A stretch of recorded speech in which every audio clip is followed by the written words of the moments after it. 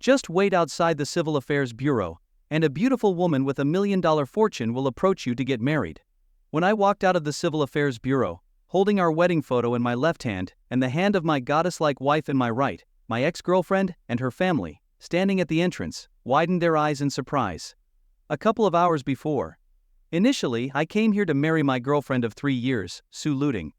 Standing in front of the Civil Affairs Bureau in my suit, holding a bouquet of flowers, I couldn't believe today was finally the day I would marry Su Luting. Just then, a Volkswagen pulled up beside me. Out stepped 2 men and 2 women, Su Luting's family. I eagerly greeted her parents and handed the flowers to Su Luting, who looked stunning as always. She had been a beauty since our university days, known for both her looks and virtue.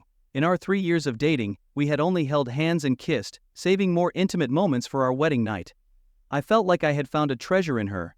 I suggested that her parents wait with brother at a nearby cafe, while Su Luting and I went inside to get the marriage certificate. However, just as we were about to enter, her mother, Zhao Zhengxia, stopped us. She sternly demanded an additional 200,000 yuan as a bride price, despite the 188,000 yuan I had already paid. I was stunned and reminded her of the money I had already given, 130,000 yuan for her husband's surgery 2 years ago, 50,000 yuan for her son's school fees last year, and now another demand for 200,000 yuan. Zhao Zhengxia insisted that those payments were voluntary, and that if I wanted to marry her daughter, I needed to pay more.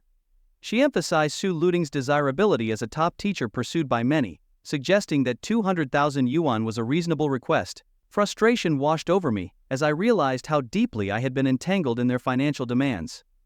Despite all I had done for her family, they were still demanding more. I declared that I wouldn't give another cent, recognizing that every time I helped, it was never enough. Zhao Zhengxia continued to press for the money, arguing that feelings needed financial support. Seeing no end to their demands, I coldly stated that Su Luting could marry whoever she wanted, it had nothing to do with me anymore. My initial hope for a happy family was shattered, realizing that Su Luting's family was a black hole. As I walked away, a mechanical voice sounded in my mind: ding. Congratulations to the host for refusing the freeloading family. The sign-in system is now activated. Stunned. I recognize the potential of this system, often the catalyst for protagonists in novels to rise to greatness. I decided to activate it. Ding. Sign-in complete. Location XH District, Shanghai Civil Affairs Bureau. Ding. First time sign-in. Activating 10-star reward. Ding. Reward marriage with top beauty Yi Qingqing in Shanghai. The name Yi Qingqing surfaced in my mind, reminding me of a childhood friend with whom I used to play house. We had lost contact after my father's job transfer, but now, the reward was marriage with a top beauty named Yi Qingqing. What a coincidence! I was focused on the sign-in system when Su Luting approached me, her eyes red. She still had feelings for me, but her family was her priority. Gently freeing myself from her grasp, I realized I had spent too much on her family already. Having only been out of college for 3 years, I had no money left. It was time to break up. Today's events pushed me to this decision, knowing it would avoid future trouble. As I firmly stated my decision, Su Luting began to panic. Her mother, Zhao Zhengxia, quickly tried to convince her that I was worthless, reinforcing their belief that I couldn't provide a decent life. Su Jun, her brother, chimed in, echoing their sentiments. Listening to them, I could see Su Luting starting to calm down, maybe thinking I would cool down and come back to her. After all, 3 years of feelings couldn't just end over 200,000 yuan, could they? As they were about to drive away, a black Lamborghini roared up, catching everyone's attention. Brother Su Jun excitedly watched the sleek car, dreaming of such luxury. Zhao Zhengxia saw an opportunity forming, thinking if her daughter could marry a rich man, the whole family would benefit. The Lamborghini stopped right in front of us, its glossy surface shining in the sunlight. The scissor door opened, revealing a pair of long snow-white legs. A stunning short-haired girl emerged, more beautiful than any celebrity. I was amazed. I had seen beautiful women before, but never someone this rich and stunning. After stepping out of the sleek Lamborghini, Yi Qingqing's eyes immediately found me. A faint blush spread across her cheeks, enhancing her natural beauty. Yi Qingqing closed the car door with a decisive click and cast a cold glance at Su Luting's family, making them feel small under her scrutiny. After I moved away from our old neighborhood, the Yi family also relocated. Through her father's relentless efforts, they became regulars on the Forbes list. As the sole daughter of the Yi Group's chairman, Yi Qingqing was sent abroad to study advanced management. Upon her return, she launched her own company and became a renowned businesswoman in Shanghai. But throughout all her successes, she never forgot the boy who once promised to marry her. For years she searched tirelessly for me. Recently, a private investigator finally located me, only to reveal I had a girlfriend. Even though she deeply loved me, she respected my relationship. When she learned I was getting a marriage certificate today, she sent her assistant to wait outside, planning to surprise me with a villa as a wedding gift. However, her assistant witnessed Zhao Zhengxia demanding additional bride money and reported everything back to Yi Qingqing. Furious and determined, she drove over immediately. To her, the boy they belittled was a priceless treasure. Thinking of this, Yi Qingqing's smile turned charmingly mischievous. Su Luting, I should thank you for giving up on him. Giving me this chance, she mused silently. As Su Luting's family fell silent, Yi Qingqing walked confidently up to me and leaned on my shoulder. Her voice was soft but clear as she whispered, "Handsome, I heard that family just demanded an extra 200,000 yuan for the bride price." Her words immediately made Su Luting's family's faces turn ugly. Yi Qingqing pulled out a pack of cigarettes from her pocket, took one out, and placed it in Song Yun's mouth. She lit it for him and smiled. "Since we're talking money, let's not mention feelings. Someone as exceptional as you shouldn't be stuck in a rut. You should thank this family for showing you their true, ugly faces."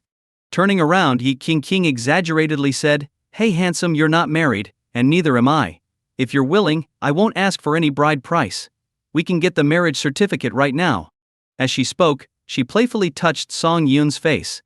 Every word she said was a slap in the face to Su Luting's family. The onlookers were stunned. Some guys waiting to enter the Civil Affairs Bureau sighed, wondering why their mothers-in-law weren't so easygoing. If they had demanded more money, could they have met with such luck? Zhao Zhengxia and Su Jun stood there in shock, staring at Yi Qingqing. Did they mishear? Did this beautiful woman just say she wanted to marry Song Yun without asking for any bride price? They were dumbfounded. Was this rich woman serious about marrying him?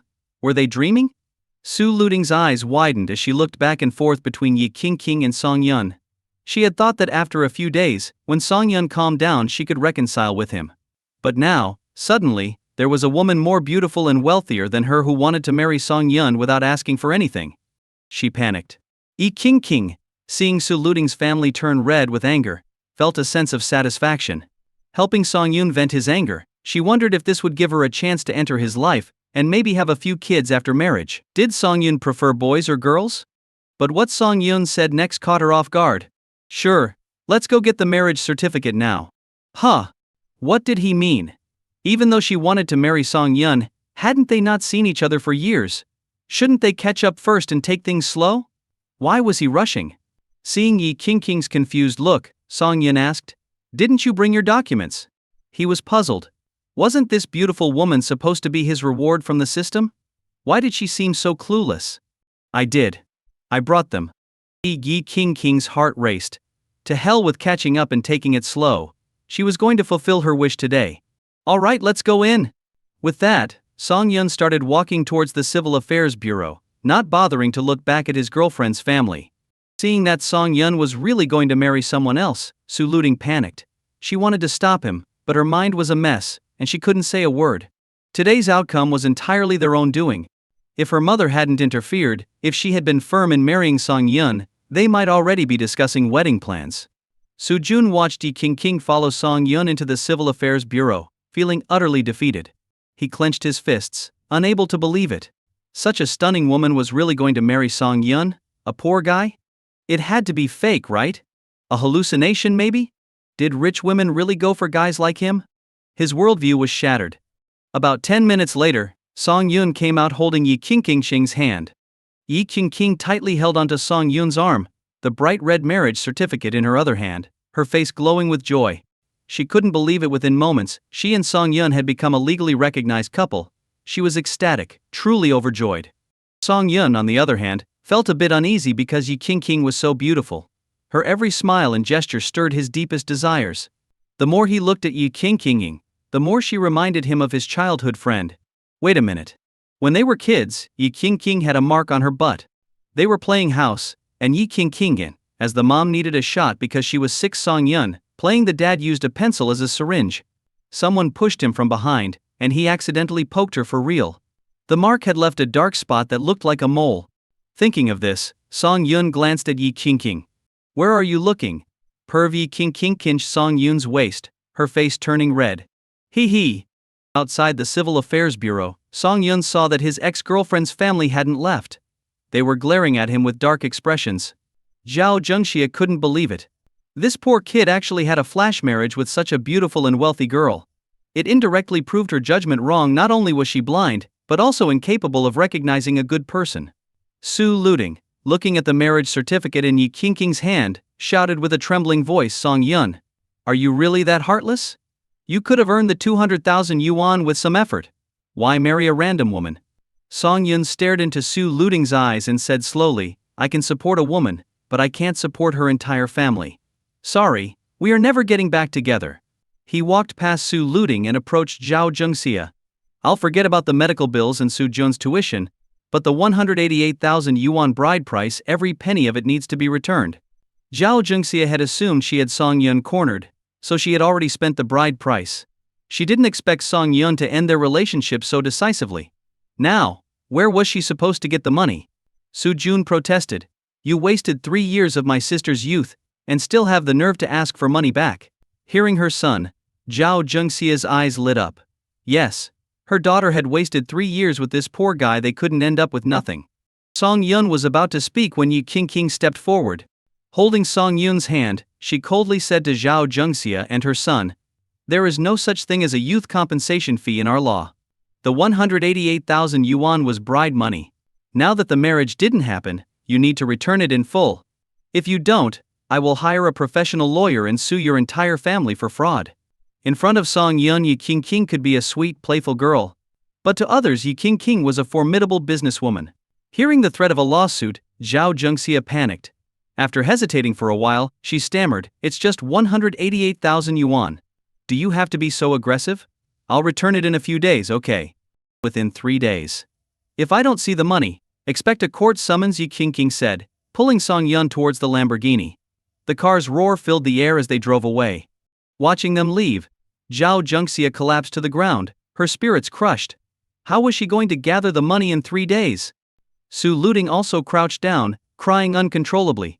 This day would be remembered by the Xu family forever. On the other side, sitting in the passenger seat, Song Yun closed his eyes to rest.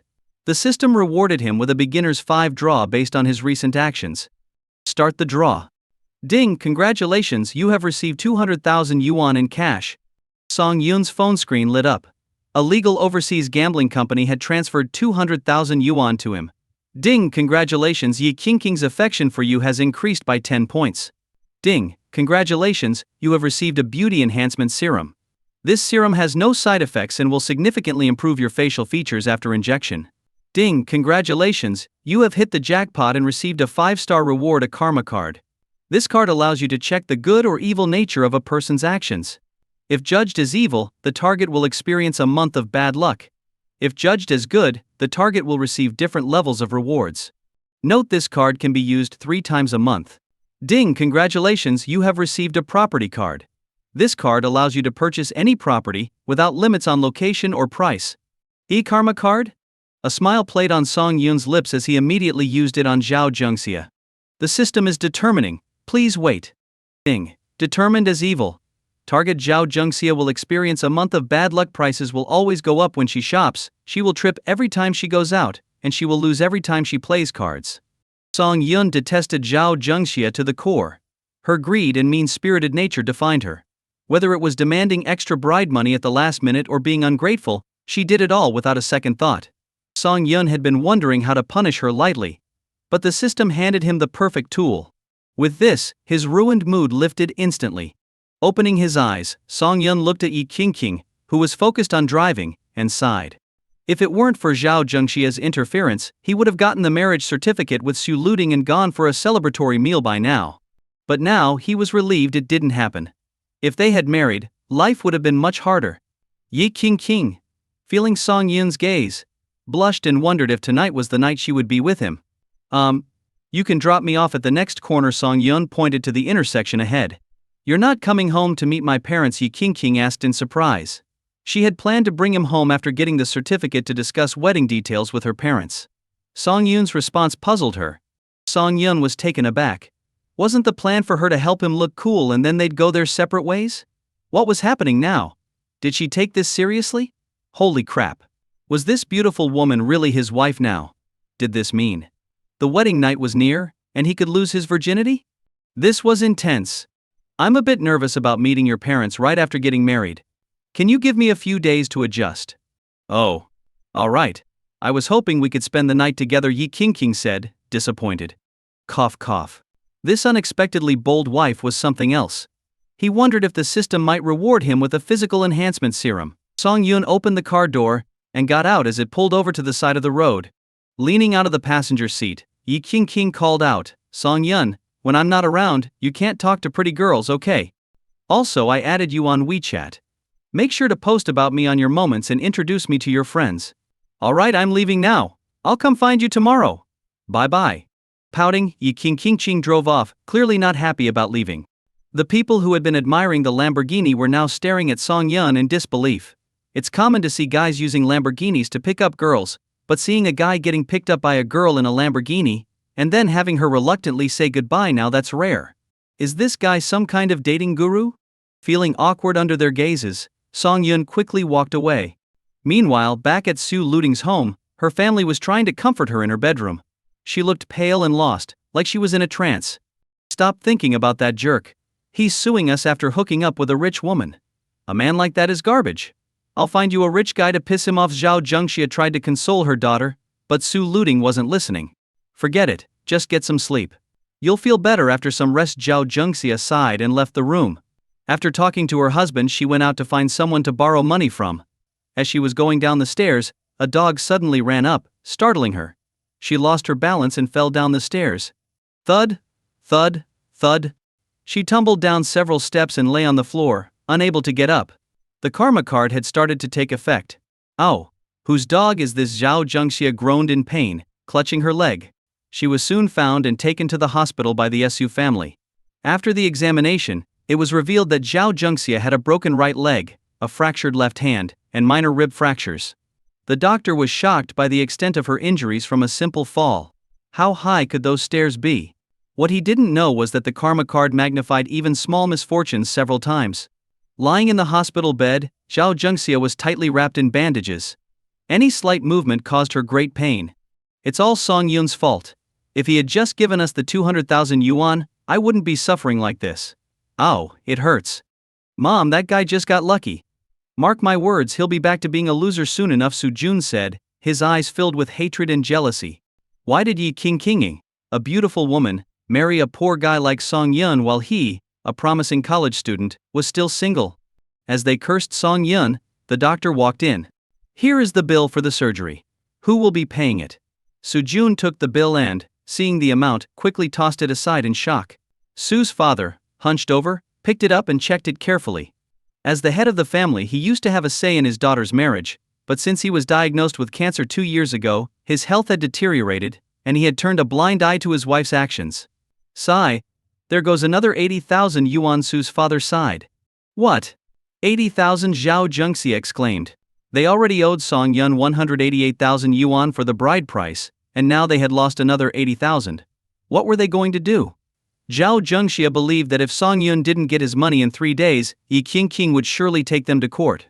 After all, anyone who could drive a Lamborghini definitely had power and influence. Going up against an ordinary family would be a piece of cake. Looking at the bill, the Su family fell into silence. Maybe, Ting, you could ask Song Yun to give us more time to pay back the bride price, Zhao Zhengxia shamelessly suggested, as if she hadn't just been cursing Song Yun. Su Jun chimed in, knowing their financial situation. They didn't have enough money to cover the bride price, let alone their mother's medical bills. Sis, we really don't have any money left. I haven't graduated yet, and Dad's too sick to work. If we need to come up with the money, we might have to sell the house. Do you really want to see our family like this? Seeing the hopeful look in her mother's eyes, Su Luting bitterly took out her phone and called Song Yun. Beep. Beep. Beep. After several tense moments, Su Luting put down her phone. He's not picking up. Try a voice message on WeChat, Su Jun suggested. She sent a voice message, but it was immediately marked with a red exclamation point. He blocked me. Su Luting's voice was choked with emotion as she looked at the years of messages between them on the screen, her heart aching. Try calling him with another phone. Zhao Zhengxia borrowed a phone from a nearby patient and called Song Yun. Hello, who is this? Song Yun's voice came through. Hello Song Yun, this is Ting's mom, Zhao Zhengxia said softly. Song Yun was puzzled. Why were they still bothering him after everything was over? Fearing he would hang up, Zhao Zhengxia quickly explained everything and promised to pay back all the bride price within a year. Hearing this, Song Yun realized the karma card was working. When I paid the 188,000 yuan bride price, you said not a penny less. Now, I'm giving you your own words back, Song Yun said coldly. Hearing this, Zhao Zhengxia couldn't help but cry. Song Yun, for Tingting's sake, please give us another chance. You know our situation. Junjun is still in school, Tingting's father is disabled, and the whole family depends on Tingting's salary. Please, I'm begging you, spare us. Song Yun responded calmly. I've calculated the total 130,000 yuan for medical bills, 50,000 for Sujun's tuition, 188,000 for the bride price. That's nearly 400,000 yuan, not counting the gifts and holiday money. Now, I'm only asking for the bride price back. Is that too much? As for Tingting's sake, I've done enough. If I don't see the money in 3 days, see you in court. With that, Song Yun hung up. On the other end, Zhao Zhengxia felt her heart sink. Seeing the hopeful look in Sujun's eyes, she broke down in tears. Why is my life so miserable? My husband is useless, my daughter's boyfriend is blind, and now we're in this mess. Oh, why doesn't heaven just take me away? Her crying attracted the attention of patients in the corridor. Among them was a man in a suit with a gold Rolex on his wrist. Seeing Zhao Zhengxia lying in the hospital bed, his eyes lit up. Zhengxia. The man pushed through the crowd and closed the door to the hospital room before speaking. Who are you? Zhao Zhengxia wiped her tears, seeing a man in front of her dressed in expensive clothes with perfectly styled hair, looking every bit like a successful person. She couldn't remember knowing anyone like him. I'm your high school classmate, Xiang Denghui. Hearing his introduction, Zhao Zhengxia's eyes lit up. Xiang Denghui. I remember you. We even sat next to each other. Zhao Zhengxia was surprised to see an old classmate here. They weren't particularly close back in high school, and hadn't kept in touch after graduation. It had been over 20 years since they last saw each other. Seeing Xiang Denghui's expensive attire, Zhao Zhengxia sighed inwardly, thinking if she had known he'd become so successful, she would have stayed in touch. What she didn't know was that Xiang Denghui, who looked like a successful businessman, was actually a professional scammer. Even the Rolex on his wrist and his branded clothes were rented. He was at the hospital scouting a potential victim and decided to talk to her since it couldn't hurt to scam one more person. Gee, what's wrong? Is your injury serious? Hearing her old classmate's concern, Zhao Zhengxia started pouring out her troubles, painting Song Yun as a villain. After hearing the whole story, Yang Denghui expressed his sympathy. Zhao Zhengxia eyed Xiang Denghui's attire, wanting to ask for money but feeling embarrassed. After all, it had been over 20 years since they last met, and it felt inappropriate to bring up money right away. Gee, I have a project to attend to soon, so I must go. I wish you a speedy recovery. With that, Xiang Denghui stood to leave but was stopped by Su Jun. Uncle Xiang, you haven't seen my mother in so long. Please stay and catch up. Let me get some fruit for you. Su Jun was thinking about how to use this social connection. It would be a waste not to take advantage of his mother's old classmate. Returning with the fruit, Su Jun cheerfully asked, Uncle Xiang, what are you working on now? I'm graduating next year. Is your company hiring?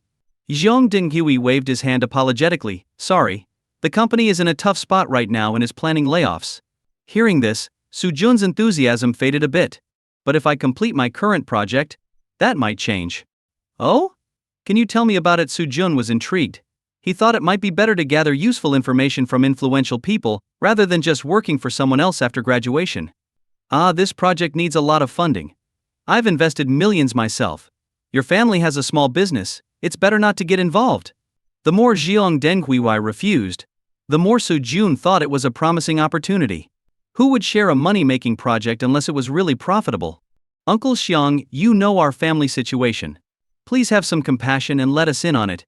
Even if we only get a small part, I, Su Jun, will be grateful forever. Well, Xiang Denghui pretended to hesitate, though he was actually thrilled inside. Are you worried about the amount? We can mortgage our house to get some money and redeem it later. I'll think about it. Seeing Xiang Denghui hesitate, Zhao Zhengxia quickly said, Old classmate, you have to help me. If this continues, I'll have to jump off a building. Sigh, I wanted to keep this to myself, but since you were my high school crush, I'll let you in on it. This project, if handled well, will return at least tenfold. The gullible Su family was eager to give him money. If only there were more people like them, he thought, he might already be a billionaire. After 2 days, Xiong Denghui decided it was time to reel them in.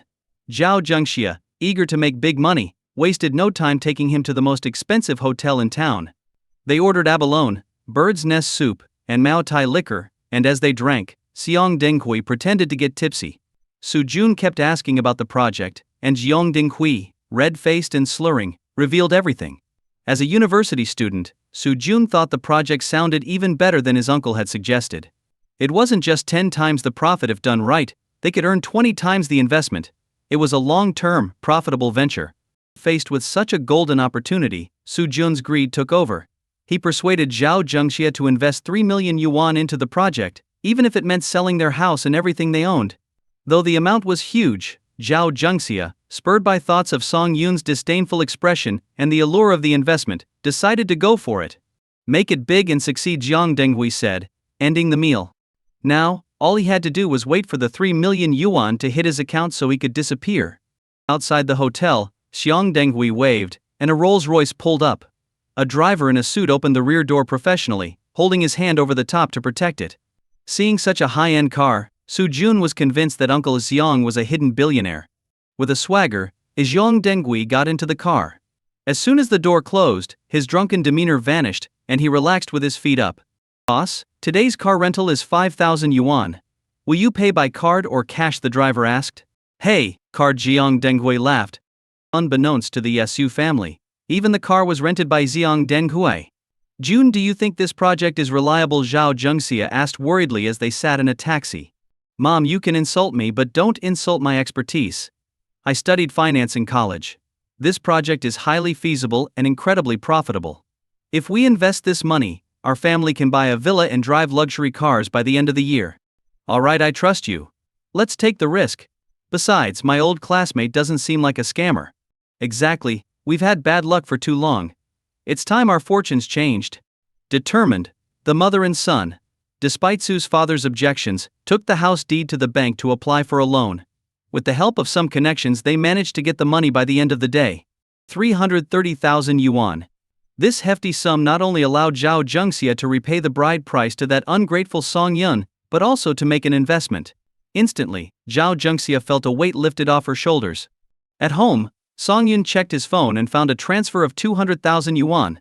Soon after, he received a message from Su Jun. "Here's some extra money for you, you poor wretch. Stop bad-mouthing us behind our backs." Song Yun ignored Su Jun's taunts but couldn't help wondering how the Su family had come up with so much money so quickly. They didn't have any wealthy relatives. In Shanghai, at the VIP rooftop restaurant of the Hilton. This wasn't a place where fake socialites could pool their money to dine. Only truly wealthy and high-class women with substantial assets could become members here. At a window seat, Yi Qingqing rested her chin on her hands, her eyes filled with happiness. Across from her sat a long-haired woman, equally attractive and well-built. "Sweetie, you're married now? Are you serious?" the woman asked in disbelief. "Are you sure you're not feverish? We agreed to stay single until the end of the world, and now you've gone and gotten married without me. Do you even consider me your best friend?" "I just happened to meet someone. I couldn't let those bad people bully Brother Song, so I acted on impulse," Yi Qingqing explained. The woman, Li Shishi, came from a renowned energy family with assets in the billions. She and Yi Qingqing had known each other since childhood. Their friendship wasn't like those superficial bonds with others, they were genuinely close.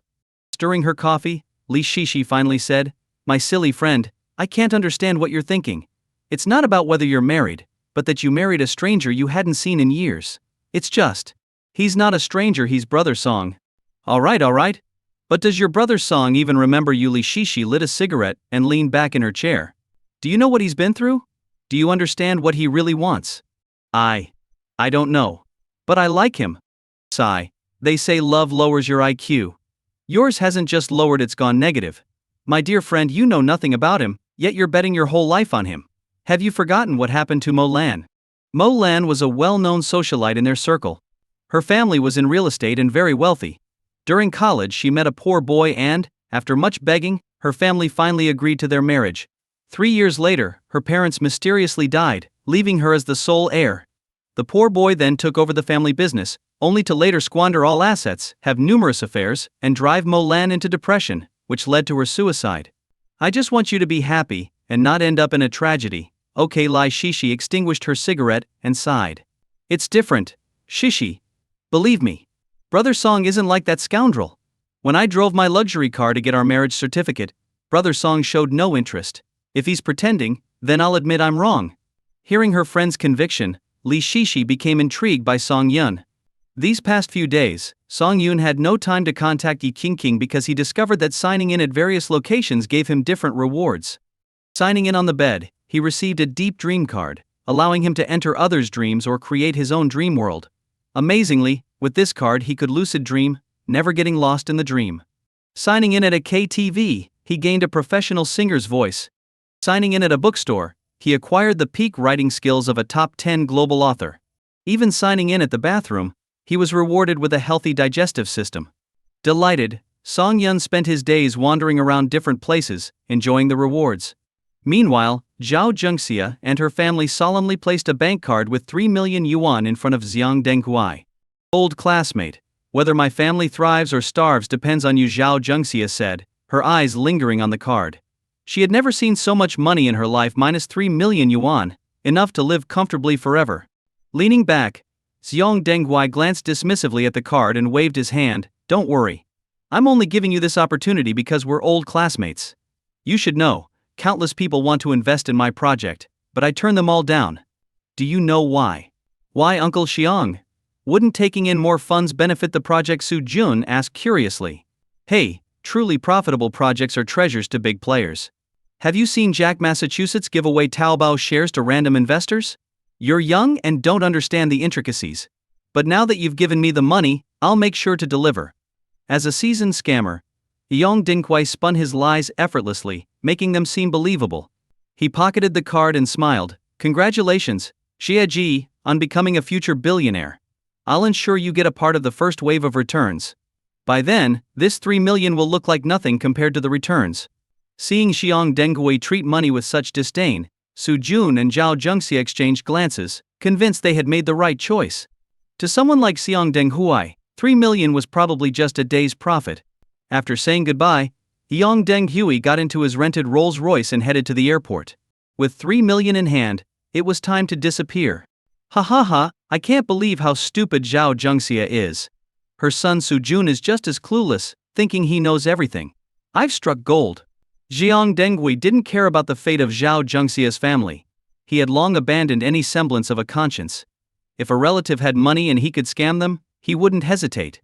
Meanwhile, Su Jun and Zhao Zhengxia were daydreaming about how much profit they would get from Xiang Denghui in a month.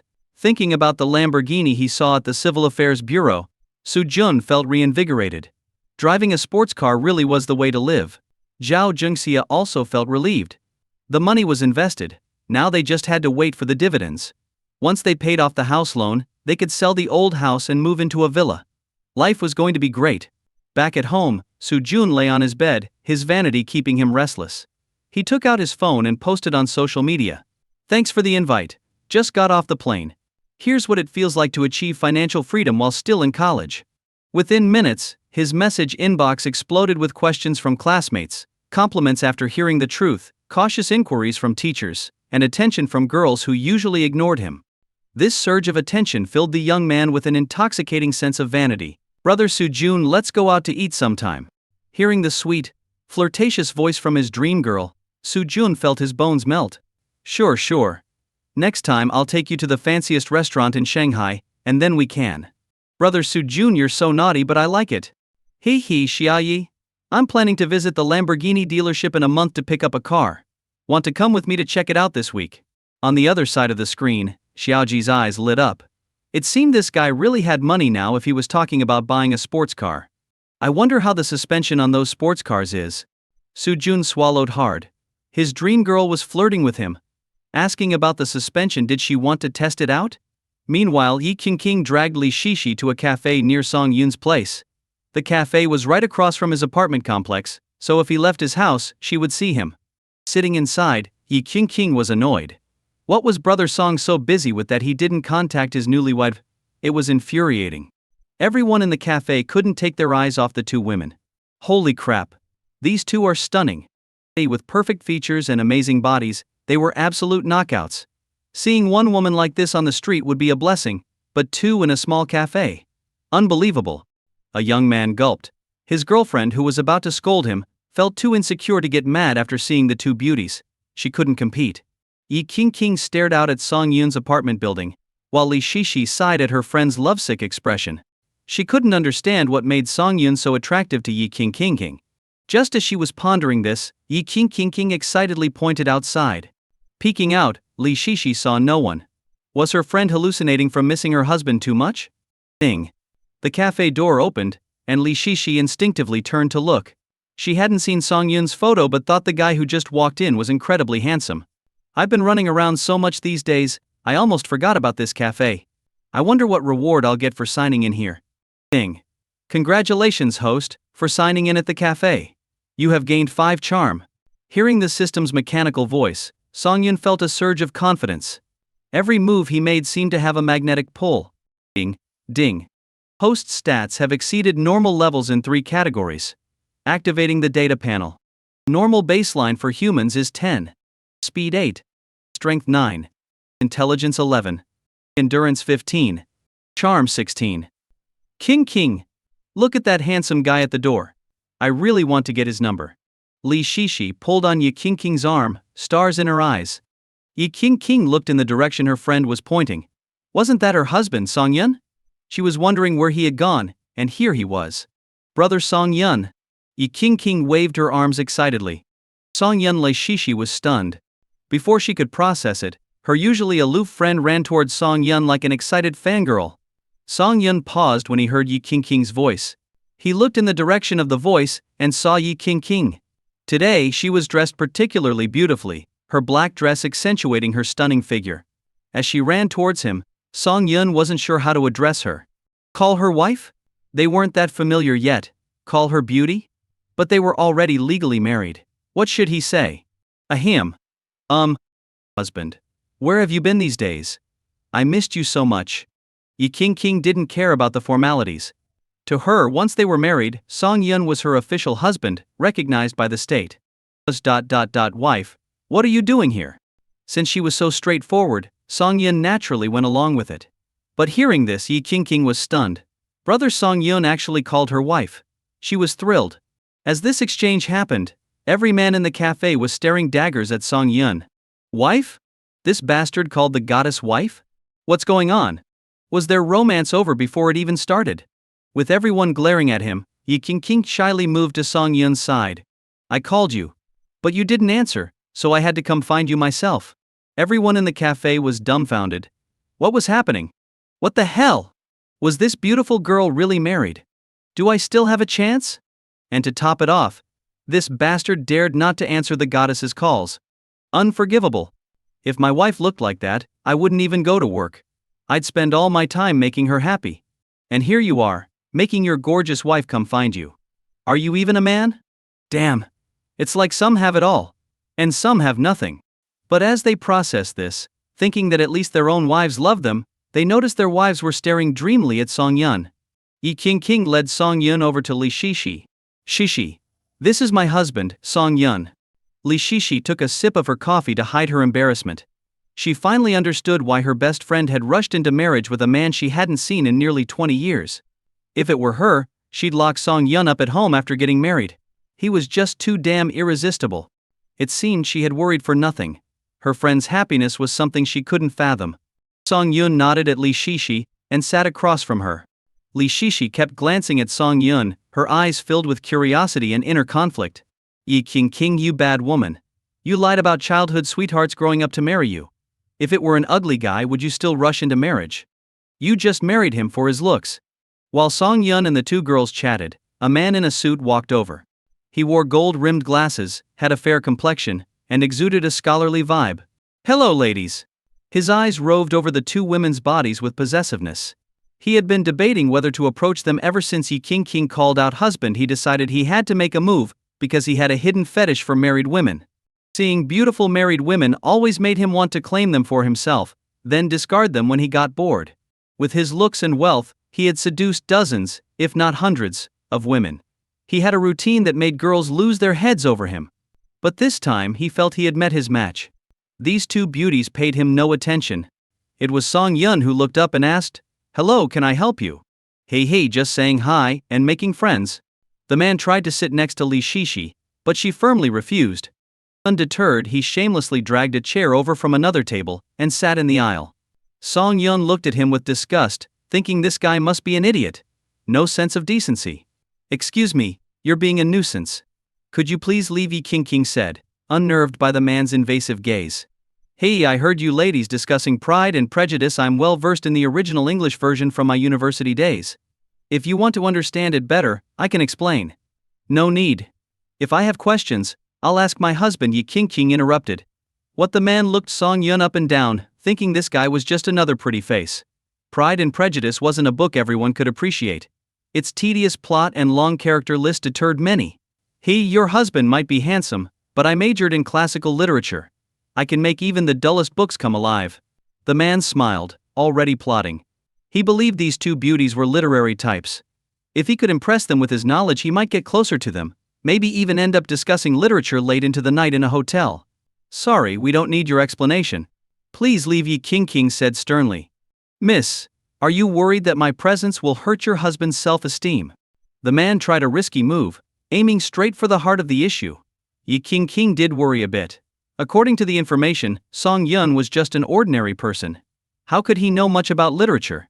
"No matter what, I like you the most, Song Yun," she reassured, her voice soft. Song Yun patted her head with a smile. "Then let me make you like me even more." Literature? He had been transformed by the system in recent days, gaining deep knowledge of literature from ancient to modern times, both domestic and foreign. Explaining Pride and Prejudice? He could write a masterpiece himself. Hearing this, Yi King decided not to press further. In front of others, she had to maintain Song Yun's dignity. If he couldn't say much, she would simply pull him away. The man looked at Song Yun with a fake smile. "Did I misjudge today and meet a literary expert?" "Not an expert, but I know a few things." Song Yun activated his memory, where countless thoughts of top writers swirled. Among them was Jane Austen, the author of Pride and Prejudice. Jane Austen was born in a small town in Austria. Her father was a local clergyman, and she never attended school. While writing Pride and Prejudice, she probably never imagined it would break the old conventions of European literature. Song Yun's detailed and professional explanation left the onlookers in awe.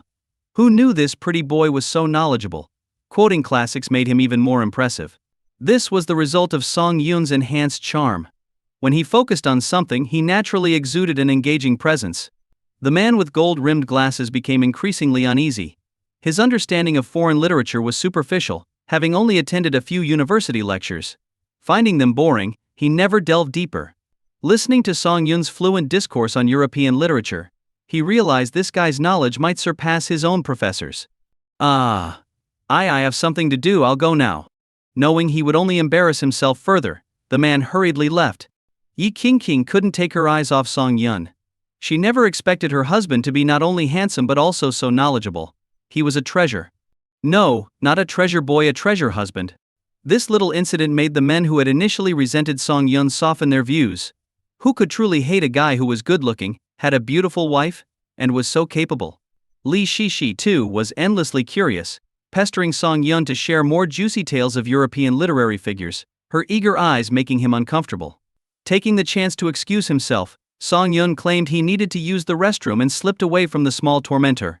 When he returned, Yi King was outside on a phone call, leaving him alone with Li Shishi, which made him feel uneasy. "Where's King?" Song Yun asked, forcing himself to be polite. "What, you can't bear to be away from your wife? Or you just don't want to be alone with me? Is her best friend drunk? Or just messing with him? What's with these flirty comments?" Seeing Song Yun's discomfort, Li Shishi scooted closer. Song Yun quickly moved away. And so it went. One moving closer, the other trying to keep distance. "Stop moving. You're going to fall off your chair." Li Shishi laughed at his pure reaction. Most men would have accepted her advances by now. Wanting to tease him more, Li Shishi pouted and looked at Song Yun with big, watery eyes. "Why do you dislike me so much? King and I have been best friends since we were kids. We even promised to marry the same guy. Are you rejecting me because you don't want to marry me?" "I have something to do, I'll go now. If King comes back, let her know for me." Song Yun, panicking, made a quick escape. Watching Song Yun rush out of the coffee shop, Li Shishi covered her mouth, laughing. This man was really amusing. She couldn't help but tease him whenever she saw him. Honestly, if he weren't her best friend's boyfriend, she might not be able to resist making a move on him herself. About 10 minutes later, Yi King finished her call and returned, seeing Li Shishi laughing at the table. Curious, she asked, "Where's Song Yun?" "He left, said he had something to do, haha." Li Shishi couldn't hold back anymore and told Yi King about what she did and her thoughts. Yi King looked at her best friend, laughing so hard she could barely breathe, and felt quite helpless. That evening, Song Yun had just come out of the shower when he received a message from Yi King. "I'm thinking of buying a sports car soon. Will you come with me to look at some?" "Sure. Then tomorrow morning at 10, see you in front of your place." "See you then."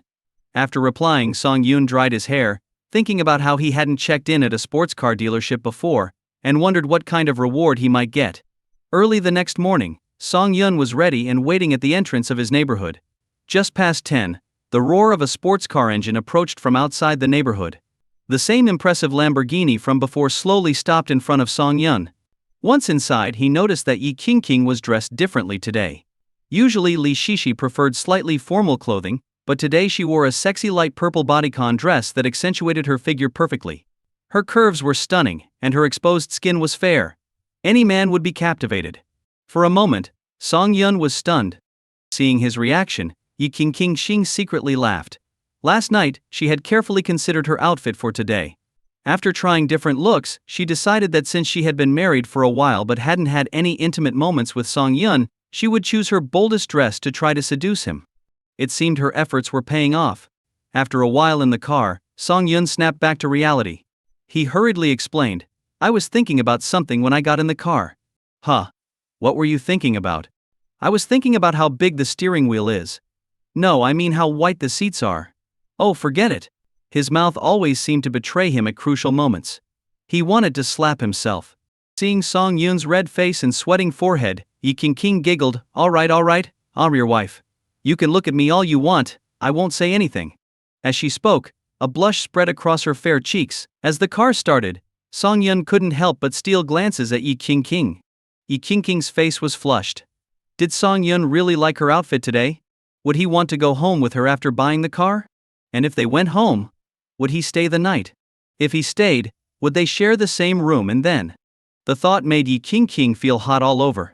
Noticing Yi King looking like she had a fever, Song Yun quickly steadied her hand on the steering wheel. "Song Yun is holding my hand." Yi King screamed internally. This was a small step for their relationship but a giant leap for her. Seeing Yi King about to lose control, Song Yun rolled down the window, letting the cool breeze in to help them both cool down. Meanwhile, in the Su family living room, Zhao Zhengxia held her phone, looking worried. It had been many days since Zhejiang Denghui left. During this time he hadn't answered calls or replied to messages. Had she been scammed? Just as she voiced her concern to Su Jun, he interrupted her. "Mom, don't worry. I specifically looked up the project online. Uncle Xiang's project is real and already underway. Besides, if you don't trust Uncle Xiang, you should at least trust your son. I've seen a lot of people and I won't be wrong about this." Hearing her son's words, Zhao Zhengxia felt a bit relieved, but Zhejiang Denghui not answering calls was still troubling. The family couldn't just wait around for a month, could they? "Mom, if you're bored, go play mahjong with those ladies. I have an appointment to check out some cars at the dealership. Once the money comes in, I'll pay in full." Su Jun looked at his phone with delight. After days of flirting with his goddess, they were now comfortable enough to joke around. Although it was mostly him talking and her playfully scolding him, didn't this mean she liked him? Thinking about buying the car and then taking his goddess to a fancy dinner, he was getting more excited. "Mom, I'm heading out. Don't worry so much. Uncle Xiang might just be busy and hasn't checked his phone. Don't keep pestering him, or it'll look like we don't trust him." With that, Su Jun left and took a taxi to pick up his goddess. Meanwhile, Song Yun and Yi King arrived at the Lamborghini dealership. Congratulations, host, for successfully checking in at the Lamborghini dealership. You've been awarded a Lamborghini Veneno. As expected. Hearing the system notification, Song Yun was thrilled. The Lamborghini Veneno was a limited edition worldwide. It wasn't something money could buy easily. The system was incredibly generous, gifting him a car worth millions. But the surprises didn't stop there.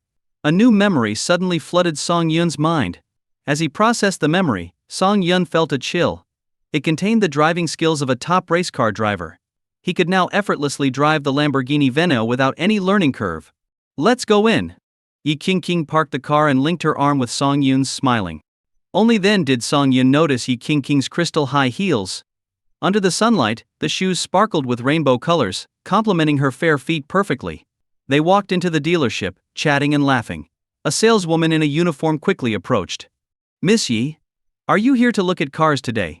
The saleswoman asked attentively, standing close to Yi King. Yes, I'm just here to buy a car, Yi King said with a smile. Song Yun, meanwhile, was looking around for the Lamborghini Veneno that the system had awarded him. Sure enough, there it was on display, a brand new sports car, like a king among cars, commanding admiration. Seeing Song Yun frozen in place, Yi King followed his gaze and saw the unique car. Intrigued, she pulled Song Yun towards the Veneno. The saleswoman followed, her tone regretful. Miss Ye, you have an excellent eye. That model is one of a kind. Unfortunately, it's already been sold. It's just here for display, but the owner might come to pick it up any day now. Already sold. Yi King looked a bit disappointed. Seeing her expression, Song Yun was about to tease her when they heard a voice from the dealership entrance. Ah, Sujun, look at that car. It's so cool. Can we buy this one? The voice belonged to Xiaoji, and beside her was Sujun. They had planned to visit the dealership today to look at cars, waiting for the money to come through so they could buy one outright. Hearing Sujun's name, Song Yun turned curiously. Sure enough, there was Sujun, looking like a lovesick puppy next to Xiaoji. What's he doing here? Song Yun was puzzled. Even if the bad luck card had worn off, Sujun's status shouldn't be enough to buy a sports car, right? With the Su family's finances, the best they could afford was a car worth tens of thousands, and even then, they'd need a loan. Had something happened in the past few days that he didn't know about? Sujun also noticed Song Yun, not because of Song Yun but because of the stunning Yi King. He recognized her from the Civil Affairs Bureau a few days ago. Seeing her again, Sujun's heart raced. He hadn't dared to look closely before, but now, after a thorough look, he felt that compared to Yi King, Xiaoji was no goddess. She was just fooling some naive kids at school. The real goddess was Yi King. Song Yun had incredible luck to marry such an absolute beauty. It was infuriating. Xiaoji, oblivious to Sujun's change in demeanor, walked up and started admiring the Lamborghini Veneno. Sujun, this car is amazing. Let's buy it. I'm sorry, miss, but this car has already been reserved and is not for sale, the saleswoman explained politely. Already reserved. Sujun felt his pride wounded. The dealership had such a high-end car, and it was already sold. How much would it cost to order one, and how long would it take to arrive? I'm sorry, this model is limited edition and requires special ordering from the headquarters. The total cost would be around 40 million yuan. 40 million? Korean won. You must be joking. Of course it's in yuan. Sujun gasped. He knew Lamborghinis were more expensive than other sports cars, but he didn't expect it to be so much more.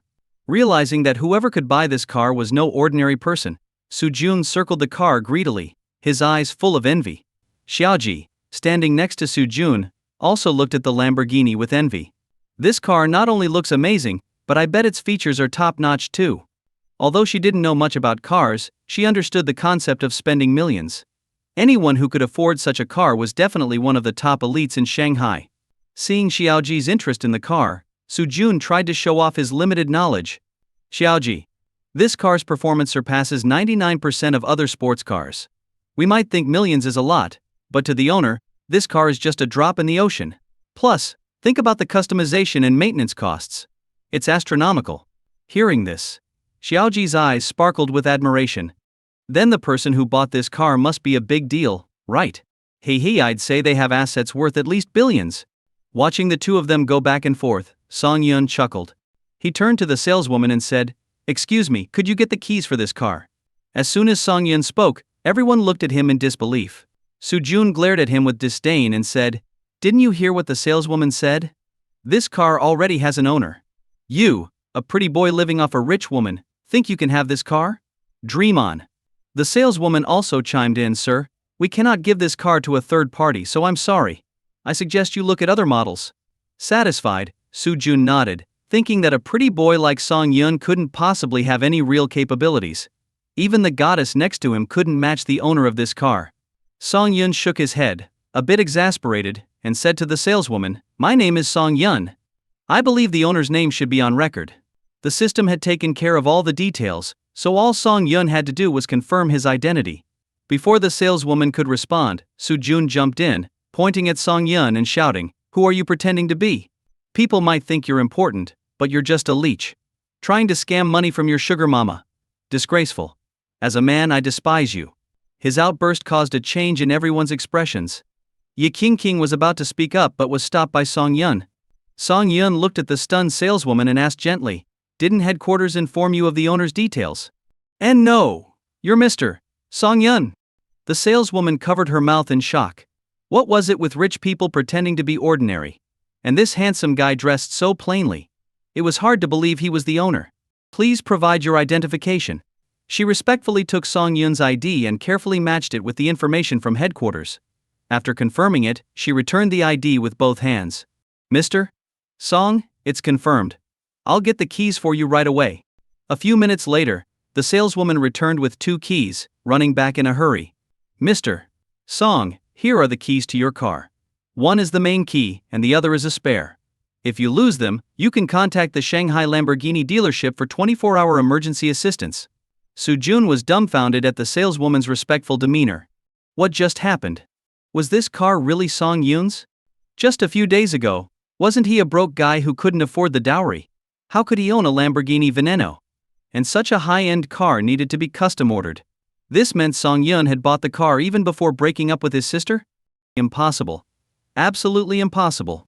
Soo-jun couldn't accept the reality that Song Yun was actually a wealthy big shot. He shook his head, filled with bitterness. If only his mother hadn't demanded more dowry money, could he have benefited from this connection?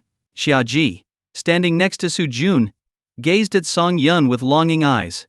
This guy is not only more handsome than Soo-jun but also richer. If I could hook up with him, would I become a phoenix? Yi King's eyes sparkled as she looked at Song Yun, her thoughts in turmoil. So, her Song Yun was actually rich. It didn't seem like it, and the information from the detective indicated he was just an ordinary guy. Was there something she didn't know? Ignoring everyone's stares, Song Yun took the keys and handed them to Yi King as if this multi-million-dollar car was nothing to him. Seeing Song Yun's nonchalant expression, Soo-jun's confidence crumbled. Just moments ago, he was bragging about the car, only to have it blow up in his face. He felt his head getting hot, his vision blurring. No. Getting humiliated like this, Soo-jun might have endured it in the past. But now, things were different. He was rich too. With the dividends from Uncle Seong's project, he'd get over 50 million. In that case, spending 40 million on a car wasn't a big deal. Calming himself, Soo-jun turned to the saleswoman and waved grandly. "Get me the specs for a car just as luxurious as this one. I'm buying it." Meanwhile, in the Su family's neighborhood mahjong room, Zhao Zhengxia was boasting to her friends about her imminent fortune. Seeing the envious looks from her friends made Zhao Zhengxia feel utterly triumphant. In the middle of her storytelling, the door to the mahjong room opened. 2 police officers walked in. Everyone quickly stashed their money, fearing accusations of illegal gambling. The officers ignored their actions and approached Zhao Zhengxia, who suddenly felt a twinge of anxiety. "Are you Ms. Zhao Zhengxia?" "Yes, that's me. What's going on?" Zhao Zhengxia asked cautiously. "Do you recognize this person?" One officer pulled out a photo from a folder and placed it in front of her. "Xiang Denghui. I know him. What's happened?" Zhao Zhengxia felt a pang of panic. "I regret to inform you that this suspect is a professional con artist. He scams middle-aged and elderly people by promising high returns on investments. Someone reported him to the Shanghai Criminal Investigation Team yesterday. We've opened an investigation, but it might take a long time to find him. You should prepare for a lengthy process. Xiang Denghui is a fraud." These words kept echoing in Zhao Zhengxia's mind. She tried to stay composed, finding it hard to believe. But the evidence the police provided pulled her back to reality. Her 3 million yuan was gone. She had barely gotten her hands on the money before giving it to Xiang Denghui, and now this was the outcome. Was fate really against the Su family?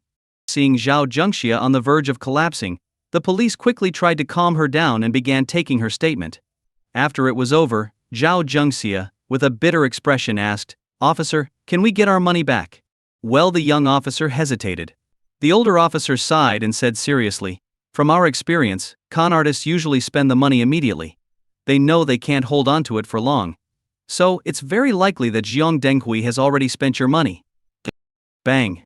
Zhao Jungxia collapsed onto the mahjong table beside her.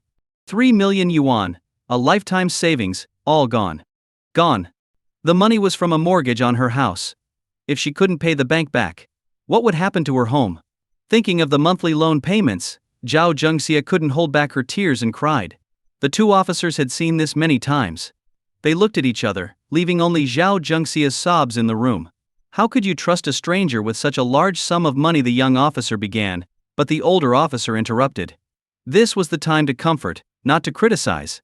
He patted Zhao Jungxia on the shoulder and said gently, "If we catch Yang Denghui, he'll be sentenced to over 30 years in prison. It's the only good outcome here." 30 years in prison? Even if he got a life sentence, what difference would it make? Her money was still gone.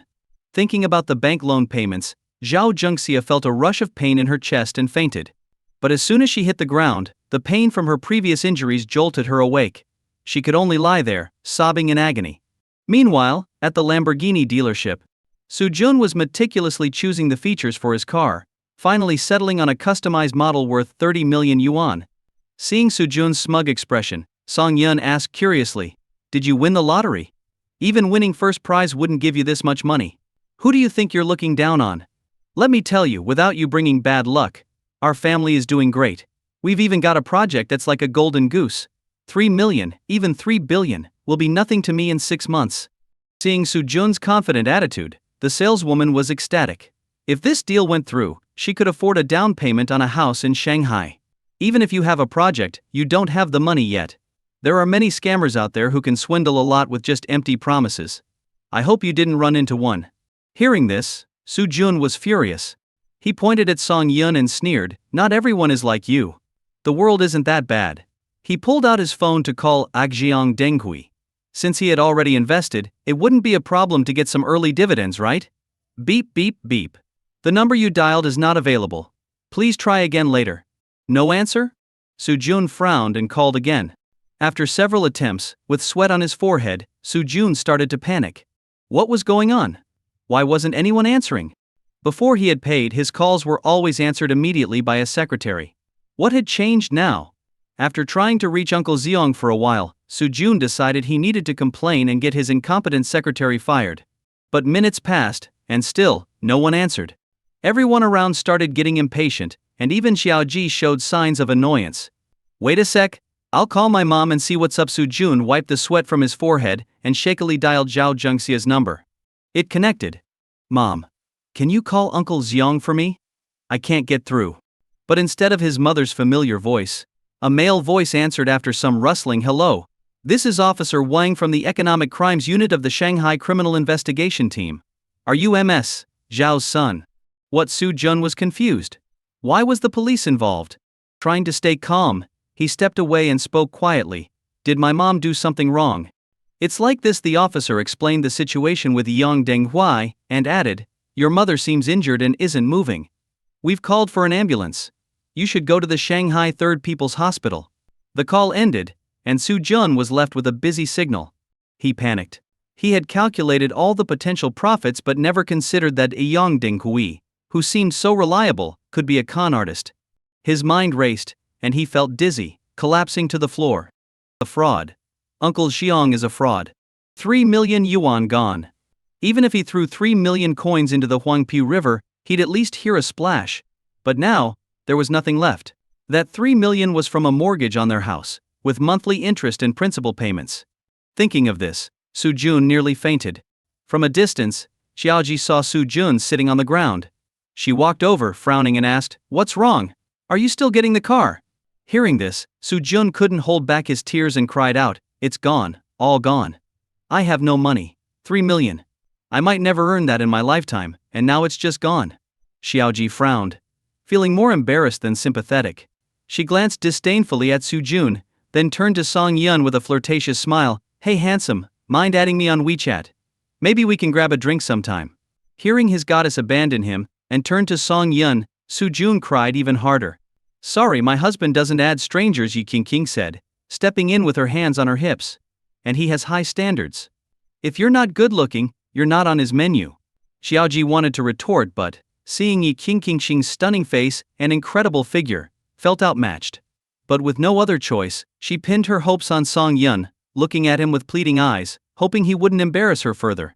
But Song Yun just frowned at Su Jun's hunched back, ignoring Xiaoji. Damn, Xiaoji stomped off angrily in her high heels. Passing Su Jun, she kicked him and snapped, "Idiot. You embarrassed me today. Just wait until I make sure you're socially dead back at school." Ding. This use of the justice and punishment card is complete. After continuous bad luck, the following results have occurred. Song Yun looked at the program panel showing the Su family's current situation and was shocked. He originally thought the system would just give Zhao Zhengxia a minor injury. However, it went above and beyond. Zhao Zhengxia ended up with dozens of fractures, and because she listened to Su Jun's deceit, the Su family sold their house and lost 3 million yuan. 3 million yuan. That's a lifetime of savings for most people. For Zhao Zhengxia, who was obsessed with money, it was a fatal blow. Back when Song Yun was dating Su Luting, Zhao Zhengxia often took money from him, and even Su Jun's dates were on Song Yun's dime. They treated him like a walking ATM. If Zhao Zhengxia had even considered Song Yun's feelings or appreciated his hard work, it might have been different. But her greed was insatiable, as if she wanted to drain every penny from him. Now, not only did she lose all the money she squeezed out of Song Yun, but she also couldn't keep her own savings. Who knows if poor Su Luting will have to bear the heavy burden of the mortgage because of her mother and brother's greed. But this wasn't Song Yun's problem anymore. None of this had anything to do with him now. He got into his car and left with Yi Qingqing, leaving behind a stunned saleswoman and a weeping Su Jun. As they sat in the Lamborghini Veneno, Yi Qingqing curiously observed the man beside her. "I never expected my Song Yun to be a hidden millionaire. If owning a Veneno didn't make someone a millionaire, then maybe only owning a private jet would." Song Yun, meanwhile, was getting accustomed to the memories of a race car driver in his head. He shrugged and smiled. "I'm really not that rich. Would you believe this is my first time driving a sports car?"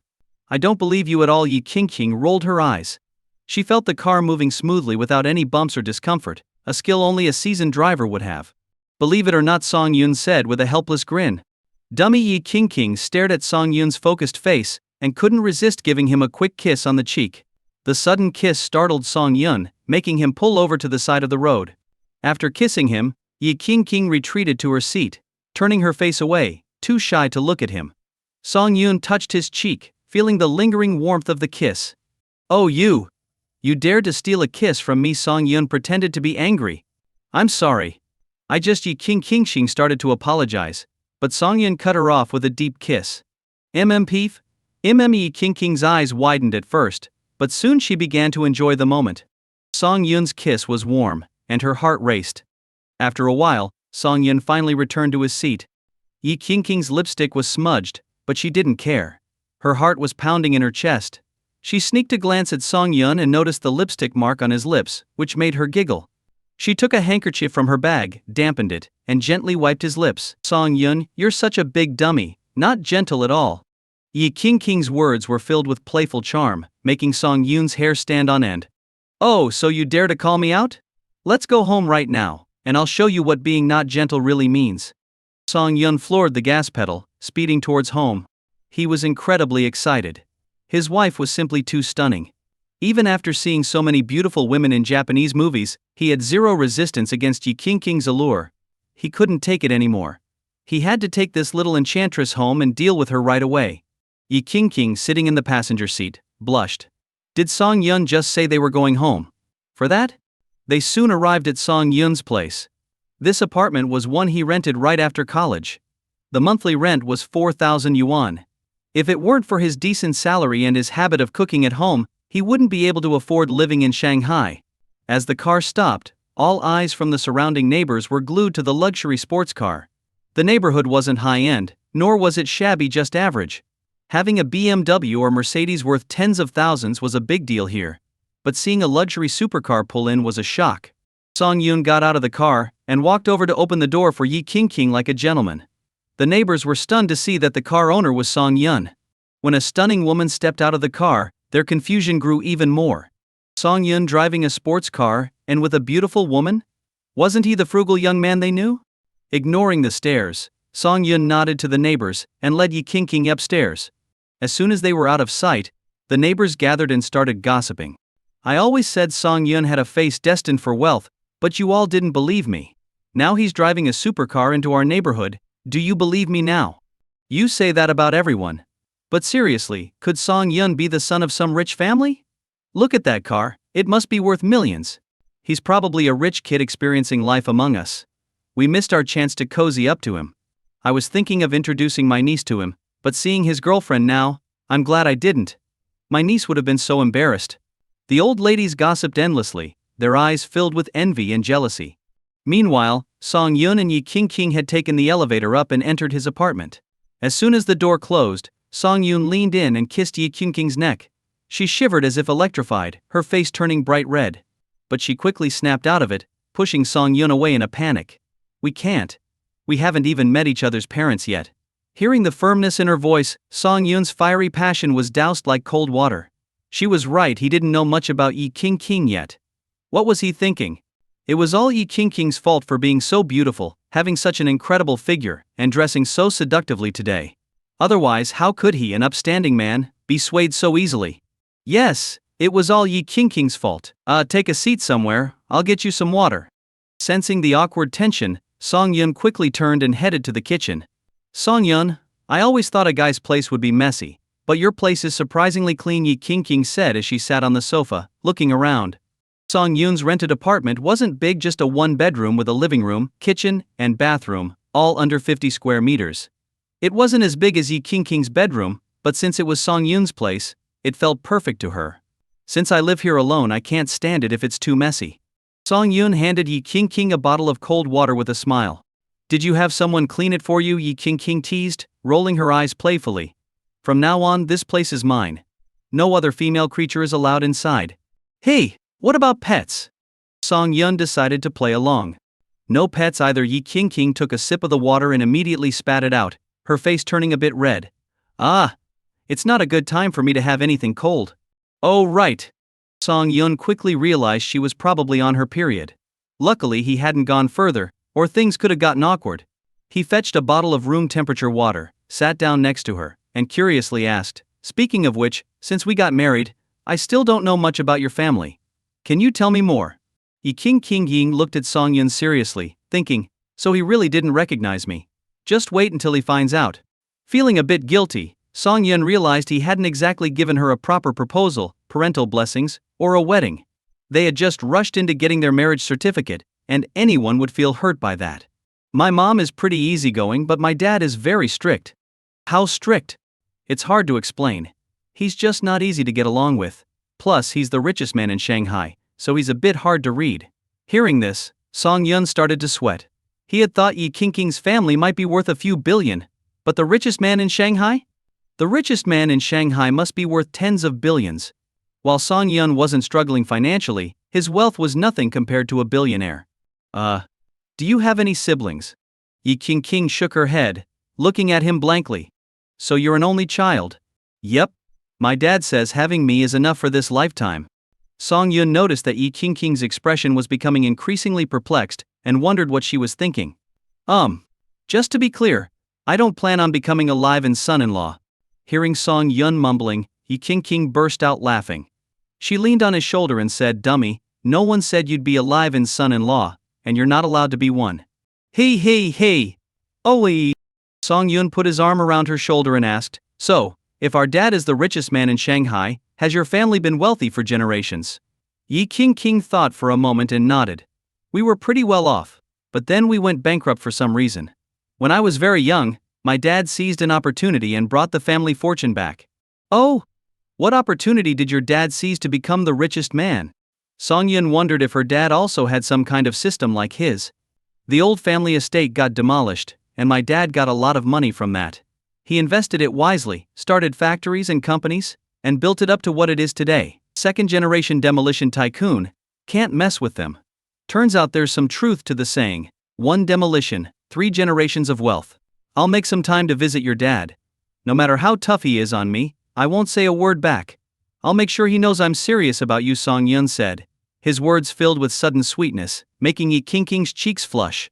She leaned in and gave Song Yun a quick kiss on the lips. They spent the next 2 hours in that cozy, intimate atmosphere. Song Yun felt that if they stayed any longer, he'd definitely fail at being a modern-day Liu Shihui, a man of virtue who resisted temptation. It's getting late. I'll take you home, Song Yun said, standing up and turning away to hide his awkwardness. All right. But we have to plan our next meeting, Yi King said reluctantly. Sure, Song Yun was struggling with a very male-specific awkwardness, mentally chanting the Heart Sutra and taking deep breaths to calm down. Let's go. They got into the car and drove off. Downstairs, a group of older ladies sunbathing pointed at the car exhaust and chatted. Looks like Xiaosong is doing well. It's been almost 3 hours. Young people. It's normal to be passionate. The more I see them, the more I think they fit together. After dropping Yi King off, Song Yun parked his car in a nearby large supermarket's underground parking lot. He couldn't risk leaving a multi-million-dollar car in the neighborhood, where some mischievous kid might scratch it. Lying in bed, staring at the ceiling, Song Yun thought about how his life had changed since he got the system. Everything had become so much smoother. But what if he hadn't gotten the system? What if he had compromised at the Civil Affairs Bureau? He couldn't bear to think about it. Song Yun felt even more grateful for his current life. The next day, Yi King went to Li Shishi's house. She walked into the bedroom and pulled back the heavy curtains. Sunlight streamed in, and Li Shishi, waking up groggily, sat up and adjusted her fallen shoulder strap. What time is it? I was up all night watching shows. Let me sleep a bit more. I was with Song Yun yesterday. Yi King excitedly jumped onto the bed and made a gesture of excitement.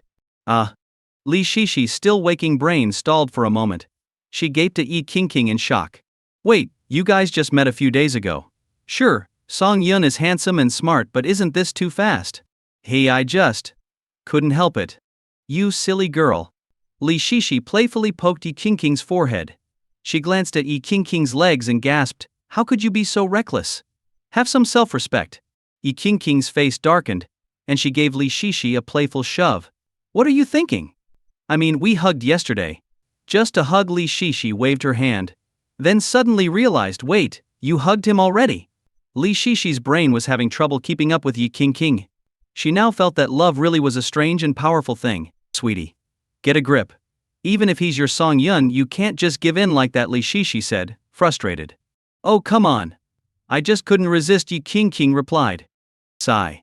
What am I going to do with you? Li Shishi sighed heavily, giving Yi King a firm poke on the forehead. You're being so forward now, it makes Qian Yunsheng's efforts look pathetic. Qian Yunsheng? Yi King rolled her eyes. This guy's family was powerful in Shanghai, and last year, her father tried to set them up. But back then Yi King was focused on finding Song Yun, and didn't care about Qian Yunsheng. She found him annoying and couldn't stand to be around him. Whenever he tried to get close during gatherings, Yi King would go out of her way to avoid him. Eventually, the matter fizzled out and became gossip among Shanghai's elite.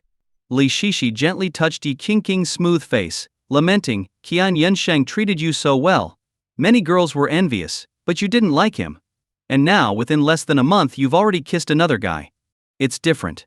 Song Yun promised to marry me when we were kids. That promise kept me going all these years while living abroad alone. Tsk say Kier is thick with the smell of love. Li Shishi lit a cigarette and pondered. If such a dreamy scenario happened to her, would she accept it? After thinking for a moment, Li Shishi knew she would. She would happily stick to Song Yun every day. She couldn't help it, she was a sucker for good looks, and Song Yun was exactly her type. Sigh. As much as she didn't want to admit it, Li Shishi truly envied her friend. Shishi. Do you know what I find most surprising? Yi King asked with a mischievous smile. What? My private investigator found out that over the years, Song Yun has only dated one girl, and they never even, he's practically brand new. Hearing this, Li Shishi felt a pang of envy. Not only was he handsome, but he wasn't a player. And he was still inexperienced? This was rare for guys. HMPsh. Have you considered that once men get a taste, they might stray? You could end up heartbroken, Li Shishi warned. No way. Song Yun isn't like that, Yi King pouted, raising her chin defiantly. You're just trying to stir up trouble between us. Watch out for my dragon claw attack. Yi King's hand darted under the blanket, tickling Li Shishi's waist. Ah. Ha, stop. I was wrong. I shouldn't have said that. Ha. In the Su family living room, the atmosphere was tense. Mr. Su sat on the couch, chain smoking. Su Jun and Zhao Jungxia looked pale and empty-eyed. Even the usually calm Su Luting didn't know what to say. What her mother and brother had done was unforgivable. They had mortgaged the family house in a reckless bid to get rich overnight. How could they do that? Now, what were they going to do? After a long silence, Soo-jun wiped the sweat from his forehead and slowly spoke up. You still have the nerve to talk, mister. Soo slammed the table and stood up, shouting at Soo-jun, "You good for nothing. Don't think I don't know you whispered this nonsense into your mother's ear. Back when Song-yun was dating your sister, you looked down on him for this and that. And now, what do you have that's better than Song-yun? I never thought you'd have the guts to talk your mother into mortgaging the house. I've been sick for years, watching you ruin our family's reputation. I'm not a strong man anymore, but that doesn't mean I'm not your father." With that, mister. Soo pulled out his belt and started whipping Soo-jun. Soo-jun, pampered all his life, had never suffered like this. He lay on the ground, wailing. Old Soo. Zhao Jungxia tried to intervene, but moving aggravated her injuries. "Shut up. Soo-jun is such a brat because of your spoiling. He's an adult now. If you keep this up, he'll ruin not just our family but society too." "Mister." Soo roared, "Zhao Jungxia, I can't understand you anymore. You used to be such a good person. How did you become so greedy?" Zhao Jungxia's eyes filled with tears, streaming down her face. "Is it wrong to want to make money? Your medicine costs tens of thousands every year, and our son needs to get married. Where am I supposed to get that money? What do you want me to do? Do you want to drive me to my grave, old Soo?" "Mister." Soo sighed deeply and sat back on the couch, fuming. "Ting-ting, check your brother's injuries," Zhao Jungxia urged Soo Luting. Reluctantly, Soo Luting got up and examined Soo-jun. Despite the harsh words, their father hadn't hit too hard. Soo-jun only had superficial injuries, and would be fine in a few days. "Mom, can't you take better care of yourself? You said hospital bills were too expensive, so we agreed you could recover at home. But you went and played mahjong and got hurt again. The doctors recommended you stay for observation, but you insisted on coming home. What if something happens?" Soo Luting said, worried. "The hospital's a scam. I know my own body. You don't understand, so just stay quiet," Zhao Jungxia snapped. Soo Luting opened her mouth but couldn't find the words. All her life, she had seen her mother favor her brother. Soo-jun always got the best food first. Now, despite being grown, he still didn't care for their parents, and had caused a huge problem. What were they going to do? "Well, the house is mortgaged. We can rent a place. We won't starve, mister." Soo sighed. "As long as the family is safe." I still owe 50 to 60,000 in online loans," Soo-jun muttered from the floor. "What? You live and eat here for free. Where did all your money go, mister?" Soo demanded, eyes wide with rage. "I thought if I had money, I should get a girlfriend. So I bought her a bag." "Oh Dad, please stop. If you keep hitting me, I'll really die." Soo-jun rolled on the floor, begging for mercy. In his desperation he blurted out, I have a solution." "Mister." Soo paused, looking at his son with suspicion. "Speak. Do you expect me to beg you to talk? Well, it won't solve everything, but there's someone who can help us out of this mess. If he agrees to help, our family will be back to normal in no time," Soo-jun shouted. "Who, mister?" Soo asked. "Song-yun," Soo-jun replied. "Song-yun."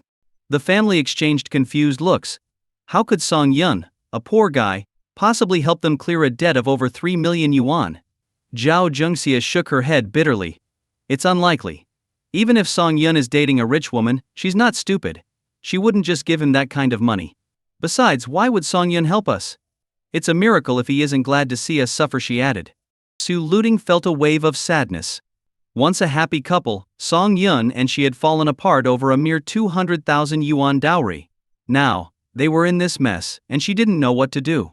"Dad, Mom, sis. You've all been fooled by Song-yun," Soo-jun exclaimed, seeing his father's belt raised again. "What do you mean, mister?" Soo demanded. "Song-yun is actually very wealthy. Seriously, you have to believe me. He's a super rich second-generation heir. His net worth is at least a few billion," Soo-jun insisted. "What? A few billion?" Zhao Jungxia and Soo Luting were both shocked. How could Song-yun, who always dressed in cheap clothes, be worth billions? It sounded absurd. "Jun, don't lie to your mother. If you're just trying to avoid getting beaten, I can't help you," Zhao Jungxia said sternly. "I'm not lying. I saw him at the Lamborghini dealership yesterday. He bought a Lamborghini Veneno on the spot, worth tens of millions. These high-end cars aren't even available in stock. They need to be custom ordered from the headquarters. This means he had that kind of money months ago but kept it hidden from us, Soo-jun explained. This. Zhao Jungxia was stunned. If what Soo-jun said was true, then Song-yun had always been wealthy but chose to hide it. Su-luting couldn't believe it either. How could this be? Even though she and Song-yun never had a physical relationship, they were together every day. Song-yun's bank account never had more than 100,000 yuan. How could he have ordered a supercar months ago? Seeing his family deep in thought, Soo-jun slowly got up from the floor, sat on the couch, and lowered his voice. I've heard that rich people like to play this game. They pretend to be ordinary people to experience life. It's all an act. I bet Song-yun is one of those guys. Hearing Soo-jun's explanation, the family began to believe it. Nowadays, many wealthy people had peculiar habits. Maybe Song-yun did enjoy living like a regular person. Realizing this, Zhao Jungxia felt a pang of regret. Had she really driven away a super-rich son-in-law with her own hands? The thought made her want to jump out of a window. How could she have been so foolish, demanding a 20,000 yuan dowry? She was too impulsive. But then, a new thought occurred to her. If Song-yun was so wealthy, 300,000 yuan would be nothing to him. She needed to figure out a way to get some of that money back. Meanwhile, Song-yun lay in bed, sneezing repeatedly. He had no idea that someone was talking about him behind his back. He was feeling a bit worried. With his limited assets, how could he possibly go to the richest family in Shanghai and shamelessly declare, "I love your daughter, please let us be together"? Such words would only deceive fools. If he put himself in the father's shoes, and his daughter brought a man like him home, and that man had the audacity to make such a claim, he'd definitely have the guy's legs broken and thrown out. It would be impossible to trust anything coming from such a man's mouth. But now, wasn't he playing the role of that con artist? Thinking about this, Song-yun became even more troubled. Right. I've checked into so many places but haven't checked into a bank yet. Song-yun slapped the bed and sat up, excitedly pumping his fist in the air. Damn, he got a sports car worth tens of millions just by going to a car dealership. If he went to a bank, wouldn't he get assets worth billions? Without wasting any time, he got dressed and went down to the bank lobby. Ding. The system has detected the host is in a bank. Would you like to check in? Yes. Ding. Congratulations to the host for successfully checking in. Reward 50 million, safely transferred through foreign asset remittance into the host's account. Only 50 million? Song-yun felt instantly deflated. Having this 50 million or not made no difference. He sat at the bank counter, sighing deeply in frustration. Meanwhile, the asset manager noticed this lost sheep early on. Feigning nonchalance, he sat next to Song-yun and casually asked, "What's wrong, young man?" Why the sigh? I'm stressed out. Is it because of money? Song-yun turned to look at the man in a suit, cautiously asking, "What's it to you?" Hey, in a bank, 99% of the time people sigh because of money. Do you know why people don't have money? The asset manager asked with a smile. Why? Because they don't know how to manage it. Ordinary people just put their money in a savings account for interest, but this isn't 20 years ago. Nowadays, the interest rates are getting lower and lower. Soon, it won't even be enough to buy groceries. The asset manager, acting like an expert, said, "I see you're still young. You need to develop good financial habits. Look, I have a few funds here. They may not give a 10% annual return, but 7 to 8% is achievable. Isn't that better than a fixed deposit?" Ding. Congratulations to the host for unlocking the plot mode. Reward the ability to predict the rise and fall of all funds for the next half month. Damn. Song-yun jumped up suddenly, shocked that such a feature existed. So for the next half month he could foresee which funds would rise and which would fall. This feature was incredible. Song-yun's sudden movement startled the asset manager, who backed away, thinking he might have encountered a madman. What if this guy decided to hit him? Ignoring the strange looks from people around him, Song-yun opened the virtual panel and saw the top-ranked fund, Jinling Fund. In 3 days, it would yield triple profits. He quickly walked over to the asset manager and stared him in the eye, asking, "Can I buy Jinling Fund here?" Jinling Fund. The asset manager thought for a moment, then shook his head and sighed.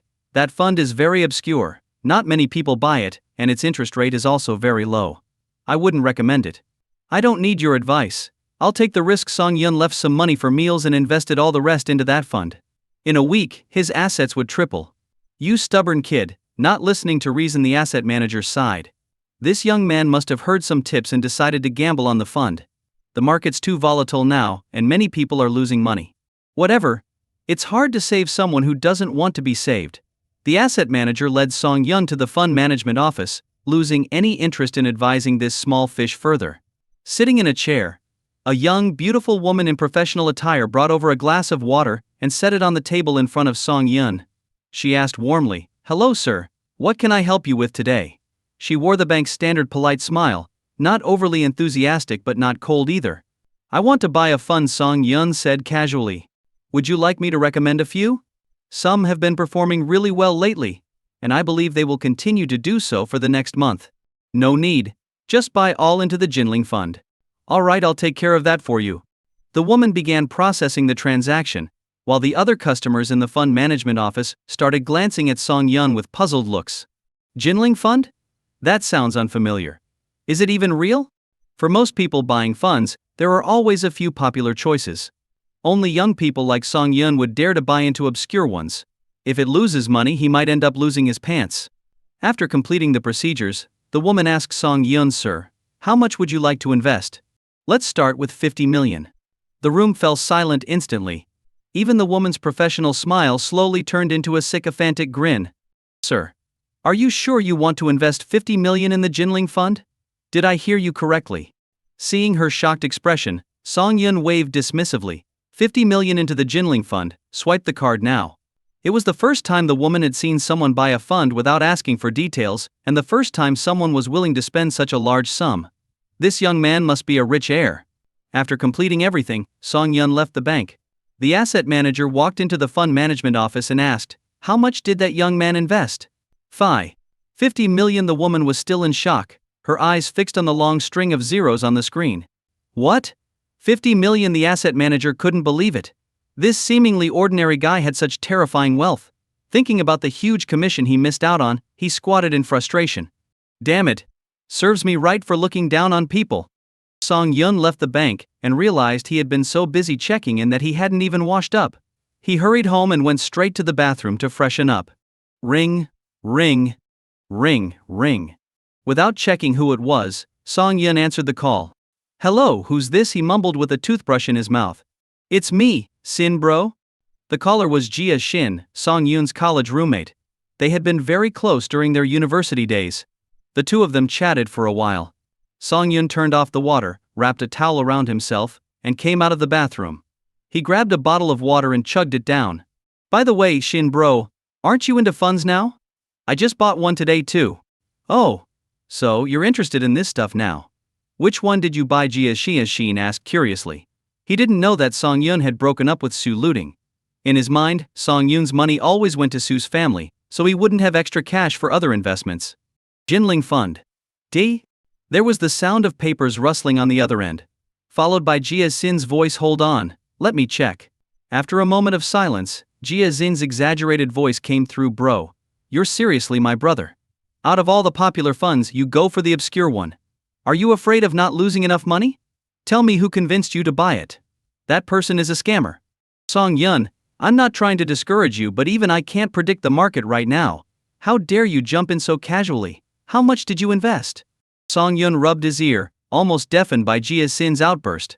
"I invested 50 million. "What the heck? 50 million? Did you rob a mint?" Jia Shin yelled in excitement.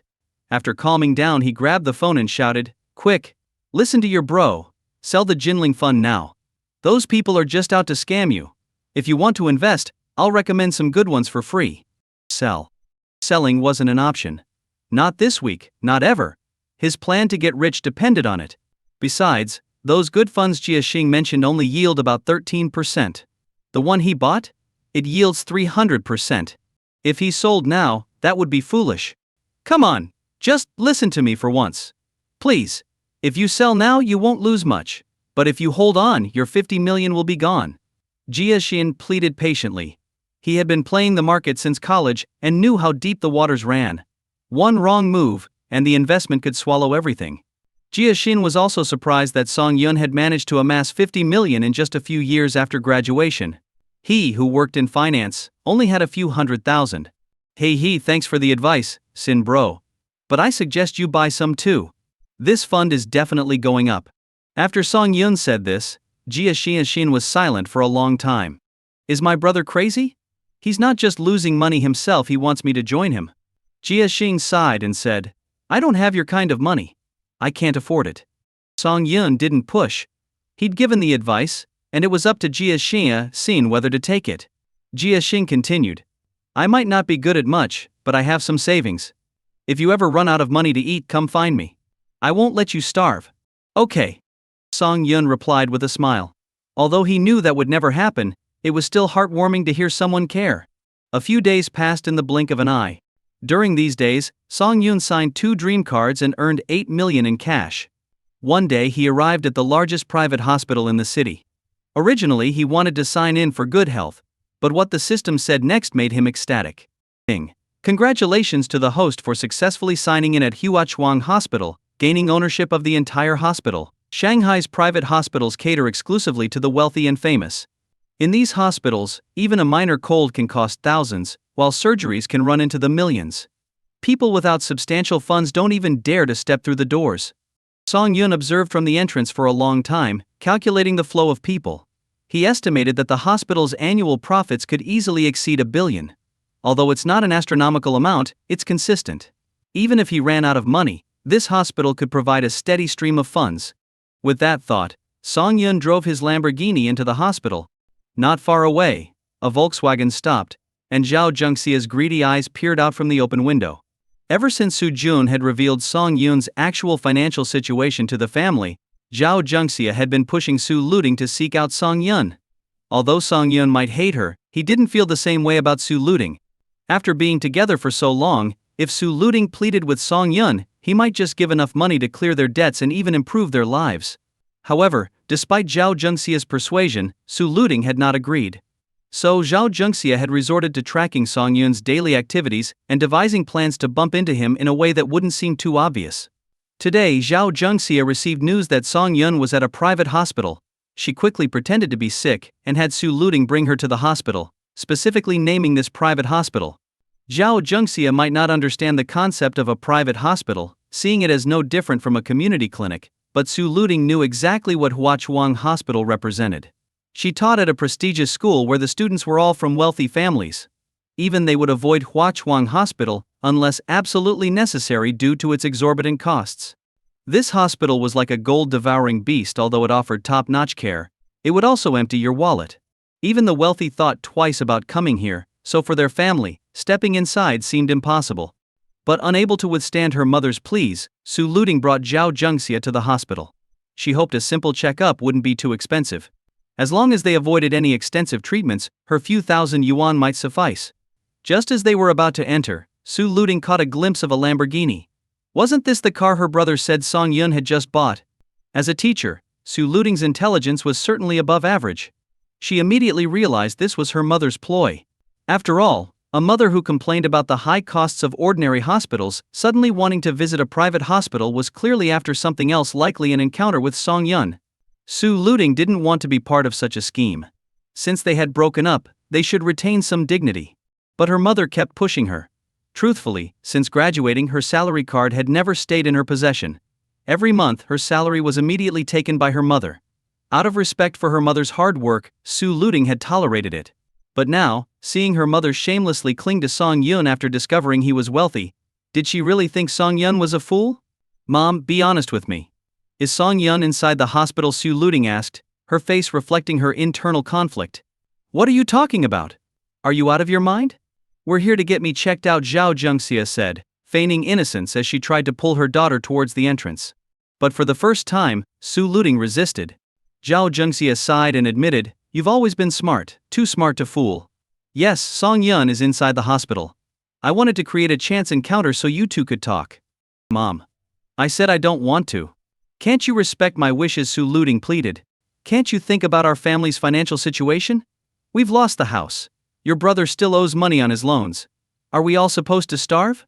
Your brother is over 20 now, he'll be of marriageable age soon. Do you want him to be single forever? Their argument grew more heated, attracting the attention of nearby nurses. Su Luting squatted in distress. If only her mother hadn't spoiled her brother so much. Now, even after all this, her mother still expected her to fix everything. Was she the only one who could save the family? Did her mother care only about her brother and not her? Oh my back! Zhao Zhengxia groaned dramatically, slowly lying down on the ground, feigning intense pain. Oh, my poor life. Looting, if you don't help, we'll have no choice but to jump into the Huangpu River. Help your mother one last time, beg Song Yun for help. He'll surely listen to you. Seeing her mother's pitiful state, Su Looting reluctantly approached to check on her. Zhao Zhengxia took the opportunity to grab her daughter's hand and cried even harder. My poor daughter, how did our family end up like this? If we can't pay the bank, I really have no choice but to die. But can you bear to see your brother, so young, burdened with such debt? As she cried, blood trickled from her mouth. Her injuries were indeed severe. She had never properly rested after the initial treatment, and now her weakened body couldn't handle the stress. I think the lady is seriously hurt. We should take her inside, suggested a security guard sympathetically. If something happens to her, it'll be bad for the hospital's reputation.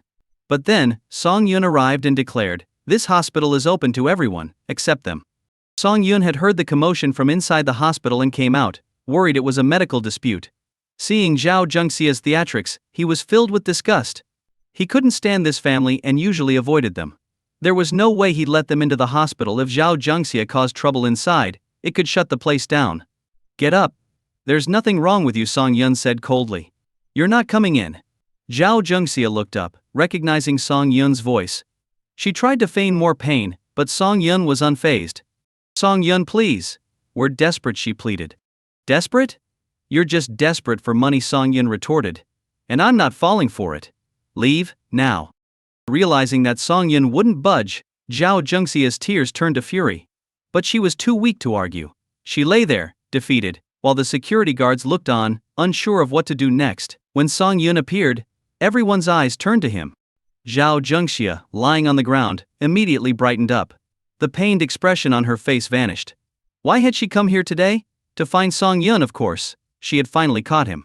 As Zhao Zhengxia struggled to get up and pull Su Looting into the hospital, the security guard stepped in to stop her.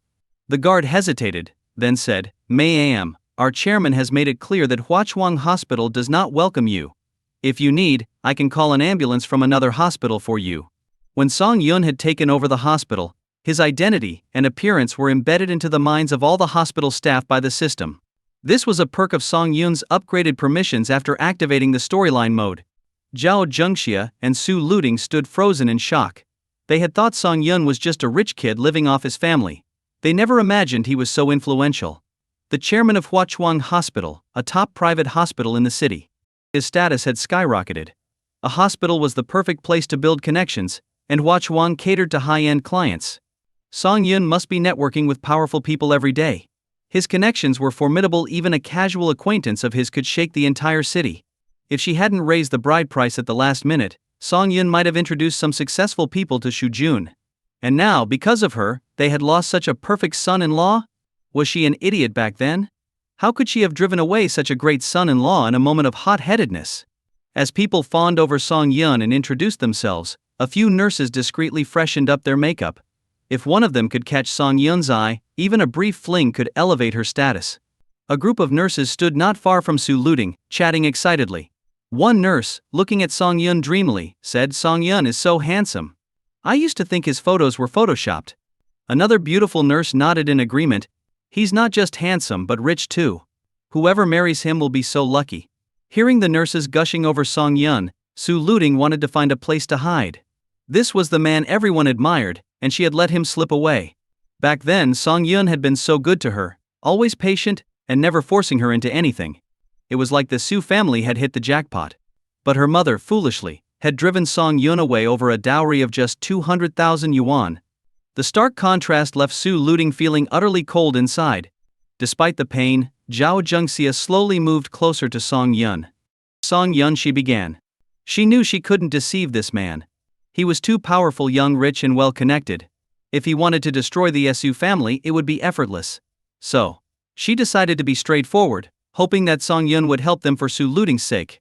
Zhao Zhengxia began to recount their misfortune, detailing how they had been scammed and the current dire state of the Su family, all the while crying to Song Yun. Looking at Zhao Zhengxia, Song Yun couldn't help but laugh in disbelief. There were really people in this world with no shame. She had humiliated him at the Civil Affairs Bureau, making him lose face. Now she had the nerve to ask him for 3 million? Hell, was he her parent? Why should he pamper her? Song Yun, please, for the sake of Tingting, help us. I swear this will be the last time. 3 million is nothing to you. But the love between you and Tingting is priceless. Stop. What right do you have to say that? Priceless love? You've clearly put a price on it already. Zhao Zhengxia was momentarily speechless. Song Yun, I admit I was wrong before. I apologize sincerely and hope you can forgive me. If not, I'll kneel and beg you. With that, Zhao Zhengxia actually knelt down and started bowing her head repeatedly to Song Yun. She had no other choice. Song Yun was the Su family's only hope. Without his help, the Su family would be buried in debt, Su's father's medication would have to stop, and the family would fall apart. Seeing Zhao Zhengxia resorting to moral blackmail in front of everyone, Song Yun was furious. Why should I forgive you just because you apologize? Why should I accept it just because you kneel? Do you really think bowing to me will earn you 3 million? Why? You people treated me like dirt before, and now you come crawling back. Disgusting. Zhao Zhengxia's face turned awkward. But there was no other way. She had to endure whatever Song Yun said. If she had known his background back then, she wouldn't have dared treat him like that. With no options left, she continued with her act, trying to gain sympathy. Song Yun, I'm a terrible person. Blame me for breaking you and Tingting apart, Zhao Zhengxia said, giving herself a slap and looking at Song Yun with teary eyes. But Tingting is innocent. I beg you, for her sake, help us this one time. Once, twice, 3 times, 4 times. Song Yun couldn't remember how many times he had helped the Su family. What had he gotten in return? To put it bluntly, even if he owed the Su family a debt from a past life, he had repaid it in full this life. And now, they were still using Su looting as leverage. Did they really think Su looting held that much sway over him? People around seemed to get a sense of what was happening and quietly dispersed. After all, this was a private matter of the chairman. Seeing the crowd thin out, Zhao Zhengxia panicked and blurted out, "Up, Song Yun. Even 1 day of marriage is worth 100 days of kindness. You were with Tingting for so long. Don't you have any feelings left? I don't believe it. If you don't help me, I'll die right here in front of the hospital." She then started wailing again. Are you done? I'll say it again, your Su family's problems have nothing to do with me. Whether you die at the hospital entrance or my doorstep, I couldn't care less. Seeing Song Yun's cold expression, Zhao Zhengxia felt a sharp pain in her chest. She coughed up blood and collapsed to the ground, unconscious. Su Looting rushed over to hold onto Song Yun's sleeve, her eyes filled with tears. Song Yun, I'm begging you, please help us one last time. Haven't you always wanted me? Shut up. Don't lower yourself. If you've held your ground this long, don't give up now. Giving in halfway only cheapens you, Song Yun said coldly. He then instructed the guards not to admit Zhao Zhengxia without his permission, and anyone who disobeyed would be fired. With that, Song Yun got into his car and drove away. 5 days later, Song Yun watched as the Jinling Fund continued to soar on his phone. He checked the system's control panel and realized that this peak was the highest it would reach before it started to decline. Sell. Myel. Song Yun sold all his holdings in the Jinling Fund, immediately realizing a profit that tripled his initial investment, totaling 150 million yuan. As the funds flowed into his account, Song Yun understood why so many people were drawn to investing in funds or the stock market. The rush of making money this way was incredibly satisfying. With over 200 million yuan in liquid assets, Song Yun felt confident. He was now wealthier than many medium-sized company owners in Shanghai, who often had most of their net worth tied up in assets rather than cash. Feeling financially secure, Song Yun felt ready to meet Yi Qingqing's father. With 200 million yuan, he wouldn't feel embarrassed, knowing this was a fortune many never see in their lifetime. Meanwhile, Jia Xing was out drinking with colleagues. As they got progressively drunker, one colleague began speaking mysteriously. Do you guys know? There's been a wild stock recently. In their industry, a wild stock referred to a fund that unexpectedly skyrocketed, leading small investors to significant gains. Another colleague, intrigued, asked, Stop teasing us and spill the beans. We know we're not supposed to share tips at work. But come on. The colleague took a swig of beer and, slightly tipsy, revealed, it's the Jinling Fund. This obscure fund has tripled in value in just 3 days. What? The Jinling Fund? That fund was practically unknown. The group erupted in conversation. Man, we're just not meant to make big money. If I'd bought some of that, I could have bought a new car this year. Jinling Fund. Jia Xin scratched his head, the name sounding familiar. But the alcohol clouded his thoughts. Don't tell us you bought some, a colleague joked. If you did, you're buying drinks tonight. No way, I've only heard about it. It was so obscure, why would I buy it? Wait, Am I the idiot for not buying it? Jiazing laughed. He lit a cigarette. And a memory flashed through his mind. Jinling Fund. Damn it. It's the Jinling Fund. Jiazing jumped up, eyes wide with realization. His colleagues looked at him curiously, wondering if he really had bought some. Jiazin, cigarette in hand, stood there remembering. It was Song Yun who had mentioned this fund. When Song Yun suggested he buy some, Jiazin had dismissed it because it seemed like a poor investment. But now, it had tripled in value. 3 times. If he had listened to Song Yun and invested 500,000 yuan, he'd have 2 million now. That money could have been a down payment on a house in Shanghai. He felt like an idiot for missing out on such a windfall. Overcome with regret, Jiazin wished he could slap himself. He had let his confidence lead him to miss a golden opportunity. Damn it. The more he thought about it, the more he regretted it. Suddenly he remembered the amount Song Yun had invested. He quickly grabbed his phone and ran outside to call him. What's up with Jiazin? Why is he acting so secretive? He's probably just drunk. Forget about him, let's keep drinking. Jiazin stumbled out the door, found a quiet spot, and shakily dialed his phone. Beep, beep, beep. The endless ringing was driving him crazy. Finally, someone answered. A groggy voice came through. Hello, what's up, Sin? Song Yun. That Jinling fund you told me about went nuts. Did you buy any? Yeah, I bought some, but I already sold it, Song Yun replied sleepily. Jiazin collapsed to the ground, trembling with excitement. He nervously asked, Sold? How much did you make? Not much. Just around 150 million yuan. Gulp. Jiazin swallowed hard. Song Yun made over 150 million yuan in just a few days. And Song Yun was so low-key about it. He even sounded like he had just woken up. How could he sleep with that much money? Why wasn't he out celebrating or at least worried about his fortune? Jiazin chatted with Song Yun for a bit, checking the time and realizing it was late. Song Yun said, Sin, do you need anything else? If not, I'm going back to sleep. Song, could you give me a tip? What fund should I buy next? I'll let you know if I hear anything. Don't worry, I'll make sure you get a piece of the action. As Song Yun went back to sleep, Jiazin was thrilled. This opportunity could change his life. The next day, Song Yun stretched and got ready to start his day. He had planned to meet Yi Qingqing, but she had an emergency meeting and had to cancel. With his plans suddenly free, Song Yun decided to go for a drive. He drove to the busiest street in Shanghai. After parking in an underground lot, he wandered around. Not far away, he spotted a newly opened bookstore. It was 2 stories tall.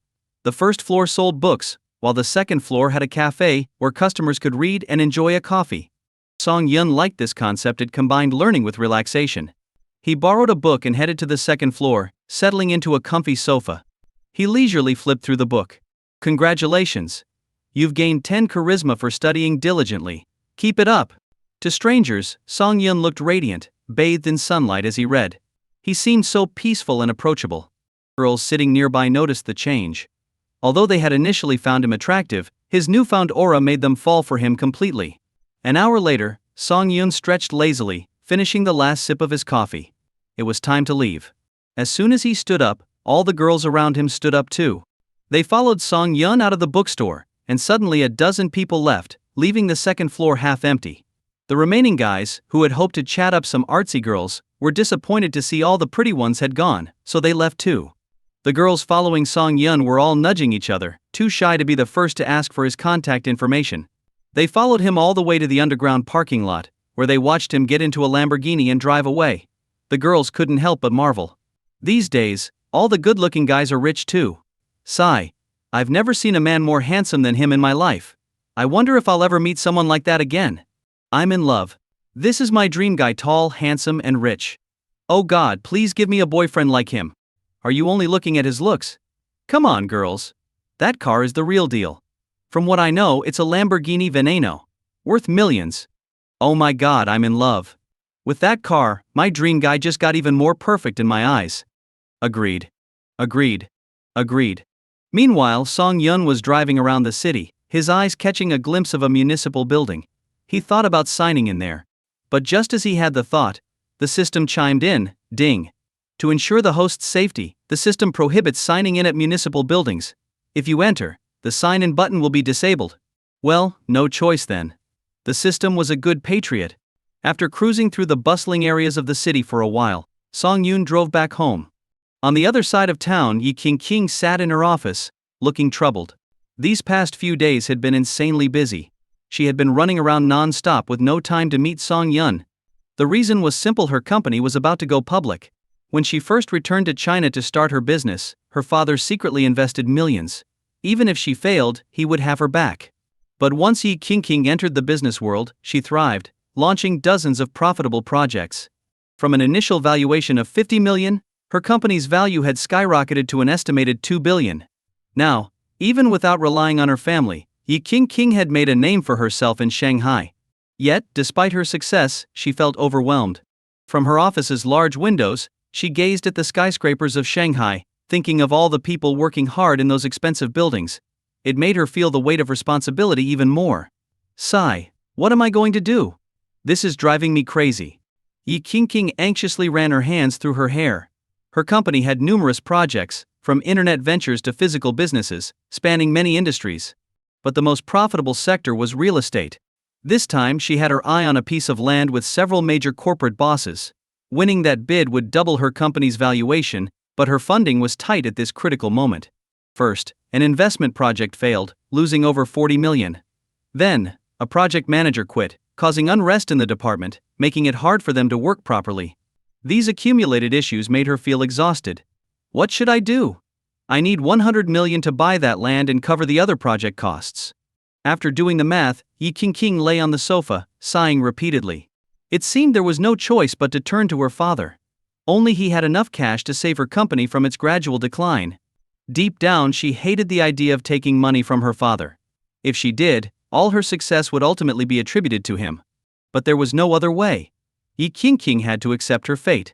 Jasmine. Yi King called out toward the door. Soon, a woman in professional attire holding a folder walked in. This was her father's specially assigned personal assistant for Yi King, providing support in her work. Sigh. Yi King opened her mouth but hesitated to ask her father for that money.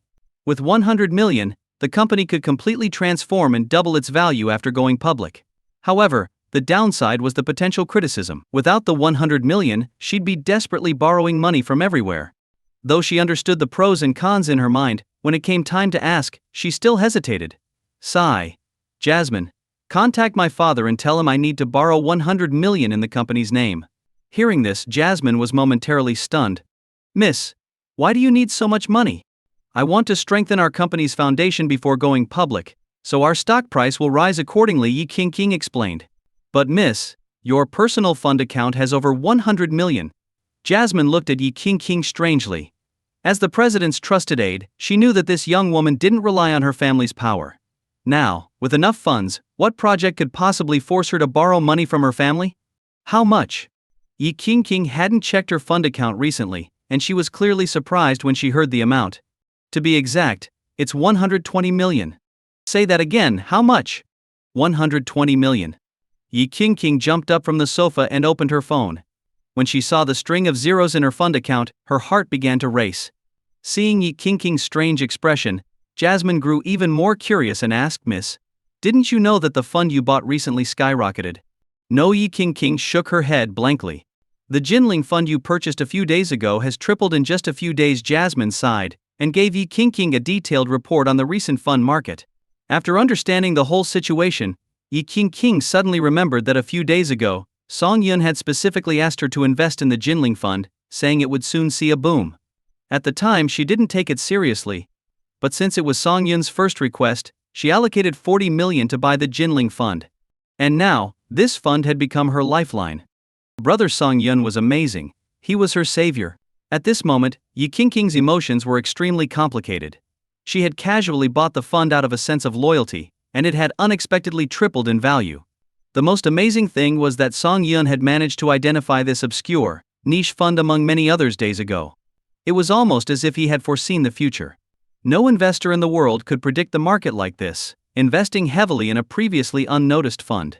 It seemed that her husband's mysterious aura had gained a few more layers. Thinking of this, Yi King felt a surge of joy. After all, who wouldn't want their husband to be outstanding? The more impressive Song Yun appeared, the deeper her love for him grew. On the other side, Song Yun was at home, idly scrolling through videos. He wondered what Yi King was up to, as she hadn't contacted him in days. He wasn't sure if she had bought the Jinling fund he recommended. To be honest, Song Yun was starting to miss her a bit. The next day, Song Yun drove his Lamborghini Veneno to visit Yi King's company. On the way, he passed by his old university. Song Yun parked his car by the roadside and watched the students coming and going at the campus gate, a hint of envy in his eyes. He had once been one of them, enjoying a pure college romance with Sue Luting, untouched by money. Their college life was generally warm and sweet. But everything changed after graduation. The hardships of society and family blows made Song Yun realize that love was not as simple as he once thought. If Yi King hadn't appeared in time, he might have become a drifter by now. Song Yun envied these energetic college students, not knowing they were equally envious of him sitting in his car. Since there were only a few Lamborghini Veneos in the world, its appearance attracted countless student gazes. A few female students even took selfies at the rear of the car. At this moment, someone knocked on the car window. Curious, Song Yun rolled down the window and was surprised to see the person bending over outside. Holy crap, Yezi. Song Yun got out of the car and hugged the man in front of him. Yezi shyly scratched the back of his head and smiled. So it really is you. I thought I was seeing things. Yezi was Song Yun's college roommate, and they had always kept in touch online. Ha ha ha, all these years, and you're still the same. Blushing like a girl when you get shy, Song Yun patted Yezi's chest. Despite Yezi's frequent blushing, he was actually a big guy standing 1.8 meters tall. This stark contrast had initially thrown Song Yun off in college, making him briefly suspect Yezi was gay. Song bro, you've only gotten more handsome. If our female classmates saw you now, they'd probably chase you all the way home. Yezi laughed. And now you're even richer, driving a sports car. It's just for fun. Song Yun waved it off. It's been a while. Let's go grab something to eat. My treat. Alright, I'll shamelessly take advantage of you today. As they got in the car, one of the female students who had been taking selfies at the back approached them. She bent down and smiled like a goddess at Song Yun. Hey handsome, can I add you on WeChat? Sorry, no time. No problem, I can scan you. Seeing her persistent eyes and other bystanders eager to do the same, Song Yun shook his head, closed the window, and drove off. Inside the car, Yezi looked around at the luxurious interior, touching everything with eyes full of envy. Lamborghini. This is a luxury car. I would have to save up for 20 years without eating or drinking to afford it. Song bro, this car must cost at least 3 or 4 million, right? Hearing this, Song Yun just smiled without replying. Song bro, did you get the top configuration when you bought it? Hey, you could say that. A moment later, Yezi discreetly pulled out his phone and started searching Lamborghini top configuration price. What he saw stunned him. Lamborghini Veneno, a limited edition. His jaw dropped. This wasn't just any sports car. It was a limited edition Veneno. Not only was this car far more expensive than he imagined, but even a lifetime of savings wouldn't be enough to buy it. Thinking back to his earlier comment about the car costing 3 or 4 million, Yezi felt his face heat up with embarrassment. Song Yun drove Yezi to a private restaurant. On the way, they chatted casually. One thing about Yezi, no matter how much money you had, he'd always treat you the same. Money didn't affect their brotherly bond, it was all about the friendship. Through their conversation, Song Yun learned that Yezi was about to get married, and was currently under a lot of financial pressure with a mortgage and car loan. When Yezi found out Song Yun was already married, his eyes widened. Song bro, to be honest, if I had as much money as you, I wouldn't get married. I'd spend my days traveling and meeting girls. Isn't that better? Song Yun chuckled. His little brother hadn't changed much since college, shy on the outside but mischievous inside. They arrived at the restaurant, parked the car, and entered the courtyard. The restaurant had excellent reviews online.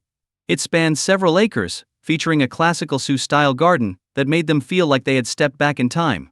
Inside, Song Yun told the front desk receptionist, dressed in a cheongsam, about his reservation.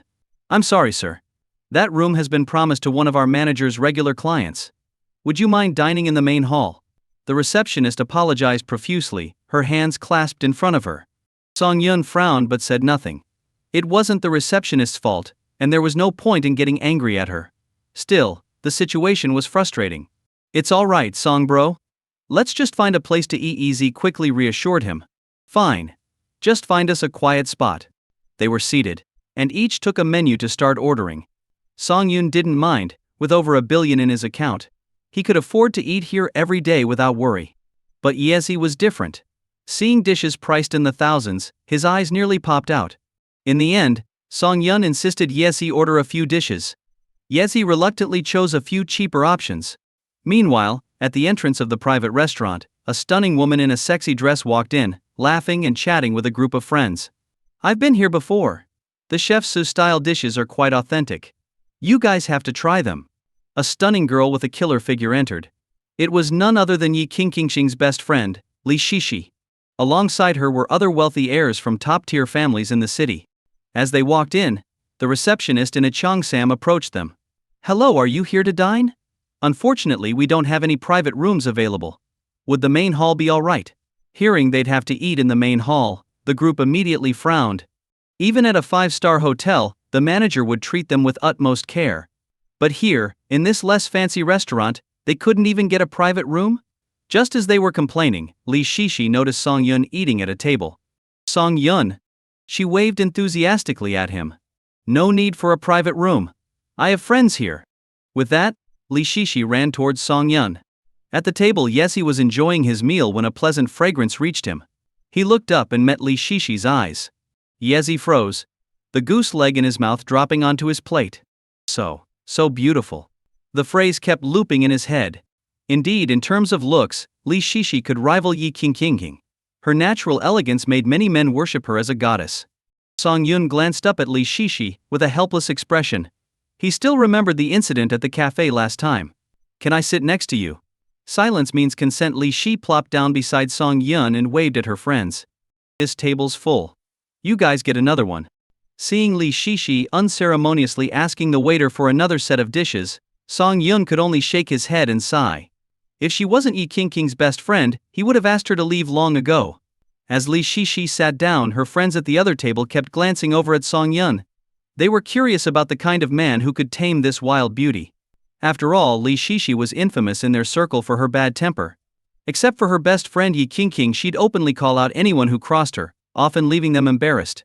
Most people who didn't get along with Li Shishi would go out of their way to avoid her. Now, seeing a man who could make Li Shishi act so well behaved intrigued them. First impression, handsome. Second impression, charismatic. Third impression, extremely handsome. No wonder he could win over the little witch. Turns out, having a good-looking face really lets you do whatever you want. On the other side, Yezi felt extremely uncomfortable with the sudden presence of a beautiful woman across from him. Even eating became a slow, meticulous process. "Song bro, who is this?" Yezi quietly asked Song Yun. But the table was small, and even a whisper could be heard. Li Shishi, feeling playful, grabbed Song Yun's arm and leaned her head on his shoulder, smiling. "Hi, I'm Song Yun's wife." As soon as Li Shishi said that, everyone's chopsticks dropped to the floor, staring at her in shock. Yezi was especially stunned, wishing his Song bro would start a dating class to guide those lost in love like him. Song Yun was drinking water when he heard Li Shishi's words, nearly spitting it out. Is she crazy? What is she talking about in front of everyone? I'm a married man, and my wife is her best friend. Doesn't she worry that Yi Qingqing will get angry? Before Song Yun could explain, Li Shishi released his arm and laughed. I'm Song Yun's wife. Best friend. Hi, I'm Li Shishi. Nice to meet you. Everyone breathed a sigh of relief, but Li Shishi's friends quickly connected the dots. Li Shishi's best friend is Yi Qingqing. So, Song Yun is married to Yi Qingqing? While Li Shishi and Yi Qingqing were equally stunning, in terms of temperament, personality and family background, Li Shishi couldn't compare. After all, Yi Qingqing's father was the richest man in the city. They never expected that the top goddess in their circle was already married to someone they'd never heard of. Who is this Song Yun? Is he the son of some high-ranking official? But even that wouldn't make sense, considering Yi Qingqing's status as the only daughter of the wealthiest man. Song Yun seemed almost divine, descending from the clouds to marry the woman everyone admired. This meal turned out to be more uncomfortable for Song Yun than for Yezi. On one side was Li Shishi, whose presence made him feel guilty since Yi Qingqing wasn't there. On the other side were Li Shishi's friends, staring at him with a mix of envy, jealousy and admiration. It made eating difficult. Luckily, the meal ended quickly, and Song Yun hurriedly excused himself with Yezi. He couldn't stand another moment there. As they left, Li Shishi stood up, flashing a charming smile at Song Yun's retreating figure. It seemed Song Yun was even more intriguing than she had imagined. Such a pity he's her best friend's man. She couldn't make a move, which was frustrating. Still, teasing him a bit wouldn't hurt, right? With that thought, Lee Shishi said goodbye to her friends and followed after Song Yun. Her friends exchanged puzzled looks. Is this really happening? Two top beauties fighting over one guy in real life? And it's Song Yun thereafter. Damn. They needed him to teach a class on this. Meanwhile, Yezi sat in the passenger seat, looking unsatisfied. Song bro, why did you leave so soon? Lee Shishi is amazing. Are you two? Hey, I get it. A great man always has a few close female friends. But you're bold to mess around so close to home. Aren't you afraid your wife will find out? Yezi grinned mischievously and wiggled his eyebrows at Song Yun. Song Yun gave him a light smack on the back of the head. My wife is way more beautiful than Lee Shishi, so I have no intention of cheating. Yezi looked at Song Yun in disbelief, as if to say, you're kidding, right? Lee Shishi was already stunning, and you're saying your wife is even more beautiful? Come on, you must be joking. Song Yun turned on his phone. Not long ago, Yi King had forcibly changed his wallpaper to a picture of the two of them together. He held up his phone for Yezi to see and laughed. This is my wife. Yezi's eyes widened in disbelief. He grabbed Song Yun's phone, looked at the screen, then at Song Yun. After a moment he stammered, You, brother Song. You're incredible. Your wife is gorgeous. Don't blame me for being amazed, it's just that your wife is. Before Yezi could finish, Song Yun kicked him away. Honestly, with a wife that beautiful, I feel like you don't deserve her. Bullshit. If someone like me doesn't deserve her, then who does? You. Song Yun rolled his eyes at Yezi. What does your wife do? She runs a company, I think. Wow, brother Song, you're amazing. I finally understand how you could afford a sports car just a few years after graduation. You married a rich woman. Yezi clung to Song Yun's leg, wailing. People passing by on the street saw the two men grappling and stopped out of curiosity, craning their necks to get a better look. Do you think they're having a forbidden romance? A bespectacled girl with a vivid imagination giggled at the sight of Song Yun and Yezi. I don't think so. I mean, look at their build, her friend mumbled. But doesn't that make it even more exciting? Look at the standing guy, he's obviously the cool, dominant type. And the guy on the ground crying, isn't he just the perfect contrast? That's what makes it interesting. Listening to their conversation about him, Song Yun was both amused and annoyed. Look, he's laughing. He must be enjoying the role reversal, one of the girls exclaimed. Song Yun stood frozen, unsure whether to laugh or cry. It seemed everything he did was interpreted with a deeper meaning by these girls. He couldn't afford to be seen like this. Having just shaken off the label of a loser, he didn't want to be tagged as gay. It didn't sound right. He kicked Yezi aside and angrily got into the car. With only Yezi left to face the crowd, he blushed and climbed into the passenger seat. Brother Song. Kati. Shut up. Song Yun slammed the steering wheel, floored the gas pedal, and sped away from the scene. Wow, they just left. I didn't expect the cool guy to be rich. Incredible. I need to tell my friends about this, the bespectacled girl marveled as she watched the sports car drive away. Brother Song, please forgive me this time. I didn't know it would. If you don't want my hands to shake and cause an accident, you'd better shut up, Song Yun shouted, slapping the steering wheel. Some of our university classmates stayed in the city after graduation. They're planning a reunion soon. Will you go? Yezi asked cautiously. Who's organizing it? They. Our class monitor, Sun Lei. Sure, I'm free anyway. Where do you need to go? I'll drop you off. Song Yun followed Yezi's directions and arrived at an office building. I'm off, brother Song. I'll let you know when the reunion is scheduled, Yezi said, waving goodbye before rushing into the building. Unlike Song Yun, who had married into wealth, Yezi still needed to work to support his family. Finally free of his troublesome friend, Song Yun drove aimlessly until he found himself on the commercial street. He remembered the bookstore he had visited last time, which seemed like a good place to kill some time. Parking his car, he entered the bookstore, grabbed a book, and went up to the second floor. Unbeknownst to him, Lee Shishi had been following him all along. Seeing Song Yun head upstairs, she picked up a manga and quietly followed. She found him lounging on a sofa, absorbed in his book. What's going on? Song Yun was already very handsome, but there was something about seeing him reading that made his aura even more captivating. The sunlight streaming in gave him a glowing halo, making him irresistibly attractive. Completely unaware, Song Yun was engrossed in his book until a subtle fragrance caught his attention. Unlike Yi King's sweet scent, this fragrance had a refreshing quality, reminiscent of a cool breeze on a hot summer day. He looked up to find Li Shishi crouched beside the sofa, staring at him curiously. You again? Song Yun sighed in resignation. Was he really so attractive that every woman who saw him fell head over heels? Our last conversation wasn't finished. You know, that suggestion was King King's idea, Li Shishi teased. Shut up, Song Yun retorted, putting down his book and leaning back on the sofa. The great literary scholar, I didn't know you read so much. You're like a teacher, Li Shishi said, sitting down next to him. Mr. Song, what subject do you teach? Can I join your late-night study sessions? If he weren't afraid she'd follow him home, he'd have left already. Say one more thing like that, and I'm out of here, Song Yun warned. Really? I don't believe you. Without another word, Song Yun grabbed his book and walked off. Watching him leave, Li Shishi chuckled to herself. This man was too amusing to not tease. But seriously, could Song Yun really be such a gentleman? Li Shishi prided herself on her allure and refused to believe that any man could resist her charms. If he did, it just meant she wasn't trying hard enough. Song Yun left the bookstore, relieved that Li Shishi hadn't followed him. He quickly got into his car and drove home. After a shower, he lay on his bed in a bathrobe, casually chatting with Yi King. Song Yun noticed that Yi King seemed to admire him even more than before. What was going on? Could it be true that absence makes the heart grow fonder? After a while, Yi King had to prepare for a land auction, so they ended the call. President Mr. Zhou is here. He wants to discuss the land issue with you. Do you want to meet him? Jasmine asked, knocking on the door. Peef. These people are like sharks smelling blood, all wanting a piece of the pie. But does anyone think they can take a bite out of Yi King's cake? Yi King's expression hardened. Prepare the conference room. Let's see what he has to say. A few days later, Yezi informs Song Yun about the class reunion.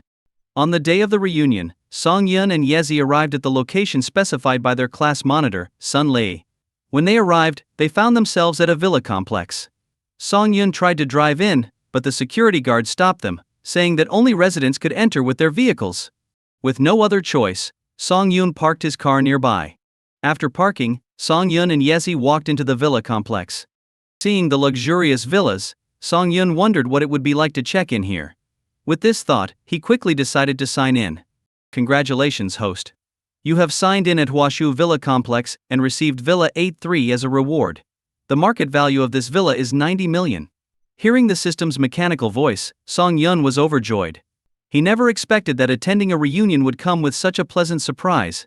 A 90 million yuan villa was a mansion, even in a big city like this. He made a mental note to check out Villa 83 later. From now on, he would be a proud homeowner with a car. Since Song Yun didn't know the exact location of the reunion, he followed Yezi. They arrived at the meeting place, and Song Yun looked up to see the address Villa 83.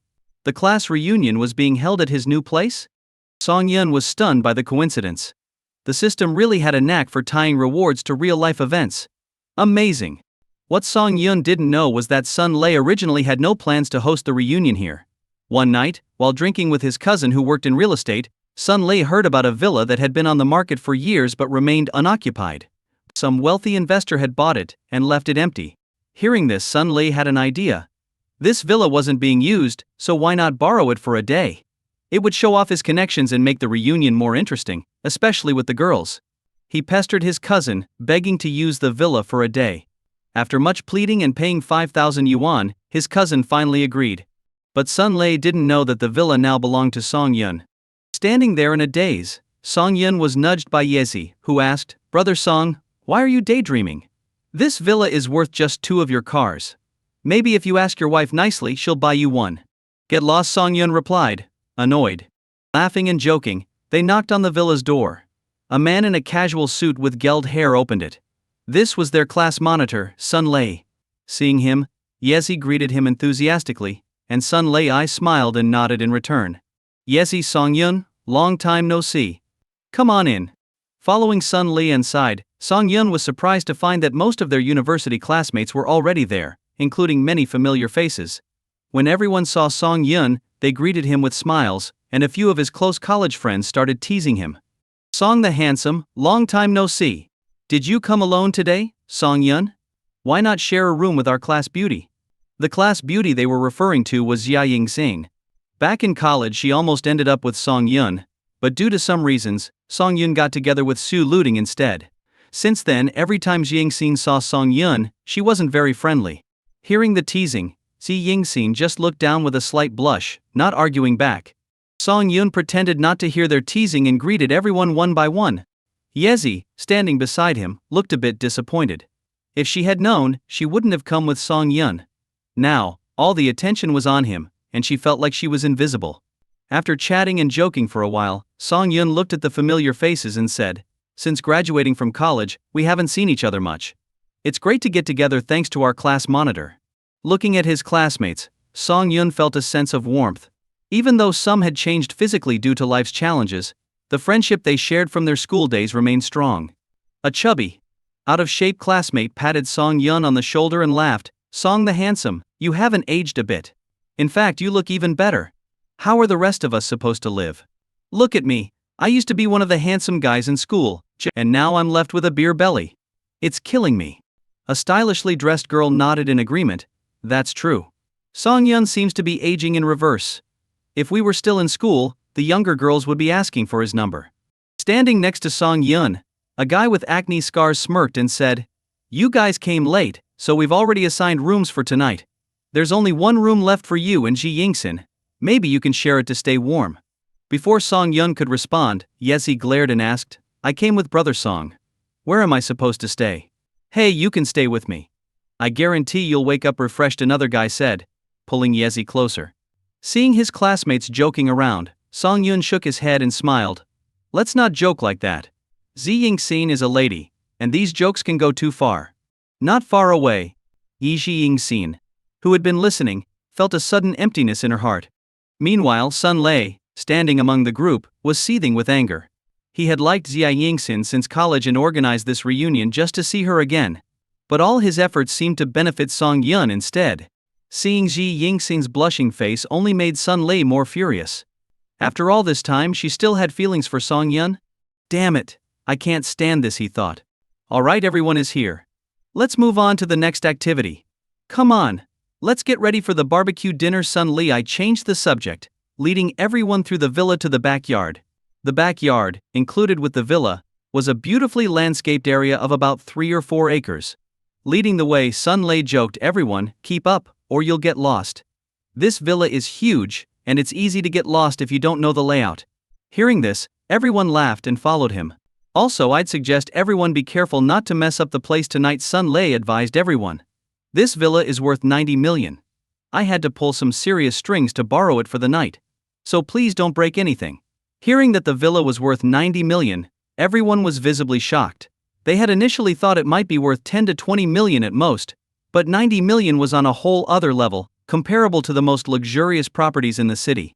They looked around, marveling at the opulence. It was clear that owning such luxury was out of reach for most of them.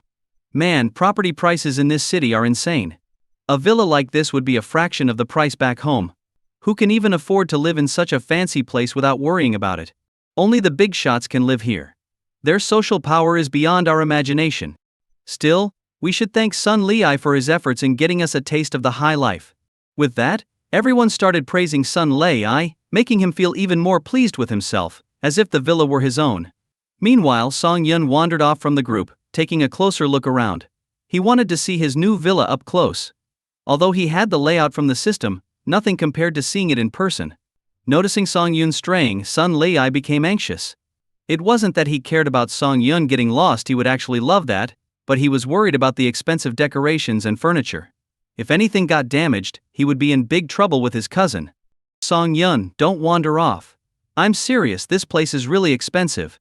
You could end up owing thousands for breaking something." Song Yun turned and gave Sun Lei an exasperated look. It was his own villa, what was there to worry about? Seeing that Song Yun wasn't coming back, Sun Lei had a devious idea.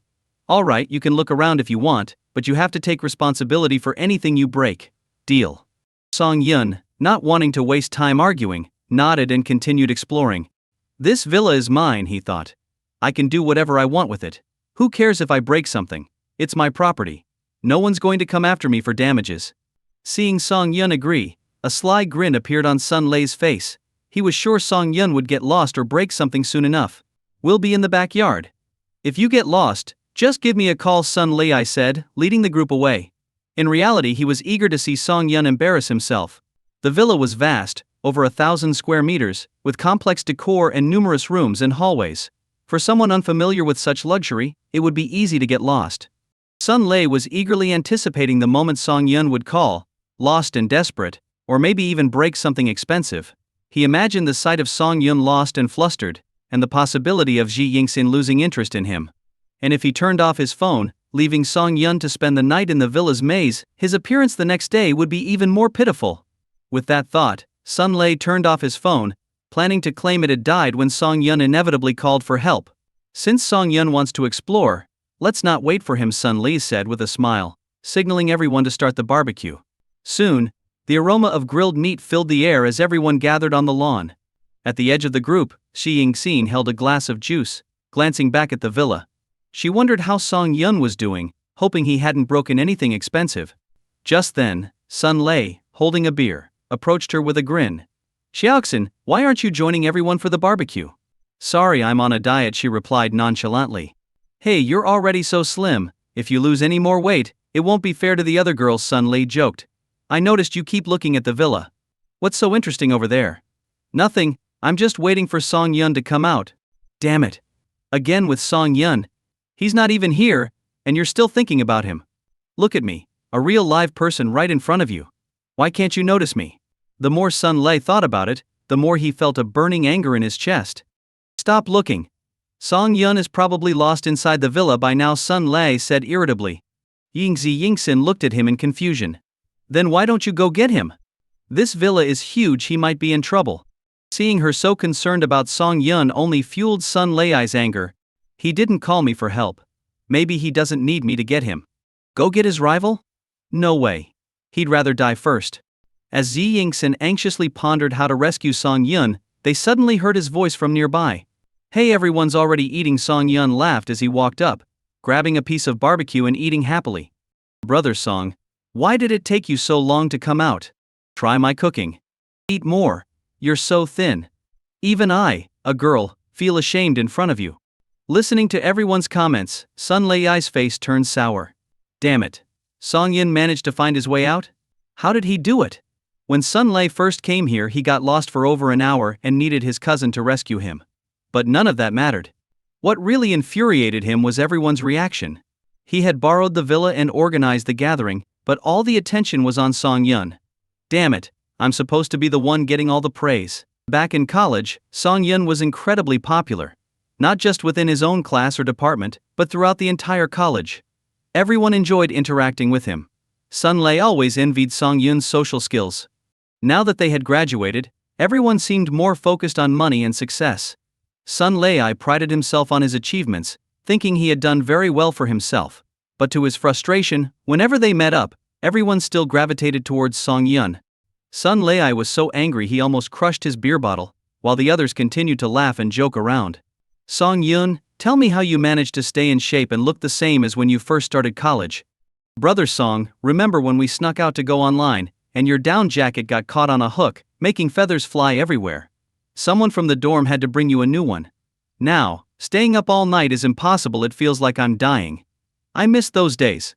Listening to the conversation, Sun Lei sneered, nostalgia is pointless. We can't go back. What's important now is looking ahead, striving for success, and seeing who ends up the most successful and makes the most money, right? No one responded, and an awkward silence fell over the group. Everyone had been dealing with the pressures of work, getting bossed around, and constantly micromanaged. This gathering was meant to relax and reminisce about their college days. Sun Lei's comments brought everyone back to harsh reality. Most of them came from modest backgrounds, with no family influence to help them thrive in a big city like Shanghai. Sun Lei, however, seemed determined to hit a sore spot. Seeing the silence, Sun Lei pressed on, Song Yun, what have you been up to since graduation? We're all adults now, it doesn't hurt to share. Maybe one day we might need each other's help. By now, Sun Lei was losing his composure, anger clouding his judgment. Song Yun, who wasn't particularly close to Sun Lei, responded casually, I've started a small business, not making much. Hearing this, a look of disdain crept across Sun Lei's face. A small business? Maybe a convenience store or something equally insignificant. If it were a startup or a major project, he'd boast about running a company. If he worked for a big corporation, he'd mention it was a top-ranked firm. But a small business? Who knows what that means? Oh, a small business? That's nice. At least you have the freedom. It's impressive to be entrepreneurial at your age, Sun Lei said condescendingly, trying to sound like a mentor to everyone. Song Yun squinted at Sun Lei. What's his problem? His comments had been passive-aggressive all evening, and now he was targeting him directly. Sensing the growing tension, someone stepped in to lighten the mood. All right, Song Yun has shared about himself. Now, how about you, class monitor? Tell us about your job. Yeah, class monitor, you organized this reunion. Let us in on your success story. With the attention now on him, Sun Lei felt gratified. Hey, I'm not doing much. Just holding a position in a company owned by my family. I make a few $100,000 a year, nothing special, he said, pretending to be modest while actually feeling very proud. Earning hundreds of thousands a year is a level many people can't reach in their entire lives, and here he was in his 20s achieving it. Who wouldn't brag about such youthful success? Listening to Sun Lei, the other classmates showed no expression, but deep down, they were filled with envy. The scene was silent for a long time until one male classmate came over with a drink, clinked glasses with Sun Lei, and said with a smile, "Class monitor, I can see you're the most successful among us. Help us out when you can. Here's to you." Once someone took the lead, everyone else dropped their pretenses and began toasting Sun Lei. Everyone had the same thought: since Sun Lei was doing so well, it would be good to have his support if they ever needed help. Sun Lei didn't refuse anyone, drinking one glass after another. Quickly, the situation shifted. The classmates who were initially laughing and joking with Song Yun now surrounded Sun Lei. After all, society is very realistic. The one who makes money and has connections holds the real power. Seeing everyone flattering Sun Lei, Yi muttered disdainfully, earning hundreds of thousands. That's nothing. The car Brother Song drives is worth several years of your salary. However, since no one knew about Song Yun's current situation, they decided it was safer to flatter Sun Lei for now. After dinner, Sun Lei led the group back to the villa.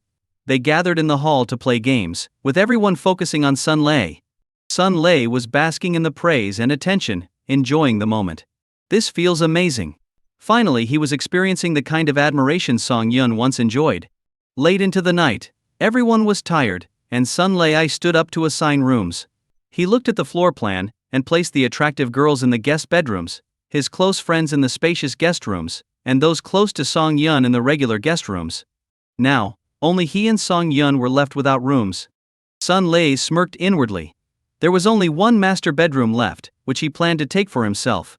As for Song Yun, he could sleep on the couch. But just then, Song Yun walked straight towards the master bedroom. Song Yun didn't care about the room assignments.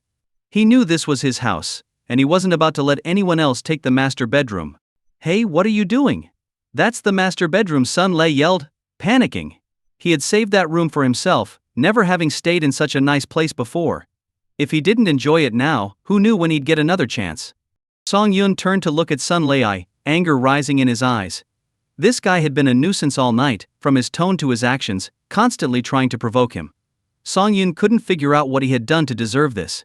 Seeing the anger in Song Yun's eyes, Sun Lei hesitated for a moment, but quickly remembered how everyone had been surrounding him just moments ago. "So what if you were popular in college, Song Yun? Look at you now. We've all graduated and entered the real world. Without money or power, being handsome doesn't mean anything," Sun Lei sneered. "When we were assigning rooms earlier, you didn't say anything. Now you're causing trouble. Don't you think that's a bit shameless?" Sun Lei glared at Song Yun. "If you don't want to sleep on the couch, fine, call a cab and go home. But I should warn you, it's not easy to get a cab around here at night. Are you out of your mind? I think you should be the one to leave." Song Yun walked up to Sun Lei, staring him down. The tension between the two was palpable, and no one dared to intervene. After all, they were all comfortably settled in their rooms, but sleeping on the couch was another story, an outright insult. Considering that Sun Lei had rented the villa and his background, many decided it was best to stay out of it for now. "Song Yun, you should face reality. If I were you, I'd just make do with the couch for one night. It's not like you can't sleep there," Sun Lei said smugly. Hearing this, others chimed in. "Just make do for one night, Song Yun. This area is full of wealthy people. It's hard to get a cab here. Yeah, it's just one night. We'll be gone by tomorrow. Brother Song, since Sun Lei arranged this place, we don't really have a say." Sun Lei felt triumphant. Wasn't Song Yun the big man on campus? always surrounded by admirers? Well, look at him now. Song Yun looked around at everyone, his tone icy. So because Sun Lei arranged this place, he has the right to decide who stays where. Exactly, Sun Lei replied confidently. Song Yun shook his head, lit a cigarette, and said, "But what if I told you this villa is mine? Sun Lei, it's one thing to show off, but you crossed the line messing with me. You can leave now." His words stunned everyone into silence. Those who had been persuading Song Yun were left speechless. Even Yi Zi was shocked. Damn! This villa belonged to Brother Song. Earlier that afternoon she had joked about asking her wealthy friend to help Song Yun, only to find out later that he had already bought the place. Damn! The joke was on her. Yi Zi looked at Sun Lei, feeling a bit sorry for him. But aside from Yi Zi, most people were skeptical. This villa was worth 90 million. Had Song Yun robbed a bank after graduating? Sun Lei was momentarily stunned, but then burst into laughter. Song Yun, if you beg me, I might find a maid's room for you to experience living in a mansion. But claiming this place is yours? That's just shameless. Ignoring Sun Lei, Song Yun took out his phone and called the real estate agent provided by the system. Seeing Song Yun actually making a call, Sun Lei laughed even harder. Song Yun, save your breath. You're just a nobody trying to act big. Now you're stuck in a lie. That's why you shouldn't pretend to be something you're not. It'll only get you in trouble. The phone rang a few times before someone answered. Hello, who is this? Hello, this is Song Yun, the owner of Villa 83 at Hua Shou, Song Yun said calmly. There was a brief silence on the other end, followed by the sound of rustling as someone hurriedly got dressed. Hello, Mr. Song. What can I do for you this late? The voice on the other end was urgent. It's not so much an order, but I came back today and found that you've rented out my villa. Impossible. Mr. Song, there must be some misunderstanding. We've always had someone managing your villa, and no one is allowed to stay there. I'll come over right now. Please just give me a few minutes to handle this. The real estate agent broke out in a cold sweat. One moment he had been with his lover, the next, he was terrified by Song Yun's words. The owner of Villa 83 had always been a mystery. Ever since buying it, he had never stayed even a single night. It was as if this $90 million villa was just a shack in the countryside. But precisely because of this, the agents were extra cautious. They had no idea how powerful this mysterious owner could be, and any mistake could be disastrous for them. The agent's heart was pounding. He had no idea what Song Yun intended, but if he was angry, none of the agents could escape the company's punishment. If Song Yun was furious about this, it could be even worse. He had the right to demand a full refund and claim 3 times the property's market value as compensation. 3 times $90 million. The agent couldn't think any further. The company president would kill him. Do you really think you can handle this perfectly? I saw it with my own eyes. Song Yun's voice was cold, making the agent even more nervous. Mr. Song, my name is Zheng Wang, employee number 0312. Please give me a chance to handle this. If you're not satisfied, you can file a complaint with the head office. Alright, come handle it then. Just so you know, the person renting my house is quite arrogant, even telling me to leave. There must be some misunderstanding. Please wait a moment, I'm on my way. After Song Yun hung up, Zheng Wang's veins bulged on his forehead. Damn it! Which idiot set him up? Not only did they rent out Villa 83, but they also insulted the owner and told him to leave. If he found out who it was, he would definitely make that idiot pay. As Zheng Wang drove, he called every senior executive in the company, explaining the situation.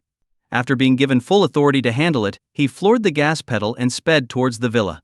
On the other side, after Song Yun hung up, everyone exchanged uneasy glances, afraid to speak. The authenticity of Song Yun's phone call seemed high. Pretending like this usually gets exposed, and judging by the person on the other end, someone was coming. So, was that call real? Thinking about this, everyone's heart started racing. $90 million. They might not earn that much in a lifetime, even if they didn't spend a dime. But if Song Yun really owned the villa, his net worth must be in the billions. Sun Lei felt uneasy. But then he thought, how could it be such a coincidence? The villa he borrowed from his cousin happened to belong to Song Yun. The odds were too small, even smaller than winning the lottery. Thinking this, he calmed down and said sarcastically, Song Yun, don't just bring anyone to fool us. My cousin is a real estate agent for these villas. Do you want me to call him to confirm? With that, Sun Lei took out his phone and dialed his cousin's number. Everyone watched eagerly as the busy tone echoed in the villa. Ring. Ring the call was answered, but the background noise was loud, like a nightclub. Cousin, can I ask you, who owns the villa you rented to me? Sun Lei asked carefully. What's up? His cousin sounded confused, then urgently said, hold on, the higher-ups are calling me. I'll talk to you later. Song Yun, I suggest you run now. If it turns out you're not the owner, how will everyone see you? Sun Lei sneered. About a minute later, Sun Lei's phone rang. He put it on speaker, ready to humiliate Song Yun in front of everyone. Hello, cousin. I'm not your cousin. You're my goddamn brother. My real brother. His cousin's furious voice shouted from the phone. Are you brain dead? You met the real villa owner and told him to get out? The one who should get out is you. With relatives like you, I've had the worst luck for 8 lifetimes. No. It's not like that. You dare lie to me. My boss called and chewed me out. How dare you mess with Mr. Song? Do you know the kind of power he has? He could crush you with one finger. If you want to die, don't drag me down with you. I beg you, brother, son, grandfather, son, you're like the Monkey King. The furious curses from the phone stunned everyone into silence. The villa was now so quiet that only the faint hum of appliances could be heard. Everyone stared at Song Yun in disbelief. What the heck? So Song Yun wasn't bluffing, he was telling the truth? This $90 million villa really belonged to Song Yun? And how old was Song Yun? He was already doing this well? If Sun Lei was considered successful, then Song Yun was a tycoon. But the most shocked person was Sun Lei. He stood there, his legs trembling. His mind was spinning, and his mouth was dry. The villa he proudly borrowed turned out to be Song Yun's? After all his efforts, he ended up humiliating himself? And the most terrifying part was, he had told the real owner to leave his own home. He must have been out of his mind. Just as everyone was unsure what to say, Jing Wang arrived, not alone but with a dozen fully armed security personnel. He was out of breath, supporting his knees, and was stunned by the scene in the hall. Damn it! I thought it was just a few petty thieves sneaking in. I didn't expect there to be so many of them. What's security doing, letting all these strangers in? Mr. Song. I'm Jing Wang. But you can call me Xiao Zheng. Are these the intruders? Just give me a moment, and I'll have them all sent to the police station. Jing Wang's phone rang. Apologetically, he answered it. The higher-ups had already been briefed on the situation and quickly explained it to Jing Wang, instructing him to ensure Mr. Song's mood was well managed. After all, their villas catered to high-end clients, and incidents like this could tarnish their reputation. Mr. Song, my boss informed me of the resolution. A punk named Sun Lei and his cousin illegally used this villa. We've already fired his cousin for negligence and plan to sue him. As for Sun Lei, we'll pursue legal action against him as well. Is this resolution satisfactory? Jing Wang asked, smiling apologetically at Song Yun. Seeing Song Yun remain silent, Jing Wang waved his hand. Over a dozen security personnel rushed in, forming a wall in front of Song Yun and separating the crowd. Everyone panicked. Most were fresh out of school and hadn't faced such a situation before. Attending a fancy hotel banquet was a big deal for them, and now they had no idea what to do. Sun Lei was in the worst shape. He sat on the ground, pulling his hair in despair. My love. You love him. Sun Lei's phone rang. He answered it, and his father's anxious voice came through. Lei, what's happening over there? Your cousin called, saying he's going to beat you to death. Is there some misunderstanding? Hearing this, Sun Lei couldn't hold it in any longer. His vision went black, and he fainted. Mr. Song, should I take all these people in? They might not get a long sentence, but it would leave a mark on their records, Zhang Wang asked cautiously. Everyone's hearts pounded. They hadn't expected a simple party to turn into such a big issue. In society, a record could follow someone from birth to death. A blemish could ruin not just their lives but also impact their descendants. They glared at the unconscious Sun Lei, wishing they could beat him up. Damn it. One guy spat on Sun Lei. With that, everyone else started spitting on him too. Stupid idiot. When you wake up, you're so dead. As the crowd grew more agitated, Song Yun waved his hand and said, You've got it wrong. They're my classmates. The one you need to take away is Sun Lei. Relief washed over everyone. They looked at Song Yun with gratitude. No wonder Song Yun could afford a villa at such a young age. He was generous and broad-minded. He deserved his success. All right then, I won't interrupt your reunion with your classmates. I'll visit another day to apologize properly, Zhang Wang said, directing the security team to carry Sun Lei out of the villa. Once Zhang Wang and his team left, everyone gathered around Song Yun again. Brother Song, I can't believe it's only been a few years since we graduated, and you're already worth billions. At this rate, you'll surpass the richest man in no time. Yeah, Song, you're amazing. Tell us how you made your fortune. Right, we still have some drinks left. Let's chat over a drink. Everyone's tone was full of envy and admiration. After all, not everyone has it easy right after graduating. Those with better family backgrounds might get some support to buy a house in Shanghai, but they'll still face huge monthly mortgage payments. For those with average family conditions, buying a house in Shanghai is out of the question. Even renting can be a challenge depending on the location and price.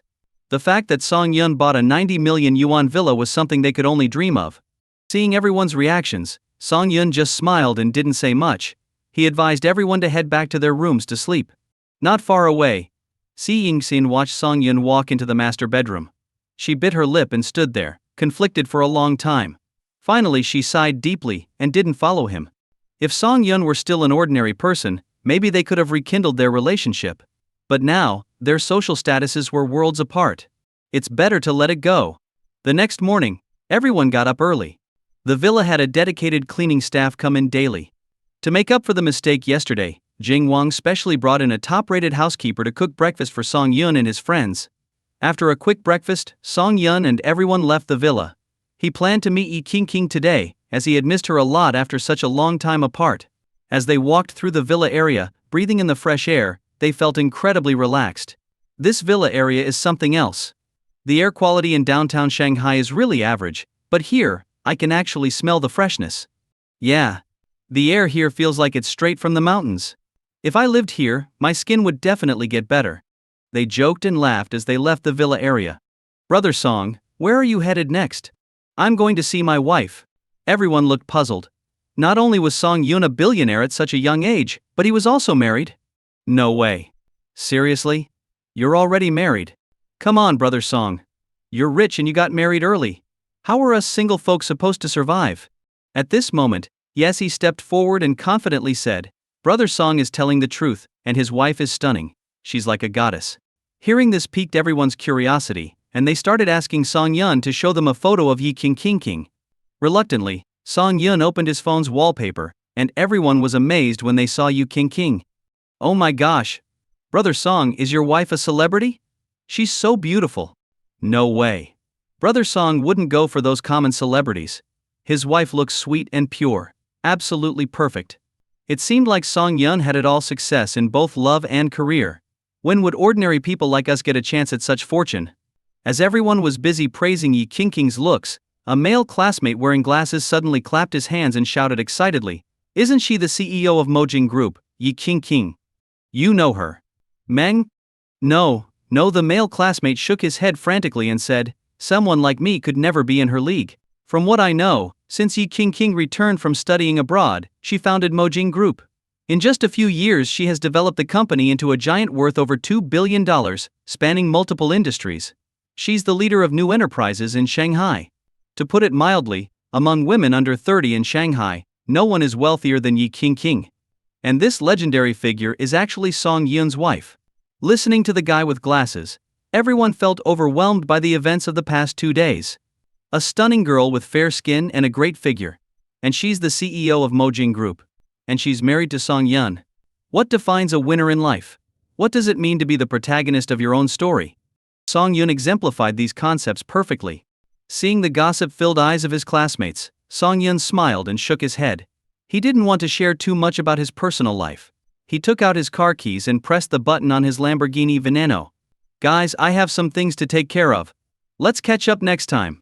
With a nod to everyone, Song Yun got into his car and drove off. Seeing Song Yun's ride, a car enthusiast quickly pulled out his phone to look up the model. Curious if it really was the one he thought it was. After a quick search, one of the guys suddenly screamed, Holy crap! Song Yun might be even richer than we thought. That car he's driving is worth 40 million yuan. Are you serious? Absolutely. And it's a limited edition in the country. Without connections you can't even order it. Man, Song Yun has come so far so quickly. Is he a monster? Meanwhile, Song Yun drove to the Mojing Group building. He wondered what his little lady was up to. Would his sudden visit be a pleasant surprise? After parking his car, he entered the office building. In the CEO's office at Mojing Group, Yi Qingqing was sighing as she looked at the documents in front of her, clearly troubled by issues with the land. Someone had leaked the route of a new subway line in Shanghai. This line runs north to south, with one of the stations near the piece of land she wanted, causing its value to skyrocket. Not only were the initial companies vying for it, but even some established real estate giants had entered the competition. Yi Qingqing faced a harsh reality: she didn't have enough funds. If she had originally needed a bit over $1 billion, now she needed 3 or 4 times that amount. However, acquiring this land would mean Mojing Group's market value would multiply several times after going public. It was driving her crazy. What should she do? Yi Qingqing kept tapping her pen on the desk, thinking she might have to ask her father for money. No, that's not an option. Last time, the thought of asking for help already shook her resolve. If she always turned to others at the first sign of trouble, she would never achieve anything great. Screw it, we don't need that land. Mojing Group can do without it, Yi Qingqing muttered to herself, her tone firm. In reality, the land wasn't originally that valuable. It only became overpriced due to continuous hype from various big players. As a young company, Mojing Group couldn't compete with them. Having made up her mind, Yi Qingqing felt a weight lift off her shoulders. Hello, sir, do you have an appointment? As Song Yun was about to enter Mojing Group, the receptionist stopped him. An appointment? Can't I go in just because Yi Qingqing is my wife? The receptionist rolled her eyes at this. The CEO is your wife? Why don't you say this company is yours too? Such a handsome guy, but a bit delusional, she thought. I'm sorry, sir, but if you don't have an appointment, I can't let you in, she said politely. Song Yun didn't want to argue with her. Company rules are rules, and she was just doing her job. He pulled out his phone and called Yi Qingqing. After explaining the situation, Yi Qingqing cheered on the phone and quickly came down to meet him. While waiting, Song Yun looked at the company's impressive yet understated entrance and realized he had never checked in at an office building before. Host is at the entrance of Mojing Group. Would you like to check in? Perfect timing, Song Yun thought, pressing the check-in button eagerly, looking forward to what would happen next. Rewards from the system were always top-notch. Congratulations, host, you have successfully checked in. Reward business acumen and knowledge of all major events in Shanghai's companies for the next week. Events? Song Yun opened the attached schedule with curiosity. It clearly listed all major business events in Shanghai for the next week, as well as the growth trajectories of specific companies. After a quick glance, he realized that even an average person with this information could make enough money to buy a house in Shanghai. But Song Yun was looking for bigger opportunities. After a detailed search, he found what he was looking for. In 3 days, a piece of land in Shanghai will be auctioned off for 5 billion yuan, but its actual value is inflated. The winning company's finances will suffer, losing 4 billion yuan. In the end, the company will have to cut its losses, and its market value will plummet. Meanwhile, another piece of land, overlooked by most, will later become highly valuable due to future developments. The company that buys this land will see its market value triple. Song Yun realized the reason behind this: rumors had been spread about a new government subway line passing through the first piece of land, causing a lot of hype. But this information was false. The second piece of land was where the real subway line would go. After carefully studying the details, Song Yun searched for the location on his phone. In any city, once a subway line is established, property values skyrocket. This area was currently a rundown village, turned into a shabby neighborhood. Even the locals joked that while properties elsewhere sold for tens of thousands per square meter, theirs couldn't even sell for a few thousand. But in a week, the government would issue documents to demolish the neighborhood, and the new subway line would be built nearby. If Song Yun could acquire this overlooked piece of land in 3 days, the future profits. Thinking about this, Song Yun decided he must secure this land. As he was planning his next move, Yi Qingqing came down. In her work attire, Yi Qingqing wore a women's suit, her previously loose hair now neatly styled, giving her a cool and professional look. At first glance, Song Yun was stunned by her appearance. Beautiful women really look good in anything. Wearing a dress is one thing, but wearing a business suit is another. And after wearing, well, I better not think about it any further.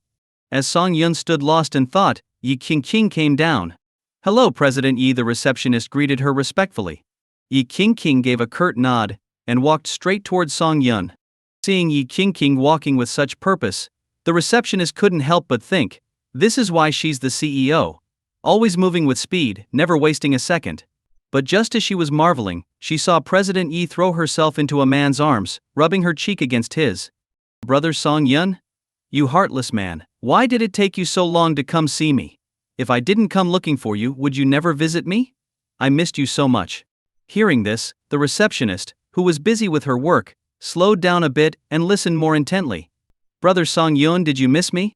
He, if it weren't for my busy work, I'd stick to you every day, he. What the heck? Was this the same cold and aloof CEO? How could she sound so playful? While satisfying her curiosity, the receptionist's world was crumbling. One moment she was inspired to emulate President Yi in everything, and the next she realized Yi King had a sweet love life all along. Her job was just to give them an excuse to be together. Feeling lonely and confused, the receptionist wanted to cry. Unable to resist her curiosity, she looked up at Yi King. She saw Yi King's face full of a shy, girlish charm, a stark contrast to her usual decisive demeanor. And most importantly, President Yi was in a man's arms. And that man had just told her that Yi King was his wife. No way. Could it be true? Am I going to get fired? After a while, in a daze, the receptionist watched as Yi King clung to Song-yun's arm and took the exclusive elevator for the CEO. They used the CEO's private passage and entered the office. As soon as the door closed, Song-yun eagerly kissed her. After a long kiss, Yi King's face turned red. She bit her lip lightly, took a wet wipe from the desk, and carefully wiped the lipstick off Song-yun's lips. You bully. Always teasing me. Because you're my wife. Song-yun hugged her tightly, and seeing her adorable expression, he couldn't help but kiss her several more times. At that moment, someone knocked on the office door. Yi King instinctively shouted, "Come in." No. Wait, don't come in. But it was too late. Jasmine had already opened the door. Seeing the two tightly embracing, Jasmine's eyes widened, her fingers pointed at them, and then she awkwardly backed out and quickly closed the door. A moment later, Yi King's cold voice came from inside the office, "Come in." Jasmine entered with her head down, placed the documents on the desk without saying a word. Yi King carefully reviewed the documents, her expression changing as she read. Gritting her teeth, she said, "Are they crazy? They've raised the land price to 430 million. Sure, this land is tempting, but aren't they afraid of overextending themselves and breaking their funding chain?" Yi King shied in frustration, realizing she had no choice but to give up. These old real estate companies were raising the stakes recklessly, as if they wouldn't stop until they got the land. Seeing Yi King's distressed look, Song-yun glanced at the documents and noticed they were bidding on a notoriously loss-making piece of land. "Did you hear something about a new government subway line passing through here?" Song-yun asked curiously. "Brother Song-yun, I didn't know you were into this stuff." "Yes, there's a rumor floating around, making it hard for new companies like ours to compete with the big players." "Have you considered that this news might be fake?" Song-yun was puzzled. People at their level might not all be geniuses, but they certainly weren't fools. Would they really bet everything on an unverified rumor? Yi King froze at his words. Right. They didn't even know if the rumor was true. Everyone in the industry had heard it, and assumed others had verified it. But if every company thought this way? Seeing Yi King's dawning realization, Song-yun smiled and said, "A plot worth just over 100 million now going for 3 or 4 times that amount? High risk, low reward. Leaving was the right move. Sir, watch your tone. This is a major auction in Shanghai. There shouldn't be any foul play." Jasmine adjusted her glasses, looking displeased at Song-yun. Seeing her trusted assistant misunderstanding Song-yun, Yi King quickly stepped in. "Jasmine, this is my husband." Jasmine was stunned, her expression blank. "Husband? Miss? Does your father know about this?" Jasmine was in shock. Her boss had gotten married, and she didn't even get an invitation. She felt deeply hurt. Yi King stammered, blushing. "We just got married and haven't told my dad yet. You better not snitch, or I'll fire you." Jasmine sighed, realizing this was a secret marriage. She might be the first to know. What had this guy done to make the boss keep it a secret from everyone and get a license so quickly? With the misunderstanding cleared, Yi King introduced Song-yun to Jasmine. Jasmine realized Song-yun wasn't some wealthy heir but an ordinary guy.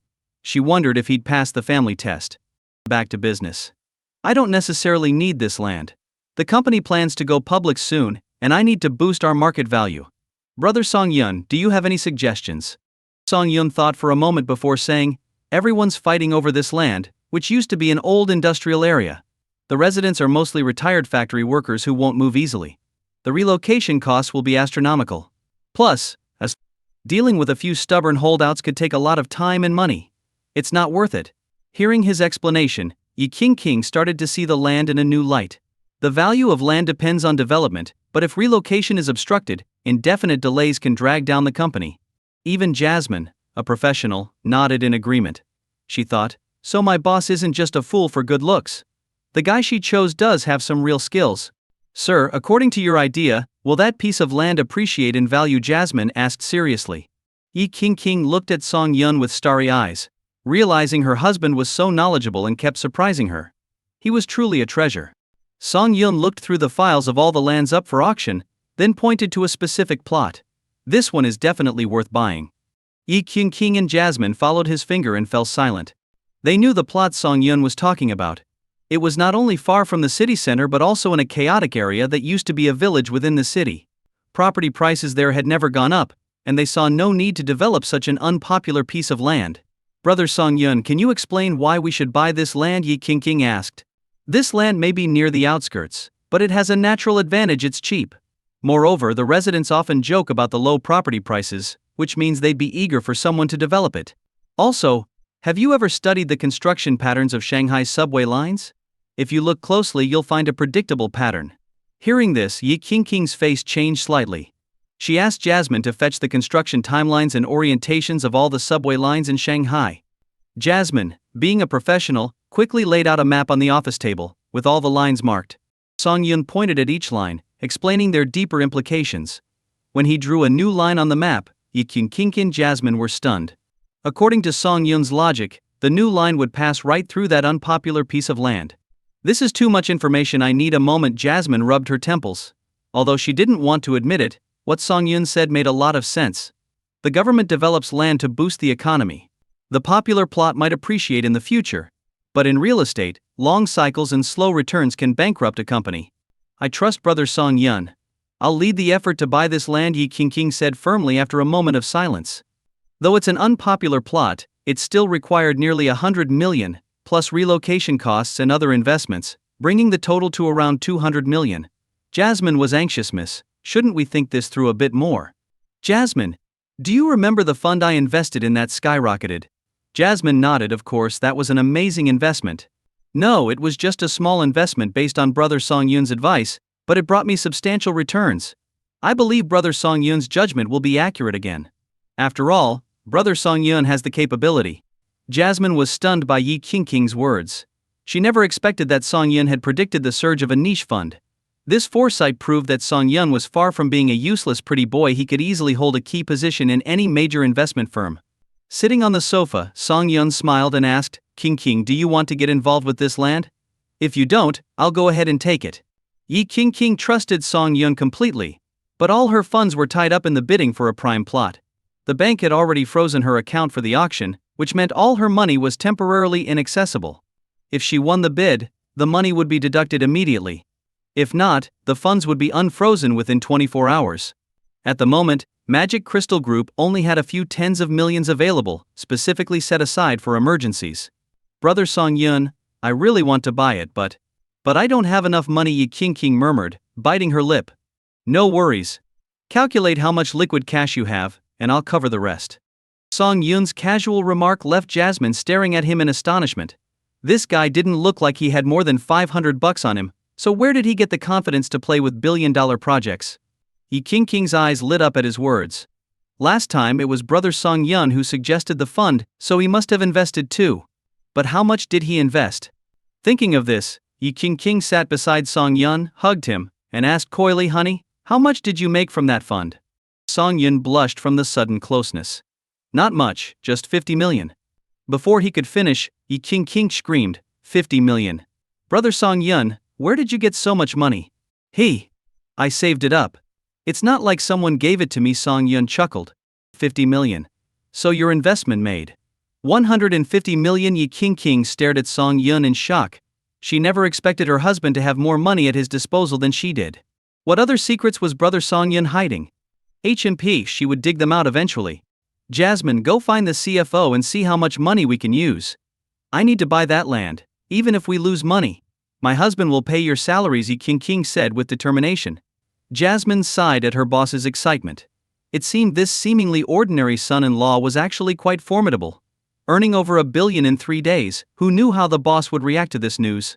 Jasmine quickly went to tally the funds, while Yi King hugged Song Yun, listening to his strong heartbeat. Brother Song Yun, tell me, what other assets do you have that I don't know about? I need to be prepared. Yi King pouted. Song Yun, feeling playful, kissed her several times and laughed. What, you want to manage my money now? Of course. If I go bankrupt, I'll just spend all your money. You'll have to support me. Ha ha ha. I can do that now. Song Yun stroked her hair and said, actually, there's not much else. Just a hospital and a villa. A villa? Where Yi King asked curiously. In the Huashu Villa District, number 83. Yi King covered her mouth in shock. She knew the property prices there. Any villa could sell for 70 to 80 million. She had once wanted to invest in a villa there, but dropped the idea due to company financial issues. Yet her husband had a property there. And the hospital. Huachuang. Banki Naya. Huachuang. That's the private hospital known for its top-notch medical tech and high fees, right? Yes, that's ours too. HMP. You have so many assets and never told me. Do you have any other women outside? Of course not, it's just you. Song Yun affectionately tapped Yi King's cute, straight nose. HMP. How do I know that? They say a man's heart is like a needle at the bottom of the ocean, HMP. Keep HMing. HMPH. Muwa. Just then, Jasmine finished her calculations and burst into the room without knocking, only to see the young master kissing Miss King. Embarrassed, she wanted to disappear. She couldn't believe she had stumbled upon this scene twice in one day. Hearing the commotion, Yi King broke free from the kiss, took a deep breath, and glared at Song Yun with a flushed face. Ahem, Miss King, the funds have been tallied. We have a total of 40 million available. Great. My money is just sitting around. Let's pool it all together just in case. I'll transfer 150 million to you. I estimate this land could yield 7 to 8 times the profit after development. Your company's overall value will double because of it. Honey, you're the best, Yi King said, touched, giving Song Yun a kiss. Soon Song Yun transferred 150 million to Yi King's account, and Jasmine went to negotiate with the government to add another piece of land to the auction. Unexpectedly, when Jasmine proposed this condition, the official was surprised. Everyone knew Magic Crystal Group was backed by the richest man in the city, but this was extravagant. Not only did they want a prime piece of land, but they also wanted a neglected one. Welcoming such an eager buyer, the official quickly checked and found no company was interested in the neglected land. To avoid any delays, he called each bidding company and confirmed none planned to buy it. He then got approval to sell it to Magic Crystal Group for 140 million. After completing the transaction, Jasmine left the business hall and encountered 3 middle-aged men with a group of bodyguards. These 3 were the main contenders for the prime land. Seeing Jasmine, they changed their route to approach her. Miss Jasmine, what a surprise to see you here. Are you here for? Asked a bald man, leering at her. I heard Miss King bought some land? As expected from the richest man's daughter, we can't compare. But I think it's a very unpopular piece of land. Miss Jasmine, you can tell King that the land has no development value. If it did, we old guys would have fought over it long ago. She wouldn't have gotten it so easily. Jasmine maintained a professional smile as she listened to their sarcastic remarks, then quickly excused herself. After returning, Jasmine handed the contract to Yi King, who reviewed it and nodded with satisfaction. If everything went as Brother Song Yun said, this land could multiply in value even if they did nothing with it. Selling it off later would be an excellent option. In the Yi household, a vigorous middle-aged man sat on the sofa reading a financial newspaper. As he read, he occasionally paused to jot down useful information. For Father Yi, learning was the only path to success. Without continuous learning, one would be left behind by the times. History has shown that many people, after reaching a certain level, become arrogant and complacent, only to be washed ashore by the tides of change, their fates uncertain. As Father Yi was engrossed in his newspaper, a man in formal attire approached him and whispered a few words in his ear. Father Yi put down the paper, lit a cigarette, took a deep drag and after a moment, said, King bought a useless piece of land. Yes, Jasmine completed the transaction. The total cost was 140 million. Alright, it's bought then, Father Yi said nonchalantly, as if Yi King had spent $14 on a toy instead of 140 million on land. Sir, do you need us to follow up on this? No need. In business you must accept losses. Even if it ends up being a bad deal, we can recover through other means. Land is always valuable in the long run. After the man left, Father Yi extinguished his cigarette, a smile gradually appearing on his face. A loss is good, a loss is good. Now no one can say the Yi family only takes in profits without any losses. This way, we don't have to worry about being targeted as fat cats. My daughter's action of buying that land has given us a good reputation and reduced some pressure. Father Yi was quite relaxed about his daughter losing money. He believed that no matter how much she lost, even if it was billions, it didn't matter. Eventually, if she needed money, she would come back to the family. This not only built a good reputation but also strengthened family ties, a win-win situation. However, if Father Yi knew that his daughter had secretly married Song Yun without informing him, his reaction might be quite different. Meanwhile, in the most exclusive club in the city, more than 10 men were gathered around a table, giving the room a roundtable meeting vibe. News of Yi Qingqing's land purchase had already spread in real estate circles, with many waiting to see her fail. After all, if so many real estate moguls were uninterested in a piece of land, how could a young rookie like her succeed? At the meeting, an elderly man raised his wine glass and smiled at the group. Zhou Chen, with Yi Qingqing out of the running, it looks like the most sought-after land will be yours. This elder, the owner of the club and the most senior person present, was signaling everyone to back off, indicating that Zhou Chen was the clear favorite for the land. Zhou Chen clinked glasses with the elder and smiled. Mr. Wu, you give me too much credit. Everyone is competing for this land and it all comes down to money. Whoever has the most will win. But this time, my family has prepared 800 million. What price do you all plan to bid? This blatant threat made everyone who had their eyes on the land feel a chill. The price of the land had already reached 500 million. If it continued to rise and Zhou Chen, that sly fox, suddenly backed out, they'd be left holding the bag. Besides, Zhou Chen had made it clear, I'm prepared to spend 800 million on this land. If you can match it, go ahead, if not, step aside. This put a lot of pressure on those with tight budgets, causing some to consider backing off. Haha, let's not talk about this at our gathering today. Speaking of Yi Qingqing, she doesn't seem to have inherited her father's business acumen. She doesn't really understand the business world. After all, she's just a young girl. Maybe the growth of Magic Crystal Group over the years was all guided by that old man behind the scenes, Mr. Wu said, trying to ease the tension and steer the conversation back to Yi Qingqing. In my opinion, Yi Qingqing is just a pretty face. She started a company just to boost her credentials so she could find a good husband in the future. Exactly. She spent 140 million on a useless piece of land, which is a prime example of wastefulness. Makes my daughter's spending on bags seem like nothing, ha ha ha. The group shared their disdain for the new kid on the block, convinced that without her powerful father, Yi Qingqing would have been eaten alive. Hey, at least Yi Qingqing has some self-awareness. She didn't continue borrowing money to bid on that prime land. If she had, her company's stock would have plummeted after going public, Zhou Chen remarked casually while sipping his wine. The crowd instinctively agreed, but then they realized that while Yi Qingqing had avoided one pitfall, she had fallen into another. It seemed her reputation was highly inflated. On the other side of town, Song Yun and Yi Qingqing finished their business. Relieved, Yi Qingqing pestered Song Yun to take her somewhere nice to eat. With no other choice, Song Yun took her to a hole-in-the-wall restaurant they frequented during their university days.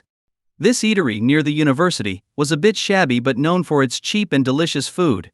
Rumor had it that the owner was once a head chef at a 5-star restaurant but ended up here after a heartbreak. Song Yun and Yi Qingqing found a seat and ordered a few dishes. Yi Qingqing was puzzled about why Song Yun brought her here, and he joked that he had given her all his money, so they could only afford simple meals. Yi Qingqing knew he was kidding and was curious about the place. It was her first time here, and she didn't mind. She was actually quite intrigued, looking around with interest. When the food arrived, Yi Qingqing took a bite and her eyes widened. This is so good. If they package this up, it could sell for hundreds per dish.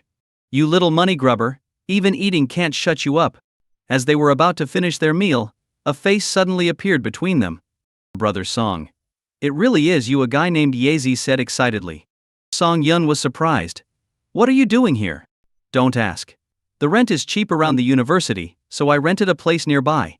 I come here for dinner every night after work, Yazi said, sitting next to Song Yun. He then noticed Yi Qingqing. His eyes widened, and he pointed back and forth between Song Yun and Yi Qingqing. Is this your wife? She's even more beautiful than in the photos. Yi Qingqing looked stunning in photos, but in real life she was even more striking. Her figure was incredible, and she had an indescribable aura. When Yi Qingqing heard Song Yun's friend call her sister-in-law, she realized that Song Yun must have talked about her to his friends. This made her very happy. Hey brother Song, why are you eating here? Sure, the food is good, but it doesn't match your status, Yezi asked curiously. I'm just an ordinary guy, Song Yun replied with a smile. The main reason is that I'm broke. Yezi looked at Song Yun like he was crazy. A billionaire living in a $90 million villa, driving a $40 million sports car, claiming to be broke? Yeah, right. Brother Song, you're messing with me. Even a fraction of your wealth could feed a family for a lifetime. Song Yun smiled and said, seriously, I'm out of money. I just invested over $100 million in my wife's company. Now I don't have a penny to my name. Over $100 million? Get out of here, you rich dog. After joking around, Yezi packed up the food and left, saying he had to leave before he got too jealous of their relationship. Song Yun and Yi King headed to their villa. Yi King explored the newly renovated villa with curiosity. It wasn't that her current place was inferior, but this was meant to be their future home. As she ran up and down the stairs, Song Yun sighed. Why don't we stay here tonight and take a good look around? Sure, Yi King agreed without hesitation and sent a message to her family. Wow. Song Yun had only been joking, but she took it seriously. Does that mean tonight? Yi King seemed to read his mind and said, get those thoughts out of your head.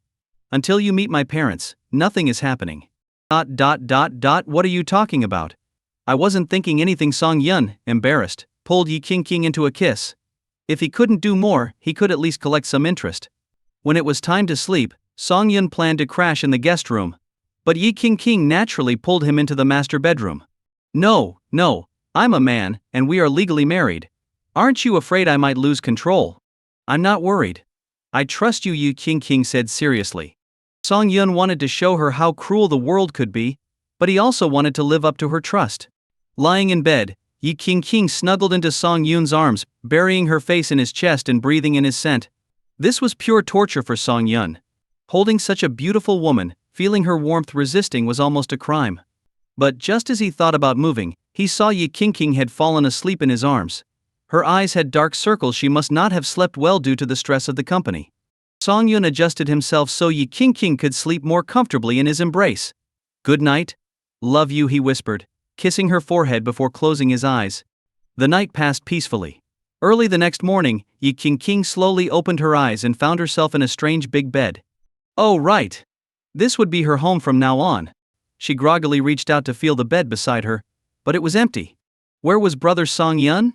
She got up in a panic, throwing on a robe as she rushed to go downstairs. Just then, the bedroom door opened, and Song Yun walked in with a tray. On it were a glass of milk, a piece of bread, and a boiled egg. Lazy bones. Time to eat, Song Yun said, placing the breakfast on the bedside table. No way. Waking up without seeing you first thing in the morning makes me grumpy. Yi King pouted and turned her head away. I saw you sleeping so soundly. I didn't want to wake you. I don't care. After insisting on getting a kiss and a hug, and throwing a small tantrum, Yi King finally got up, washed up, and started eating. Meanwhile, in the auction business hall, Zhou Chen shook hands with the manager. The hottest piece of land was finally his. Under the combined pressure from him and old Wu yesterday, many real estate companies gave up on bidding. Even some old companies that were reluctant had to back down after reviewing their finances late at night. After all, Zhou Chen had more money, and money rules the world. No money, no deal. The land was sold for $490 million. Congratulations, Mr. Zhou. We look forward to seeing a landmark building in Shanghai under your name, the manager said warmly. Thank you for your support, Zhou Chen replied with a smile. After some small talk, he left with the contract. Getting into his car, Zhou Chen found old Wu sitting in the back seat. Is everything settled? Zhou Chen proudly waved the document and instructed the driver to go. Ha. After this development, the Zhou family will make at least $200 million, old Wu said with a hint of envy. Zhou Chen smiled, knowing that $200 million was just the minimum. With the right maneuvers, a $300 million profit was entirely possible. I'm making money, but Yi King is losing a lot. She spent $140 million on that piece of useless land. I wonder how she'll explain it to her family, Zhou Chen said disdainfully. He had heard praises of Yi King being a remarkable woman, building her empire from scratch. But now she was foolishly buying worthless land, utterly laughable. Yi King is just a young girl, easily influenced. Maybe someone whispered in her ear, and she made a hasty decision. But this is good, it saves us trouble. Honestly, I thought she would go back to her family for resources. But now it's clear that those who can't use resources wisely are doomed to fail. Days passed, and the government still hadn't released any news about the new subway line. This made many real estate moguls anxious. However, Yi Qingqing in the Magic Crystal Group office showed no signs of worry. Her daily routine was simple: go to work, handle documents, wait for brother Song Yun to pick her up, go home, and sleep in his arms. Simple and warm. Even if she lived like this for hundreds of years, Yi Qingqing would never get tired of it. Song Yun wasn't idle either. He was constantly signing deals and filling his coffers. He didn't have a huge fortune yet, but he had accumulated a few tens of millions in some functional cards, making him even more prepared to handle any situation. One morning, Zhou Chen was sitting at home, leisurely eating breakfast with a newspaper in hand. He had picked up this habit while studying abroad at a relative's house in the UK. Just as he cut a piece of bacon and elegantly put it in his mouth, his secretary burst in, flustered. "You're always so careless. You need to be more composed," Zhou Chen scolded. Mr. Zhou. The new subway line in Shanghai. It's been announced." The secretary was out of breath from running. Hearing this, Zhou Chen jumped up excitedly. Really? His heart raced with joy. The land he had just bought would soon skyrocket in value. A new subway line would not only improve transportation but also cause property prices to soar. Where is the subway line going to be? The secretary opened a map of Shanghai and drew a straight line with a red marker. Seeing the line, Zhou Chen's heart sank. He grabbed the secretary by the collar, his eyes red with anger. "Where did you get this information?" "The government has issued a document. The subway construction will start soon." The secretary hung his head, bracing for his boss's wrath. Zhou Chen shoved the secretary aside and stared furiously at the map. The land he bought was valuable, but not that valuable. He had bet heavily on the subway line passing through it, convincing his family to increase their investment. But now, it was all wrong. The information had been both right and wrong. What to do? How could he recover from this? Suddenly he had an idea. With the new subway line he could buy another piece of land before the news spread widely. He followed the red line the secretary had drawn, searching for available land. Finally he found one, the only one. His heart sank further when he saw it was the same piece of unpopular land Yi Qingqing had bought. It was over. He had invested so much money and could end up losing it all, while Yi Qingqing's gamble had paid off. Her land's value had multiplied several times over. After the official announcement, the commercial district in Shanghai was abuzz. Initially, the real estate tycoons dismissed Yi Qingqing's purchase, considering it too far from the city center with a mixed population. But now that piece of land was the golden egg of Shanghai, the only one. If Yi Qingqing decided to sell, it could easily fetch 700 to 800 million. Meanwhile, at the Yi family residence, Father Yi had been in a gloomy mood since hearing the news. His secretary, puzzled, wondered why the master wasn't happy. After all, the young lady had made a perfect investment and earned a fortune. What the secretary didn't know was that Father Yi had already gathered the funds, waiting for Yi Qingqing to come back and discuss the matter. He had hoped to enjoy his daughter's admiration and affection. But now, it was all ruined. How could his daughter be so capable? She had turned a sure lost piece of land into a gold mine. "Master, why do you look so unhappy?" the secretary asked cautiously. "Xiao Qian, can you help me come up with a plan to fail in my investment and lose some money?" Father Yi sighed deeply. The secretary was baffled. Was the master so happy that he lost his mind? Since when did losing money become a goal? Seeing the secretary's confusion, Father Yi sighed again. None of them understood him. Forget it, he thought. He'd just focus on building more Hope primary schools. Meanwhile, the happiest people were those in the Magic Crystal Group. In the general manager's office, Molly answered call after call. "Hello, Mr. Yin?" "I'm sorry, Mr. Su offered 9 billion, but we didn't sell the land." "Yes, please discuss with your company executives and decide on a final price." "Hello, Mr. Lee? You're offering 11 billion? I'll note that down and report to our president." "All right, goodbye, Mr. Lee."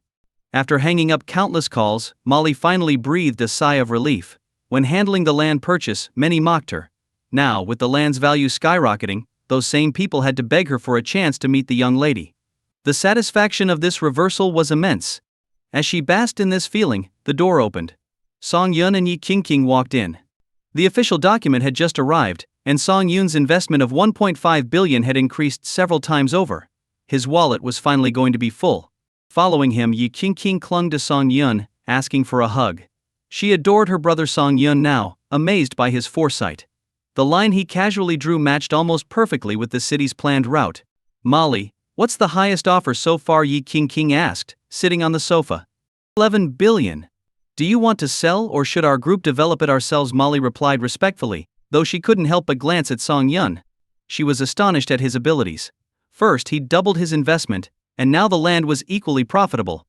The young lady was fortunate to have married him. Brother Song Yun, you're the largest shareholder of this land. Should we sell it? Yi King asked with a smile. Song Yun pondered for a moment.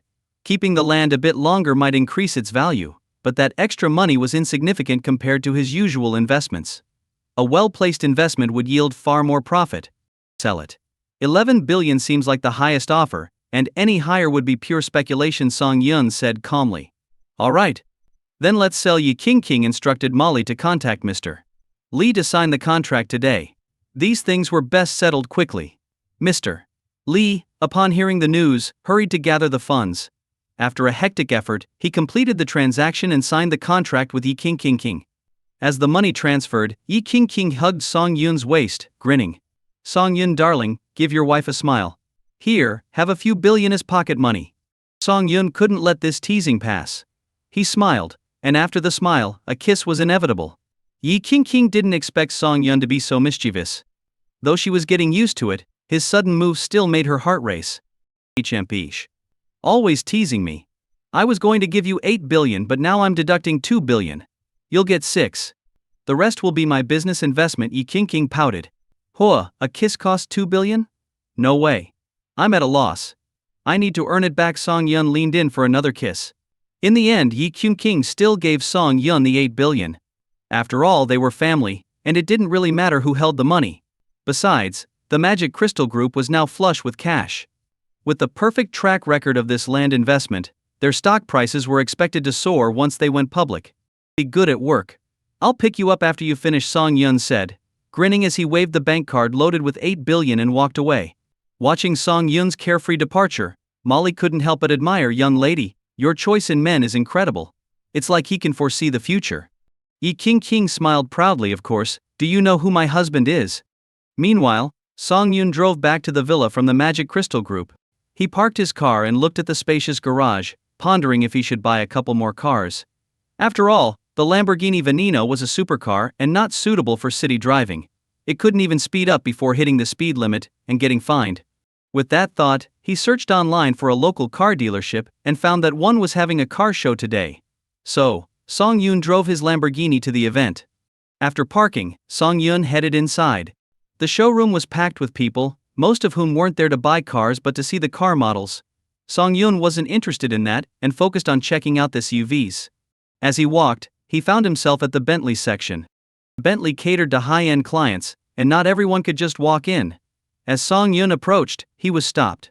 Sir, the Bentley section is for VIP customers only. I'm sorry. Seeing the saleswoman's apologetic look, Song Yun didn't make things difficult for her. Cars worth millions need to be kept pristine, and letting everyone touch and test them would ruin the paint job. Don't worry. I have the means to be here. See the Lamborghini section over there? You can ask them if they know a guy named Song Yun. The saleswoman was taken aback. Wealthy people often like to play the role of a low-key millionaire. She couldn't be sure this plainly dressed young man wasn't one of them. Asking wouldn't hurt, so she asked Song Yun to wait a moment and quickly went to the Lamborghini showroom.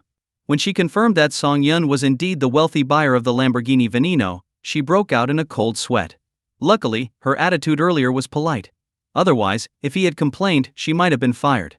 Mr. Song, please follow me. I'll show you the models you're interested in. The saleswoman returned with a perfect smile and led Song Yun into the showroom. After a tour, Song Yun felt Bentleys were more suited for wealthy middle-aged men who usually had drivers. It didn't quite fit his style. After the saleswoman's polite farewell, Song Yun left the Bentley showroom. Ping. Host detected at a car dealership event. Would you like to check in? Check in. Song Yun hadn't expected to trigger the system here. Ping. Host has completed the check-in and is awarded a storyline mode. The storyline will commence shortly. Other system functions will be locked until completion. Completing the storyline will yield substantial rewards. Hearing the system's robotic voice, Song Yun was stunned. What? Starting a storyline now? Locking other functions? As he stood there in a daze, someone bumped into him from behind. He turned around to see a young car model sitting on the ground, rubbing her ankle in pain.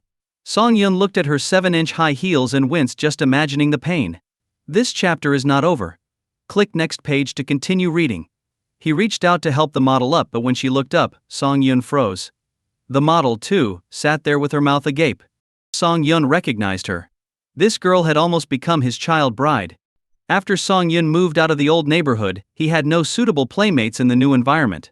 One day, by chance, his father's comrade visited with his daughter. In just one meeting, Song Yun and the girl became close friends. But as they grew older, they lost contact. He never expected to run into her here today. From what Song Yun knew, his father's comrade had become a police officer after leaving the military, and the girl had grown up in a well-off family. Why was she working as a car model now?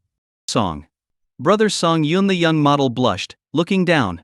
She had met Song Yun countless times in her dreams, but their first real-life reunion in years happened here. Yuan Cien? What are you doing here? And why isn't your dad keeping an eye on you? Song Yun asked, feigning anger as he pulled her up.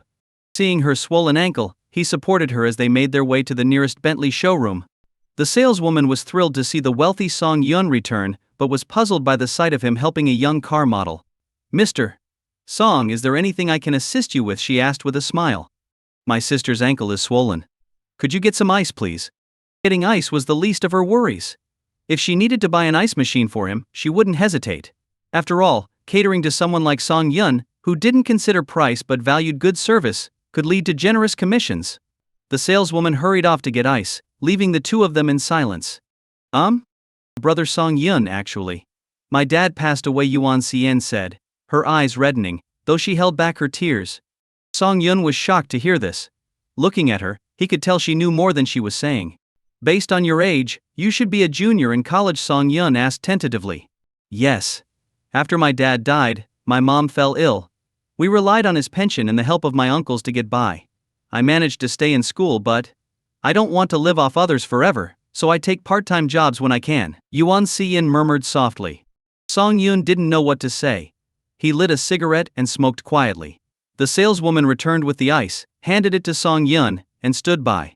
Annoyed, Song Yun waved her off. Don't just stand here. Go tell your manager to customize an SUV for me with the highest-end accessories. The saleswoman was overjoyed.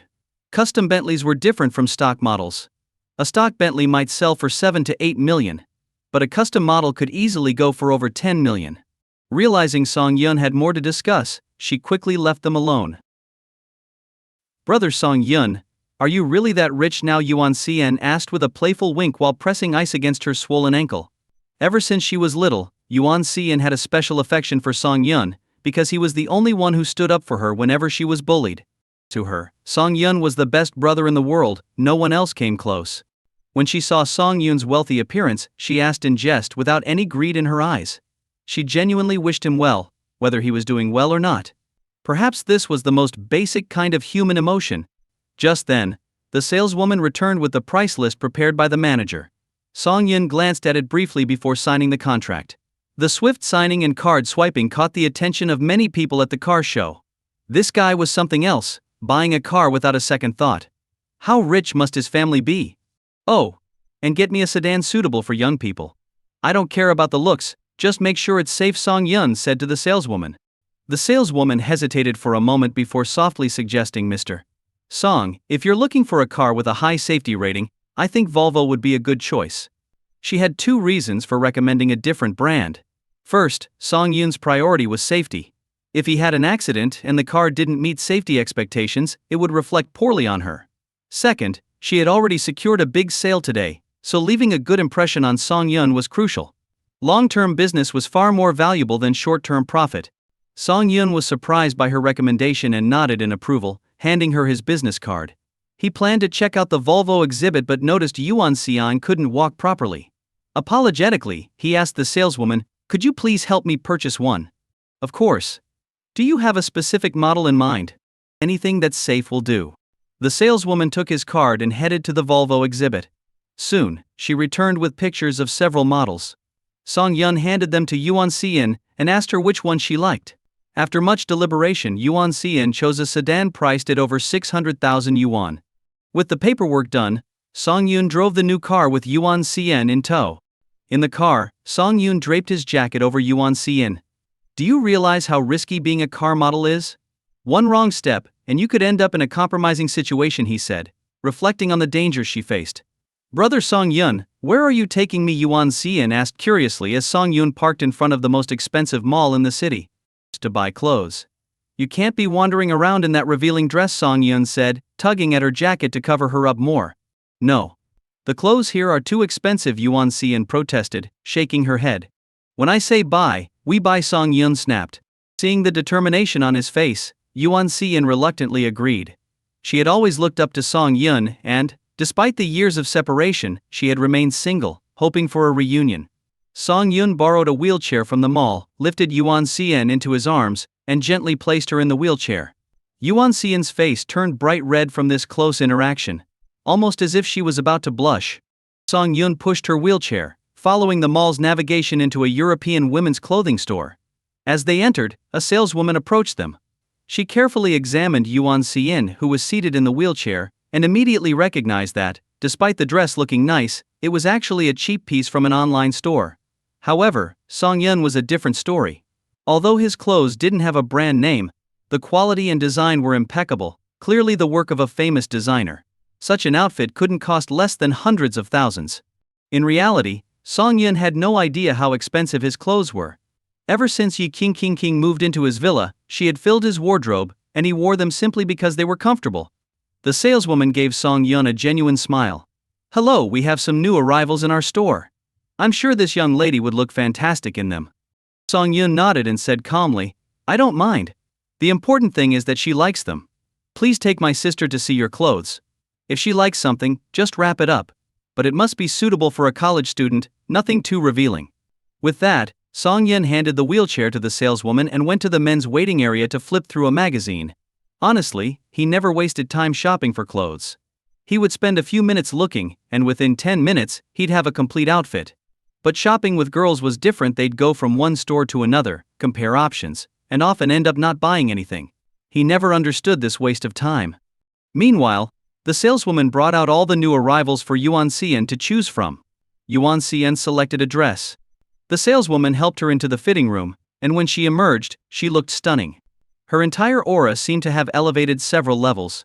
Song Yun inspected the dress. It reached her calves. Perfect. The dress suited her well. It was evident that expensive clothes had their merits. Yuan Xian looked like a different person before and after trying on the dress. Before, she wore mature clothes that clashed with her youthful innocence, creating a discordant image. Now, she exuded the pure charm of a young girl, full of vibrant energy. Anything else? Song Yun asked. There are a few more pieces, but with her injured foot, it's inconvenient for her to try them on, the saleswoman replied, sweating slightly. She had spent a lot of effort helping Yuan Xian change. Wrap them all up. She can try them on when she's healed, Song Yun said, pulling out his card. The saleswoman was momentarily stunned. In all her years working in retail, she had never seen such a generous man. Considering the clothes totaled over 300,000 yuan, she kindly reminded him, Sir, since these are our latest arrivals, they are quite pricey. Don't worry. There's plenty of money on the card, Song Yun reassured her. Realizing she was dealing with a big spender, the saleswoman cheerfully went to the counter to process the purchase. She returned with the receipt and handed it to Song Yun. Please leave your address, and we'll have everything delivered to your home. Yuan Xian, wearing her new dress, was pushed back to the car by Song Yun. Holding the receipt, Yuan Xian cautiously asked, Song Yun, can we return these clothes? I could just buy a few outfits online when I get back to the dorm. What's wrong? Are the clothes too cheap, or do they make you uncomfortable? No. It's just that. These clothes are too expensive. Are they running a robbery business on the side? 8,000 for a piece of fabric, Yuan Xian complained. Do you like how it looks? It looks great, but then that's all that matters. For me, a few thousand is no different than a few bucks. Darn it, you got me again. They playfully argued all the way to the dormitory. It was just after class, and many students were walking back, glued to their phones. When they saw Song Yun's Volvo, quite a few stopped to look. After all, not many students came from wealthy families, and having a car on campus was rare. As the car door opened, Song Yun helped the hopping Yuan Xian out. Do you have a driver's license? Song Yun asked. Yes, why? This car will be convenient for you to get around. Yuan Xian was shocked. She couldn't believe that Song Yun bought such an expensive car for her. She tried to refuse the keys, adamantly not accepting them. At that moment, Yuan Xian's roommate approached, smiling. Hey handsome, Are you trying to win over our Xian? No. This is my brother. Don't talk nonsense. Yuan Xian quickly denied it. The girl gave Song Yun a surprised look, then turned to Yuan Xian. She knew Yuan Xian's family situation, so how did a rich brother suddenly appear? Could he be an illegitimate child or something? Alright, here's the car key. Take care of it, and find a parking spot on campus. Song Yun placed the key in Yuan Xian's hand and pulled out a bank card, waving it in front of her. There's about 600,000 yuan on this card. It should last you a while. If I find out you're doing car show gigs again, I'll break your legs. Although Song Yun's words were stern, Yuan Xian felt a warmth in her heart. No one had cared for her like this in years. Oh, by the way, I'll find a good doctor to give your mom a thorough checkup and see if there's a way to treat her condition. Yuan Xian's mother had cancer, and for years they had relied on chemotherapy and medication to keep her alive. Better treatments were always tied to money. With Song Yun's connections to the best private hospital in the city, there was no reason not to take advantage of it. Seeing that Song Yun had taken care of everything for her, Yuan Xian held back her tears. I'm leaving now. Focus on your studies. If you get tired, take a break. If you want to do part-time work, find something suitable for a college student. It's good experience. With that, Song Yun left.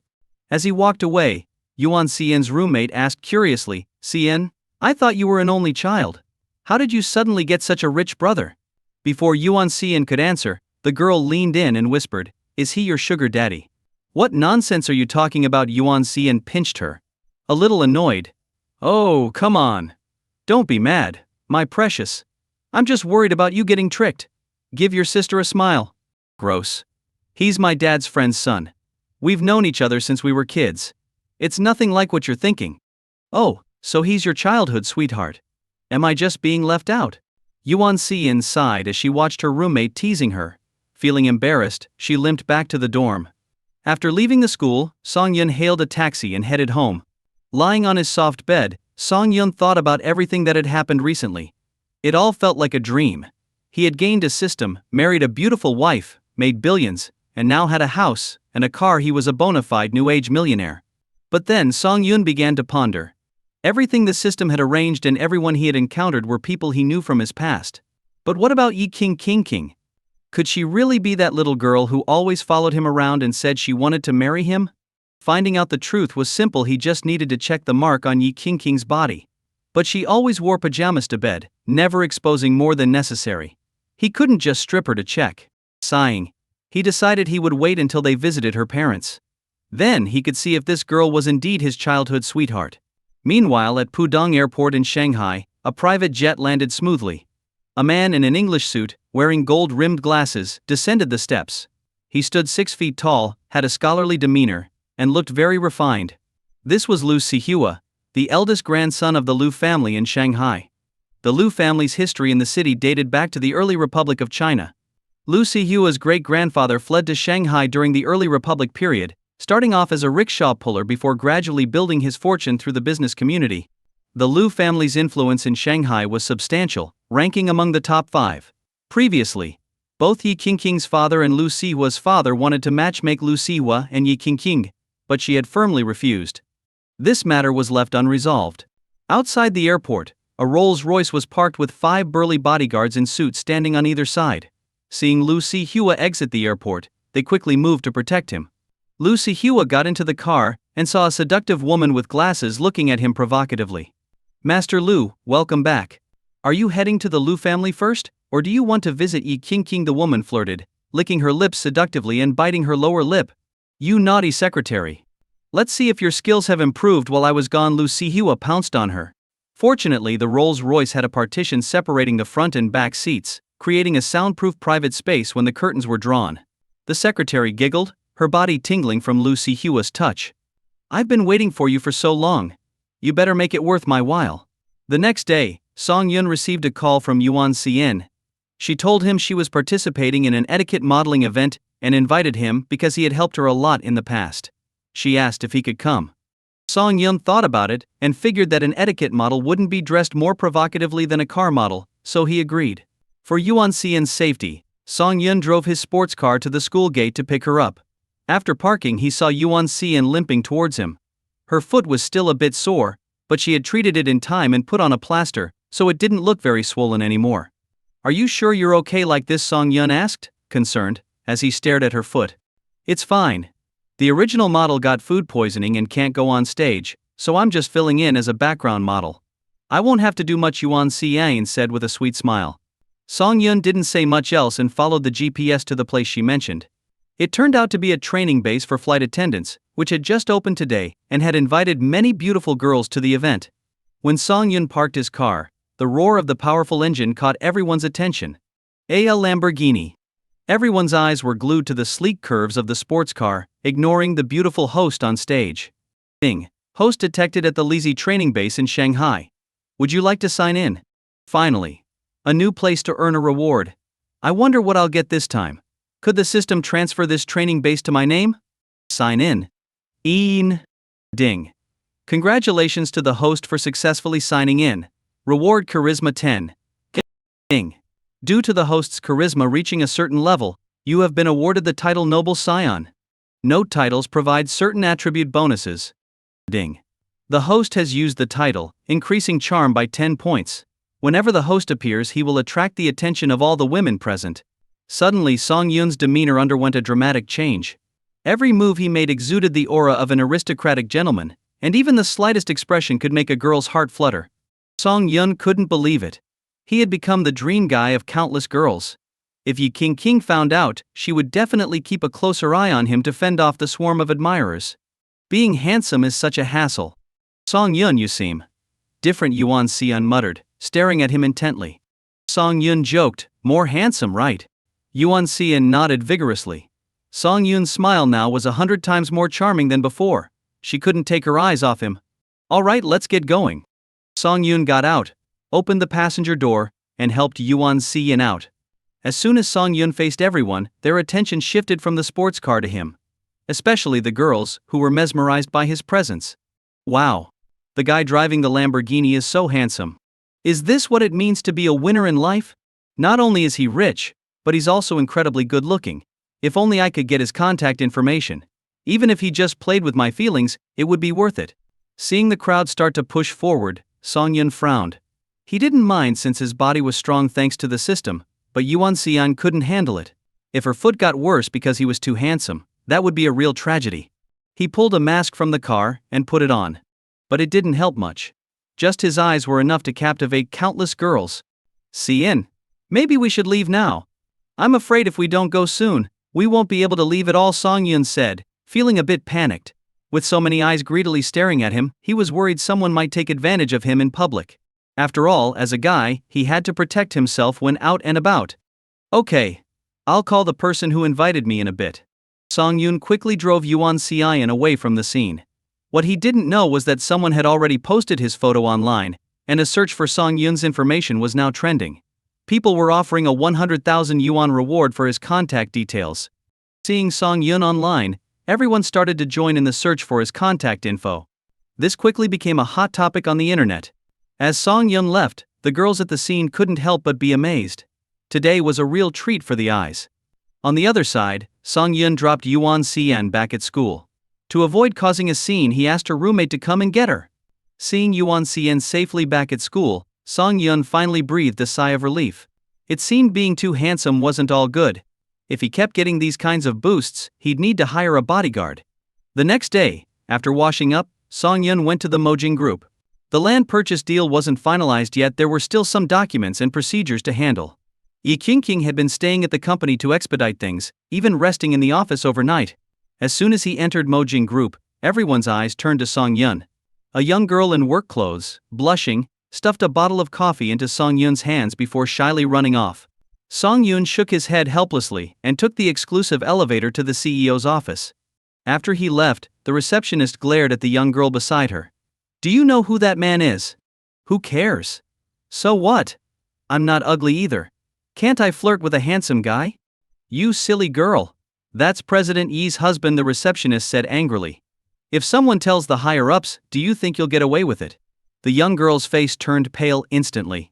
She couldn't believe her courage. But the president's husband was so handsome. Even if she got fired, she wouldn't regret what she did today. When Song Yun reached the general manager's office, he opened the door and found Yi King sleeping on the couch, while Jasmine was quietly organizing some documents. Hearing the door open, Jasmine turned to see Song Yun and didn't pay much attention. But wait, why did Song Yun look even more handsome? She turned back again. It wasn't an illusion. Song Yun was indeed more handsome. Not just his skin, but his entire aura had improved. Song Yun made a shushing gesture towards her, then took off his coat and gently covered Yi Qingqing. Although he moved very softly, he still woke Yi Qingqing up. She opened her sleepy eyes and saw her Song Yun. Stretching her arms, she pouted and said, "Honey, hug me." Song Yun smiled and held Yi Qingqing in his arms, while Jasmine, feeling like a third wheel, wisely left the office. "Honey, I missed you so much. You look even more handsome after a few days." "Darn it. What if someone else steals you away?" Though Yi Qingqing was surprised, she quickly adjusted. After all, no matter how handsome he was, still her husband, officially recognized by the state. "Honey, once I finish up things here, let's go home and meet my parents," Yi Qingqing suddenly said as they cuddled. "No problem, you pick the time, and I'll be there," Song Yun replied, kissing her on the forehead. It seemed he was close to happiness. As long as he got the approval of her parents, he and Yi Qingqing could truly be together. Seeing the seriousness in Song Yun's expression, Yi Qingqing smiled dreamily. Just as the atmosphere between them grew more intimate, Yi Qingqing's stomach growled loudly. Embarrassed, she giggled and buried her head against Song Yun's waist. "Let's go, I'll take you out to eat." Yi Qingqing's office had a private room that was as well decorated as any five-star hotel, with facilities for sleeping and showering, one of the perks of her position. Feeling sticky after working all night, Yi Qingqing asked Song Yun to wait while she showered. While she was in the shower, Song Yun looked over the land transfer documents. Thanks to his system-enhanced business acumen, he had no trouble understanding them. After reading through everything, he couldn't help but admire the thoroughness of big companies. The documents had all the important clauses and rules highlighted, making them easy to read. Just then, Yi Qingqing came out of the shower. She had changed into a black dress, and, even without makeup, looked stunning. She was no longer the high-powered CEO but Song Yun's adorable girl next door. Yi Qingqing took Song Yun's arm, and they left the Mojing group together. "What do you want to eat?" Song Yun asked as they got in the car, attentively fastening her seatbelt. "A new 5-star restaurant just opened. Want to try it?" "Sure, you navigate." They drove to the highly rated new restaurant. After ordering, they made small talk, mostly with Song Yun asking about her parents' likes and dislikes so he could prepare properly. Even though the Yi family was the wealthiest in the city and lacked nothing, showing up empty-handed wouldn't be polite. First impressions mattered, and Song Yun didn't want to mess up. As they chatted, dish after dish was served. Song Yun tasted the food and found it mediocre, not even as satisfying as the cheap eats near his university. Maybe people came here more for the status than the food, he thought. Just then his system chimed. Ding. Detected host at Lijiang Restaurant on Furong Street in YH District, Magic City. Check in. Check in. Song Yun didn't think much of it. What could he possibly get from a restaurant? But the system's reward shocked him. Ding. Congratulations to the host for successful check-in. You have been awarded Grandmaster-level culinary skills and the cooking knowledge of 100 famous chefs from ancient to modern times. A flood of memories entered Song Yun's mind. It felt like he had been learning culinary arts for years. He could instantly recall the steps and requirements for any dish. After they finished eating, Song Yun asked with a smile, "Are you full?" "No. The portions are so small. The fancier the place, the less food you get." Yi Qingqing complained. "Let's go home. I'll cook something delicious for you." "Song Yun, do you really know how to cook?" Yi Qingqing asked with a puzzled look as they returned home. Song Yun took some ingredients out of the fridge. Since they had already eaten, he just made a bit of rice and cooked 2 simple dishes. While cooking, Song Yun continuously integrated his new culinary skills and the memories of master chefs. Finally, he finished 2 dishes: scrambled eggs with tomatoes and spicy stir-fried pork. When he set the dishes on the table, Yi Qingqing's eyes lit up. "It smells amazing." Yi Qingqing eagerly took a bite of the spicy stir-fried pork. The heat of the peppers exploded in her mouth, making her crave more. "This is so delicious. I can't believe you've been hiding this talent from me," she complained, her mouth full of food. "Eat as much as you like." Song Yun laughed, pouring some of the tomato egg sauce over his rice. The moment he tasted it, he realized this was real food, nothing like what he'd had before. They devoured everything, not leaving a single drop. Leaning back with a satisfied belly, Yi Qingqing said, "Now I understand why you didn't cook for me before. You were afraid I'd never stop eating and get fat." "That's not true. Don't make things up. Song Yun couldn't exactly tell her he just gained these cooking skills today.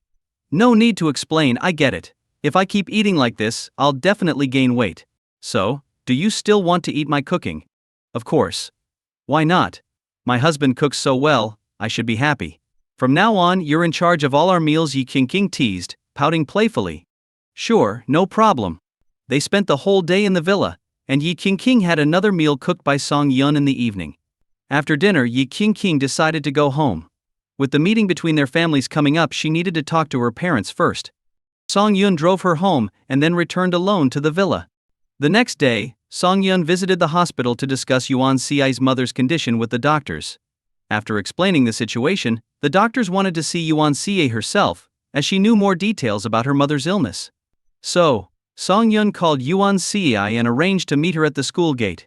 Driving his sports car to the school, he attracted a lot of attention. It was the weekend, and students were bustling about, some with their partners and others planning gaming sessions. The sight of the sports car drew many eyes. Some girls started taking selfies with it, while others posed beside it. One bold girl even lay across the hood, her tight dress barely covering her. As she leaned on the car, her cleavage was prominently displayed in front of Song Yun. Inside the car, Song Yun felt awkward. The tinted windows hid him from view, but he could see everything outside. He was torn between interrupting her and just enjoying the view. Excuse me, could you please get off my car? Seeing the girl's increasingly bold actions, Song Yun couldn't help but roll down the window and remind her. The girl, who had been happily taking photos, turned red and quickly moved aside. How embarrassing. The car owner was right inside the car. The girl taking photos of her stood frozen, captivated by Song Yun's appearance. She couldn't remember anyone this handsome and rich at their school. A buzz went through the crowd, and many girls, forgetting their shyness, rushed to ask Song Yun for his contact information, but he turned them all down. Just then Yuan Xie appeared. Song Yun quickly grabbed her and they drove off. In the crowd, a figure quietly watched the car drive away. Yuan Xie's roommate. Song Yun took Yuan Xie directly to the dean's office. After some routine questions, the doctors assured them that the treatment was no problem at all. Being a private hospital, they could also provide the most comfortable care for her mother's recovery. When Yuan Xie asked about the cost, the dean glanced at Song Yun with a bit of confusion. Song Yun cleared his throat and said, "Don't worry about the cost. Just let Auntie stay here and rest easy." They scheduled a time to bring Yuan Xi's mother in for a comprehensive checkup and to develop a detailed treatment plan. After leaving the hospital, Song Yun noticed a change in Yuan Xi's expression.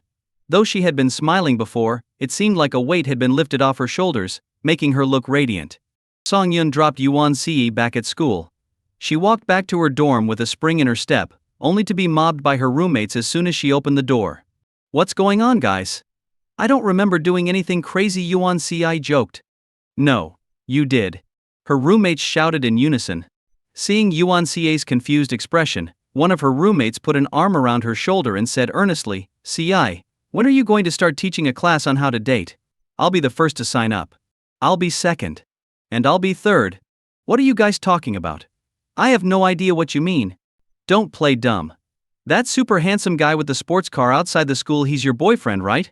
Yuan Xie was speechless. Waving her hands, she said, "He's just a brother I've known since we were kids. We recently reconnected." "Oh, childhood sweethearts. And a fateful reunion at that. Well played, Yuan Xie. What are you guys talking about? Our relationship is totally innocent. If you keep saying that, I'll get really mad." Yuan Xie pretended to be angry. Okay, we're just joking. But seriously, that guy is super handsome. You should seize the opportunity." Seeing how serious her roommates were, Yuan Xie started to feel uncertain herself. The next day, Song Yun was woken up by a visitor, Zheng Wang, the officer who handled the villa intrusion case before. Zheng Wang brought some expensive gifts and greeted Song Yun obsequiously. "Mr. Song, how have you been enjoying your stay here?"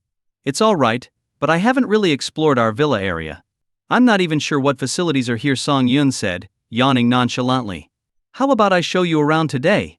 Our villa area is quite expansive, with a community hospital, parks, a kindergarten, and other high-end facilities." "What do you think?" Zheng Wang asked, eyes full of anticipation. Seeing Zheng Wang's hopeful expression, Song Yun didn't want to refuse his kindness, so he got dressed and followed him out. Zheng Wang personally drove a golf cart, taking Song Yun around the villa area, providing detailed explanations of each facility they encountered. As they wandered around, Song Yun pointed to a more luxurious villa cluster in the distance and asked, "Are those villas built by your company too?" "You give us too much credit." Zhang Wang smiled awkwardly. "Those villas are built by Junal, the most powerful construction company in Shanghai. Just acquiring the land reportedly cost them nearly 10 billion. Oh, Song Yun was intrigued. Maybe if he checked in over there, the system would reward him with a villa? Who would mind having more money? After Song Yun expressed his interest in seeing those villas, Zhang Wang reluctantly drove them over, knowing it would likely result in some sneers and jeers from the competition. But what could he do? The customer had requested it. As they arrived at the Junal Villa area, the system's mechanical voice chimed in. "Ding. Host detected at the Junal Villa cluster in UIK district, Shanghai. Check in." Song Yun decisively pressed the check-in button. "Ding. Congratulations to the host for checking in. You have been awarded a Junal Villa." As expected, Song Yun felt a rush of excitement. During his chat with Zhang Wang, he learned that the Junal Villa cluster, though called villas, were actually built like estates. That vast area housed only 18 villas, each worth about 1 billion yuan. Not only that, but the property fee here was the most expensive in Shanghai, costing 20 million yuan per year. The corresponding services were top-notch as well. Since Song Yun and Zhang Wang had been standing at the villa area entrance for a while, a security guard approached them out of curiosity and asked, "Are you here to see someone?" "No, I'm the owner here," Song Yun replied. He walked up to the gate's verification area and pressed his fingerprint. Instantly, the grand gate opened like a castle. "Welcome home, owner of Villa 6. The security guard quickly let them through, while Zhang Wang stood there, his brain momentarily frozen, dumbstruck. He had thought Song Yun was just a rich kid from a wealthy family. But now it seemed, rich didn't even begin to cover it. Zhang Wang followed closely behind Song Yun like a little sidekick as they entered the Junal Villa area. Once inside, Song Yun noticed that each home had high walls and large courtyards. Locking the gate meant having a private kingdom. Given the large area, each household had a small electric cart provided by the property to transport guests to the main gate.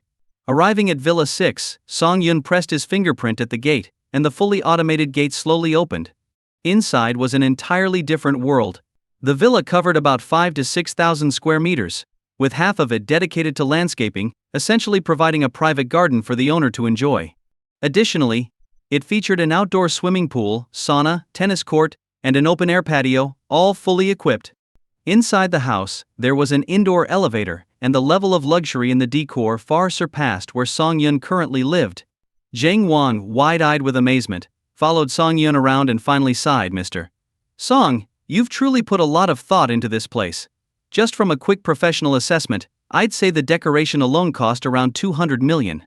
You really know how to live well." After getting acquainted with his new villa, Song Yun decided that this place would be where he and Yi Qingqing would truly begin their life together as a married couple. Leaving the villa with a still enchanted Zhang Wang, Song Yun noticed a middle-aged man stepping out of the villa opposite theirs. The man looked like an ordinary, friendly neighbor, but his face carried a calmness that only comes with age. "Hello," Song Yun greeted him with a smile and a nod. "Are you the new resident of Villa 6? The man gave Song Yun a curious once-over. In his mind, there weren't many young people in Shanghai, or even all of China, with this kind of wealth. "Yes, today was just a visit to check out the house." "Impressive, being so young and already owning such a property. May I ask about your family background?" "We're just ordinary folks," Song Yun replied with a chuckle. The man was momentarily taken aback, then patted Song Yun on the shoulder. This young man, despite his wealth, wasn't arrogant or boastful. He seemed like a decent guy. Finding a promising young person was rare, so the middle-aged man invited Song Yun to a cafe in the community. Song Yun agreed happily, and Zhang Wang left them. Entering the cafe, the man ordered a cup of black coffee, no milk, no sugar. The bitter aroma spread as the coffee was served, and once accustomed to it, one could even smell a hint of richness. This intrigued Song Yun, so he ordered a cup as well. The coffee beans here are selected from around the world, and it's prepared by renowned baristas. "It's worth a try," the man said, gesturing for Song Yun to take a sip. Song Yun barely touched his lips to the coffee. Bitter. Extremely bitter. But after swallowing, a lingering fragrance remained in his mouth, making him want another sip. "Actually, there's a way to make coffee taste even better. Want to try it?" The man raised an eyebrow at Song Yun, looking at him like a mischievous old man. He then scooped a little coffee with a spoon and sipped it, making a slurping sound. For someone who cared about appearances, doing this in public would be unthinkable. But Song Yun, having been a humble worker just months ago, didn't care about others' opinions. He imitated the man. Surprisingly, by allowing the coffee to mix thoroughly with the air, the aroma spread instantly, and each sip felt like raindrops hitting his taste buds, filling his mouth with a delightful fragrance. The man watched Song Yun with a satisfied smile, thinking that this young man was worth getting to know better. "After sitting here for so long, I still don't know your name," Song Yun asked curiously, putting down his coffee cup. "Just call me Uncle Yi," he replied warmly. Indeed, this man was Yi Qingqing's father. "Uncle Yi, how long have you been living here?"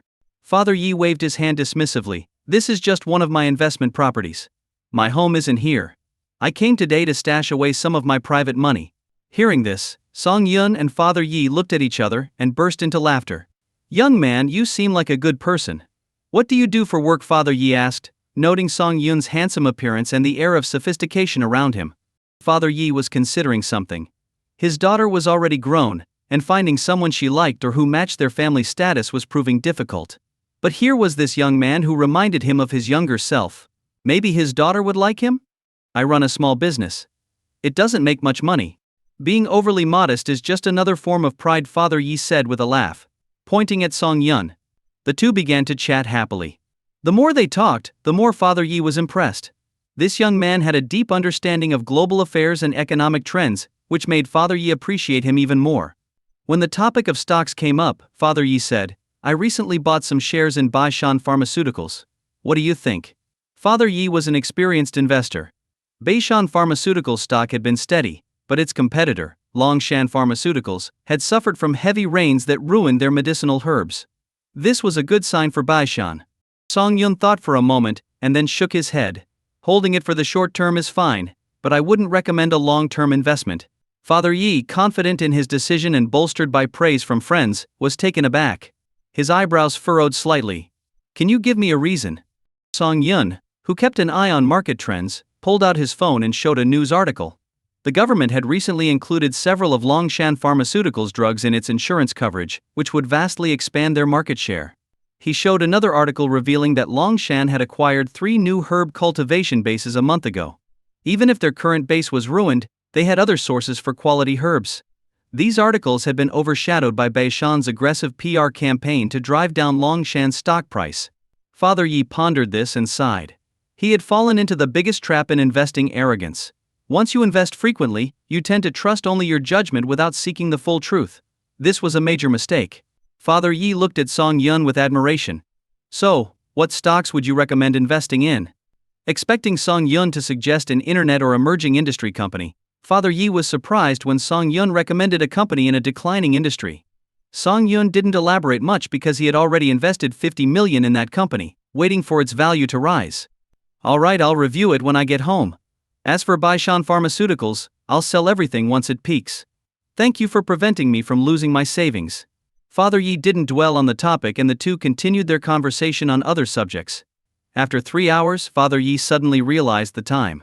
"I'm sorry, I need to go home and cook for my wife. Let's meet again another time." "Sure," Song Yun replied. This conversation was enlightening for both of them. Song Yun realized that Uncle Yi was truly knowledgeable, and it was no wonder he could afford a villa in Junle. Father Yi had been closely watching the stock he bought. Sure enough, after 2 days of hype across the internet, Baishan Pharmaceuticals' stock price soared. He chose the highest point to sell all his shares, making a 4-fold profit from this short-term investment. Relaxing at home with a cup of tea, he felt a sense of satisfaction as he looked at his bank account. At that moment, an old friend dropped by. Father Yi welcomed him warmly, and after a few cups of tea, he shared his stock market experience. His friend, regretful for not following Father Yi's investment in Baishan Pharmaceuticals, urged him to include him in any future opportunities. After agreeing, Father Yi began recounting his meeting with Song Yun at the cafe. When he mentioned the stock from a declining industry that Song Yun had recommended, his friend's expression changed.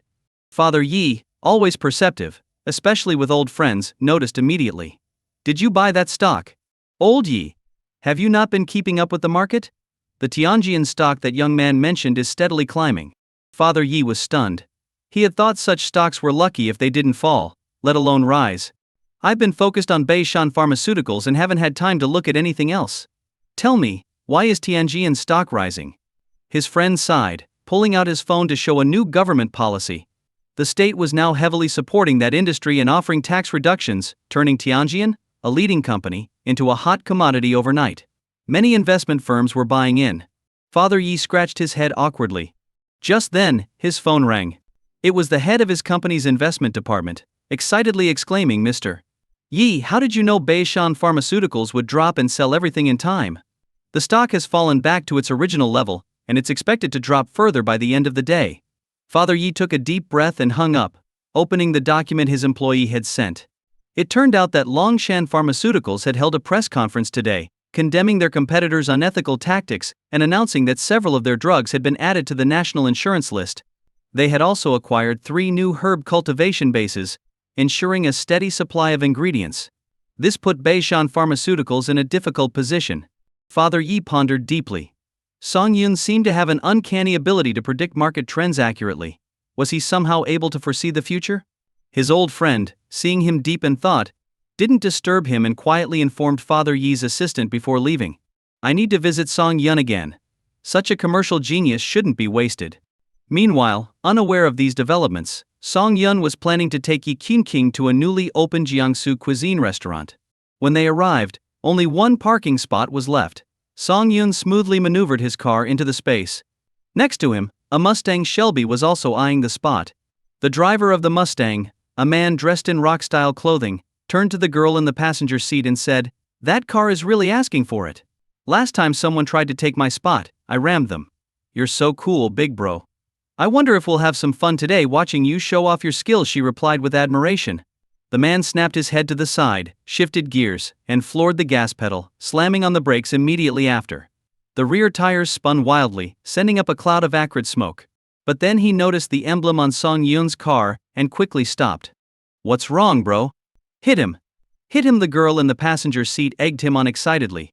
"Hit your damn self. If I hit that car, even selling you wouldn't cover the cost." The man wiped the cold sweat from his forehead. Thank God he hadn't been drinking today, otherwise a moment of hot-headedness could have ruined his life. The Lamborghini looked like a limited edition model, and just one of its tires probably cost more than his entire car. Meanwhile, Song Yun parked and, taking Yi Qingqing by the hand, headed into the restaurant. Passing by the Mustang, he waved to clear the smell from his nose. What's wrong with that guy? Burning rubber in broad daylight. No class at all. On the other side, Father Yi arrived at Song Yun's villa in Jewel. After knocking for a long time with no answer, he sighed.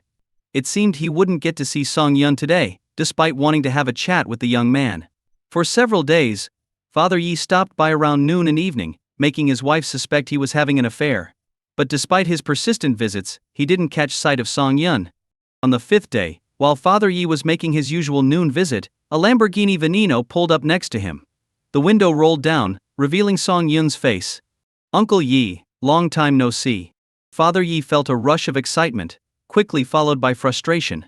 Out there, countless people lined up daily to see him, and he had to decide whether to meet them. Yet this brat had been giving him the cold shoulder every day. "What's up, Uncle Yi? Did Auntie find your stash of secret money?" Song Yun joked as he parked and got out. "Go on, you don't know what you're talking about," Father Yi grumbled. "Ha ha ha. Don't be fooled by my age. I'm married too, you know." Song Yun laughed, inviting Father Yi into the villa. Song Yun had come to add some makeup items and a vanity to the master bedroom. Running into Uncle Yi at the door was a surprise. Song Yun liked Father Yi and felt good about him. They sat in the villa's garden pavilion, enjoying the shade. Song Yun called the property management and requested 2 professional tea masters to come over. They sipped tea and chatted like old friends. "Song Yun, did you know Beishan Pharmaceutical stock has dropped?" "I didn't even need to check. It was inevitable." "Uncle Yi, did you sell your stock?" Song Yun took a sip of tea, praising its quality, his demeanor showing he had expected the rise and fall all along. Father Yi was taken aback. Was this young man always this confident? Was he never afraid of making a mistake? But Song Yun's calm and serene expression said it all. Father Yi silently praised Song Yun, realizing the young man was truly talented, not just lucky. After this conversation, Father Yi grew increasingly fond of Song Yun. If Song Yun weren't already married, he would have loved to match his daughter with him. The two of them continued chatting over tea, losing track of time and how many times the tea was refilled. Just when Father Yi was fully engrossed in their discussion, his phone rang. Seeing the name wife on the screen and realizing the time, he quickly answered. "Where are you, you old geezer? Not even a word about not coming home for dinner. The piercing voice on the other end made Father Yi smile apologetically at Song Yun. He lowered his voice and said, "Honey, I'm discussing business outside. I'll be home right away, right away. HMPF. Don't bother coming back. There's no dinner for you." With that, she hung up. Father Yi smiled awkwardly. His wife had stuck by him through thick and thin, even supporting the family when he was unemployed. A wife like that, even if a bit tough, was worth it. "Maybe you should head home, uncle?" Auntie seems Song Yun suggested cautiously. "You young guys don't get it. You can't spoil women. The more you do, the more outrageous they get," Father Yi retorted, trying to sound tough. The conversation lapsed into silence. After a while, Father Yi finished his tea, smacked his lips and stood up. "Well, I've got some things to take care of. Let's catch up another time." "Take care, uncle." "Should I get a driver from the property to take you home?" Song Yun asked, suppressing a laugh. This uncle was quite endearing, terrified of his wife but pretending to be macho outside. They must have a loving relationship. "No need. I brought my own driver," Father Yi mumbled, and then turned to leave. Song Yun stood up and stretched, feeling a bit stiff from sitting all day. Turning to the tea master standing nearby in a kipao, he said apologetically, "Sorry, we got carried away with our conversation and forgot about you. Here's what we'll do: go tell your manager that as compensation, I'll add a $5,000 tip to your original pay. Charge it to my account."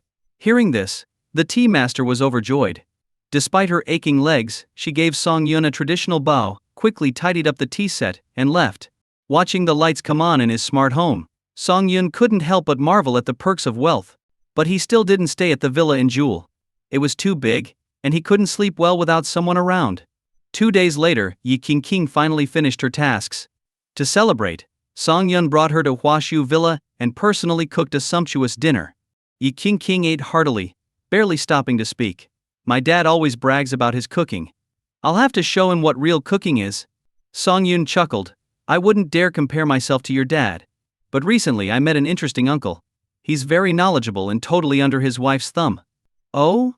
Tell me more." Yi Qingqing's eyes sparkled with curiosity. Song Yun recounted his encounters with the uncle, but Yi Qingqing only latched onto the part where the uncle wanted to introduce his daughter to Song Yun. "HMPsh. Let me tell you, men who are eager to marry off their daughters usually have unattractive ones. My dad isn't rushing to marry me off, so don't be fooled, got it?" Song Yun affectionately kissed Yi Qingqing and said with a smile, "Don't worry. That uncle never brought it up again after knowing I was married." After dinner, Yi Qingqing took it upon herself to do the dishes. Though it didn't go smoothly, she broke 2 plates. Muttering about the poor quality of the plates, she pouted and showed Song Yun a small cut on her hand, asking him to blow on it.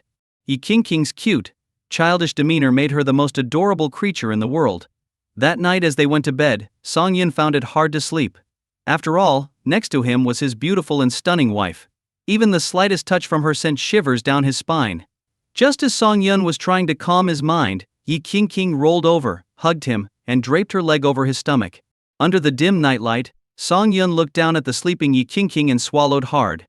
Her fair skin and soft, pink lips were tempting him to steal a kiss. But as his eyes drifted lower, he knew he had to control himself. He turned away, shut his eyes, and forced himself to sleep. The next morning, Yi Qingqing was awakened by sunlight seeping through the curtains. She slowly opened her eyes and saw Song Yun staring blankly at the ceiling with heavy dark circles under his eyes. "Good morning, honey." Yi Qingqing snuggled into his chest, acting playful. "Good. What's good about it?" Song Yun pulled her close and planted several kisses on her. Yi Qingqing, still groggy, had no idea what was happening and just lay dazed on his chest. After breakfast, Song Yun drove Yi Qingqing back to her company. He then headed to a security training base on the Bund in Shanghai, considering whether to look into the bodyguard market since he would soon need one. Arriving at the location, Song Yun parked his car and looked at the large but somewhat run-down entrance, wondering if he should find another place. As he hesitated, an elderly man in his 60s, dressed in a traditional Zhongshan suit, quietly appeared beside him. "Young man, can I help you?" "Hello, sir. Is this Kunpeng Security Company?" Song Yun was pulled into the base by the old man. Once inside, Song Yun saw that the area was vast, with comprehensive training facilities that contrasted sharply with the dilapidated exterior. Host detected at Kunpeng Security Company in Shanghai. Sign in. Was this the moment he would be rewarded with 2 top-tier bodyguards? But soon, the system shattered his hopes, reminding him that rewards must be earned through effort. After Song Yun completed the sign-in, the system chimed again. Ding. Congratulations, host, for signing in. You have been awarded full mastery of ancient martial arts and the training insights of 100 top masters. Instantly, Song Yun felt a surge of energy. A dragon of energy coursed through his body, and with a slight flick of his hand, he sent the old man stumbling back several steps. The old man turned, eyes wide with surprise, sensing Song Yun's growing aura reaching the pinnacle of martial arts mastery, a grandmaster level. Could this young man be a once-in-a-century genius? It didn't add up. No family had produced such a prodigious talent recently. This shrouded Song Yun's identity in mystery. Young man, who is your master? The old man asked with a respectful bow. Self-taught. Song Yun's answer made the old man laugh. At my age, I've learned that no one masters true skills without a mentor. There's no way you learn to push me back like that on your own in just a few years. To the old man, Song Yun transformed from a customer into a challenger. But this challenger was difficult to handle. Was today the day the company's reputation would be tarnished? Seeing the old man's distressed expression, Song Yun stepped forward to console him. But the old man swiftly dodged with a bagua step. Ah, youth, so impulsive, the old man thought. Why do people always try to beat me for fame? Do they see me as an easy target? Growing angrier, the old man steadied his stance, turned his waist, and, with a mighty motion, charged at Song Yun like an arrow. Song Yun recognized the technique Bajiquan's fierce style. He couldn't take it lightly. Those who practiced Bajiquan started by ramming trees until they could break one. It was said that Bajiquan could shake the heavens and earth with its power. Song Yun couldn't afford to underestimate this. He adopted a Tai Chi posture to redirect the old man's force. The old man's elbow shot up like a battle axe aimed at Song Yun's face. Song Yun skillfully deflected it, neutralizing the attack. But Song Yun wasn't a saint. If the old man wanted to kill him, he wouldn't hold back. He slipped inside the old man's guard, wrapped his arms around the old man's, and began a pushing hands technique, following Song Yun's lead. After several rounds, the old man was drenched in sweat, clearly exhausted. Seeing this, Song Yun redirected his energy and effortlessly pushed the old man back 4 or 5 meters. The old man sat on the ground, gasping for air, astonished by Song Yun's control and power. I admit defeat, the old man said, humiliated. Seriously, old man? You started attacking me out of nowhere. What's your deal? Song Yun asked, annoyed. The old man's expression changed several times before he cautiously asked, You're not here to challenge us. Song Yun was even more surprised. Did I ever say I was? The old man thought for a moment and realized Song Yun hadn't said anything like that. But you're so strong, you don't need protection. Nonsense. This is a civilized society. I can't just solve all problems with my fists. Besides, bodyguards aren't just for fighting. I'm so good looking that when women approach me on the street for my number, the bodyguards can fend them off. The old man wanted to argue but, looking at Song Yun's face, decided against it. Fine, you're handsome, you win. Since it was all a misunderstanding, the old man led Song Yun to the office. After some conversation, Song Yun learned that the old man was actually the chairman of the company and a well-known figure in his youth. Unfortunately, everyone else at the base was out for survival training, leaving the old man as the sole guard. With no other option, Song Yun decided to reschedule his visit. Meanwhile, in another part of Shanghai, Mr. Yi was on the phone in his house. Though he was chatting and laughing, his brow was furrowed. After a while, he hung up and rubbed his temples in frustration. Honey, old Lu and Lucy Hua are coming over later. Call King and ask her to join us for dinner, he said. What? Lucy Hua is back from abroad? He still hasn't given up Mrs. Yi said, equally worried. They regretted introducing their daughter to Lucy Hua. Initially he seemed polite and refined, but he turned out to be a playboy. Neither Mr. nor Mrs. Yi liked him, and their daughter, Yi King, certainly didn't. But because of Mr. Yi's long-standing friendship with Lucy Hua's father, whom he owed a favor, they had to tolerate his visits. Mrs. Yi kicked Mr.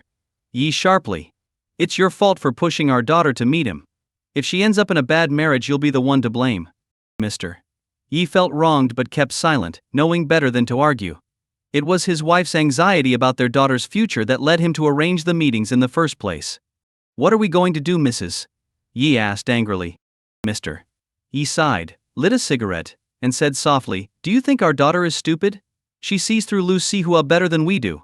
As long as she refuses to be with him, I'll handle old Lu. We've been friends for years, no need to ruin our relationship over this. I'm not dealing with this. You talk to King yourself. Please don't make me do that. She's already distant with me. If I upset her, she might never come home again. At noon, Mr. Lu arrived at the Yi family's doorstep with Lu Sihua. Seeing the grand entrance, Lu Sihua's thoughts began to wander. First, the Yi family had only one child, Yi Qingqing, which meant that after marrying her, all of the Yi family's wealth would eventually be his. Second, Yi Qingqing was incredibly beautiful, far more attractive than any woman he had been with before. These two factors were enough to make this playboy behave like a perfect gentleman. Mr. Yi came out personally to greet them. After some polite exchanges with Mr. Lu, he noticed Lu Sihua peering inside, and a feeling of disgust crept up. Subconsciously, he compared Lu Sihua to Song Yun and realized that he would have been much happier if it were Song Yun visiting today. Come on in, my wife personally prepared the meal today, Mr. Yi said with a smile. As they entered the villa, Lu Sihua immediately noticed Yi Qingqing helping in the kitchen. Seeing her graceful figure, a wave of desire surged through him. Meanwhile, Mr. and Mrs. Lu were whispering to each other. Qingqing is quite the girl. This marriage could work. Indeed. She's beautiful, and has a great figure. She'll surely give us a healthy grandson. They exchanged a knowing glance, deciding it was time to bring up the proposal to Mr. Yi. Over tea, Mr. Lu casually said. Qingqing is at a good age now, and my son is also single. Why not let them get to know each other better? What do you think, old friend? Well, I think it's best to let the kids decide for themselves. Qingqing, what do you think, Mr. Yi passed the decision to his daughter. Yi Qingqing stepped out of the kitchen, glancing at the love-struck Lu Sihua with disdain. I have no such plans. To be blunt, Lu Sihua is not good enough for me. Her words immediately changed the atmosphere. Mr. and Mrs. Lu's faces darkened. No parent wants their child to be belittled. Mr. Yi quickly intervened to ease the tension, suggesting they start the meal. As they gathered at the dining table, Mr. Yi sat at the head, with Mr. Lu opposite him. Mrs. Yi and Mrs. Lu sat facing each other while Yi Qingqing and Lu Sihua were also opposite each other.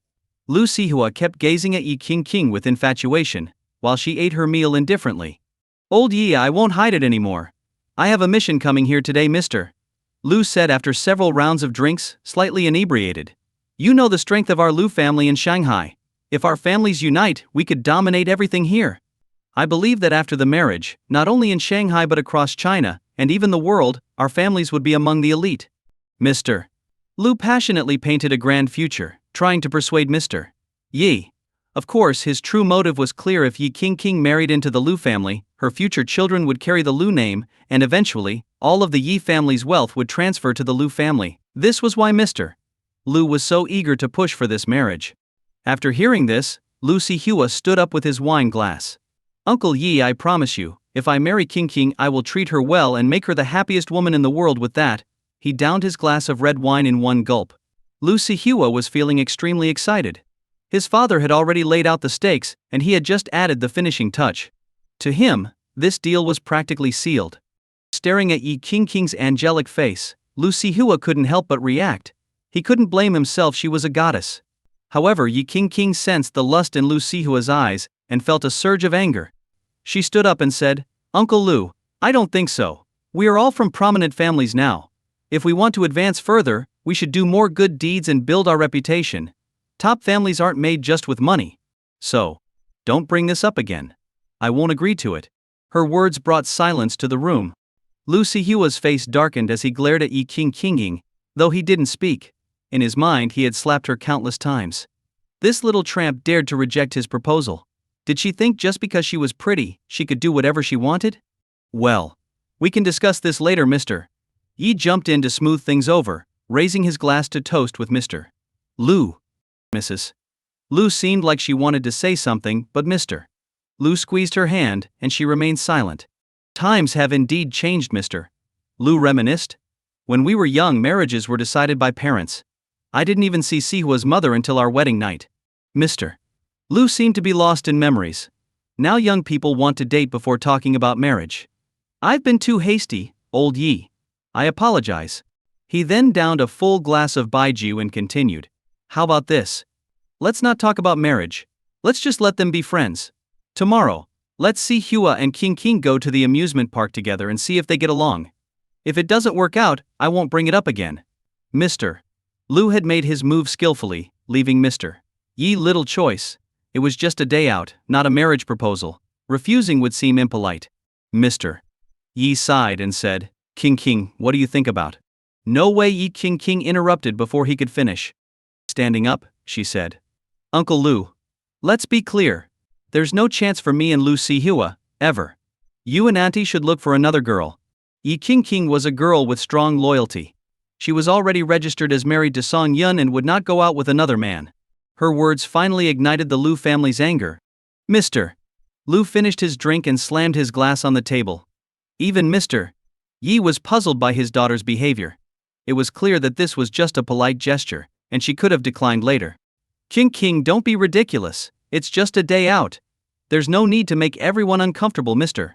Yi said, frowning. Watching her father so resolute, Yi King sat in her seat, her hands fidgeting.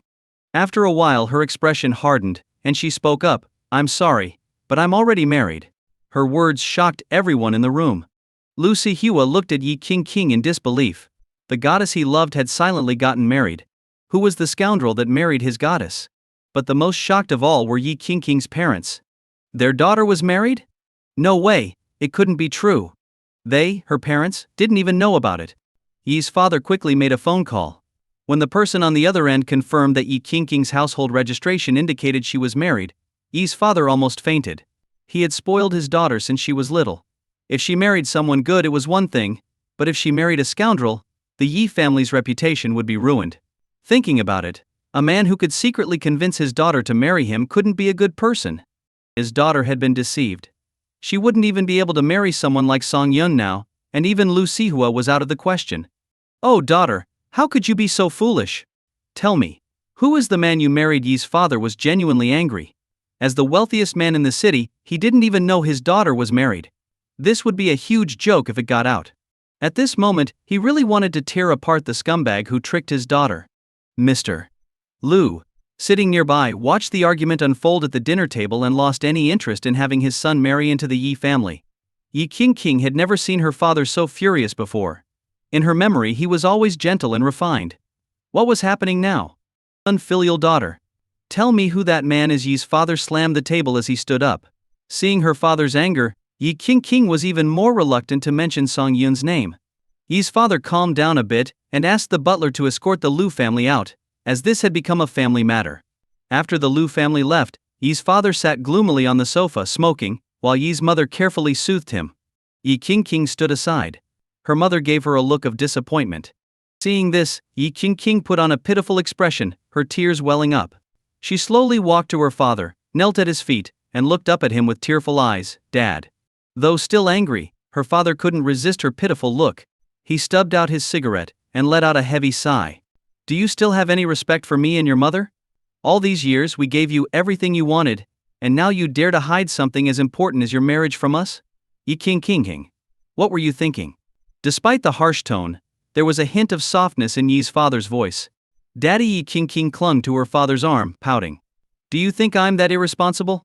Something urgent came up, and I had no choice but to get married quickly. Otherwise I would have introduced him to you first. Dad, I'm telling the truth.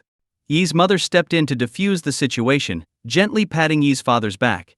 King, your father and I aren't old-fashioned. Since you're married now, tell us about this man. And, dear, she added, turning to her husband, didn't you recently mention meeting a promising young man? Why can't our daughter meet someone similar? I trust our daughter's judgment just as I trusted mine when I was young. This flattery eased Yi's father's mood. Yi's mother was right. When they first married, her family didn't approve either. It wasn't until he became successful that they came around. Daddy, Mom's right. When she married you, you had nothing. Look at you now. You're the richest man in the city. Who would dare say anything against you?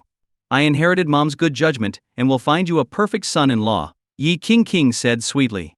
HMP, fine. I won't investigate further. Bring him here the day after tomorrow. If I approve, we'll arrange the wedding immediately. If not, don't blame me for breaking you two up, Yi's father declared. Yi King knew her father meant it. In this city, if he wanted to investigate someone, it would only take minutes. Just like he quickly verified her marriage with a phone call earlier. As she pondered whether to elope with Song Yun, her mother spoke up. King, if you believe he's the right one, you should have confidence in him. If you don't, perhaps it's better to separate. Fine. The day after tomorrow it is. Yi King agreed and went to her room. Yi's father lay on the sofa, sighing. His daughter had grown up and was no longer the little girl who used to beg for candy. She had her own ideas now, even if they shocked everyone. By the end of the day, news of the city's richest man's daughter secretly marrying would spread.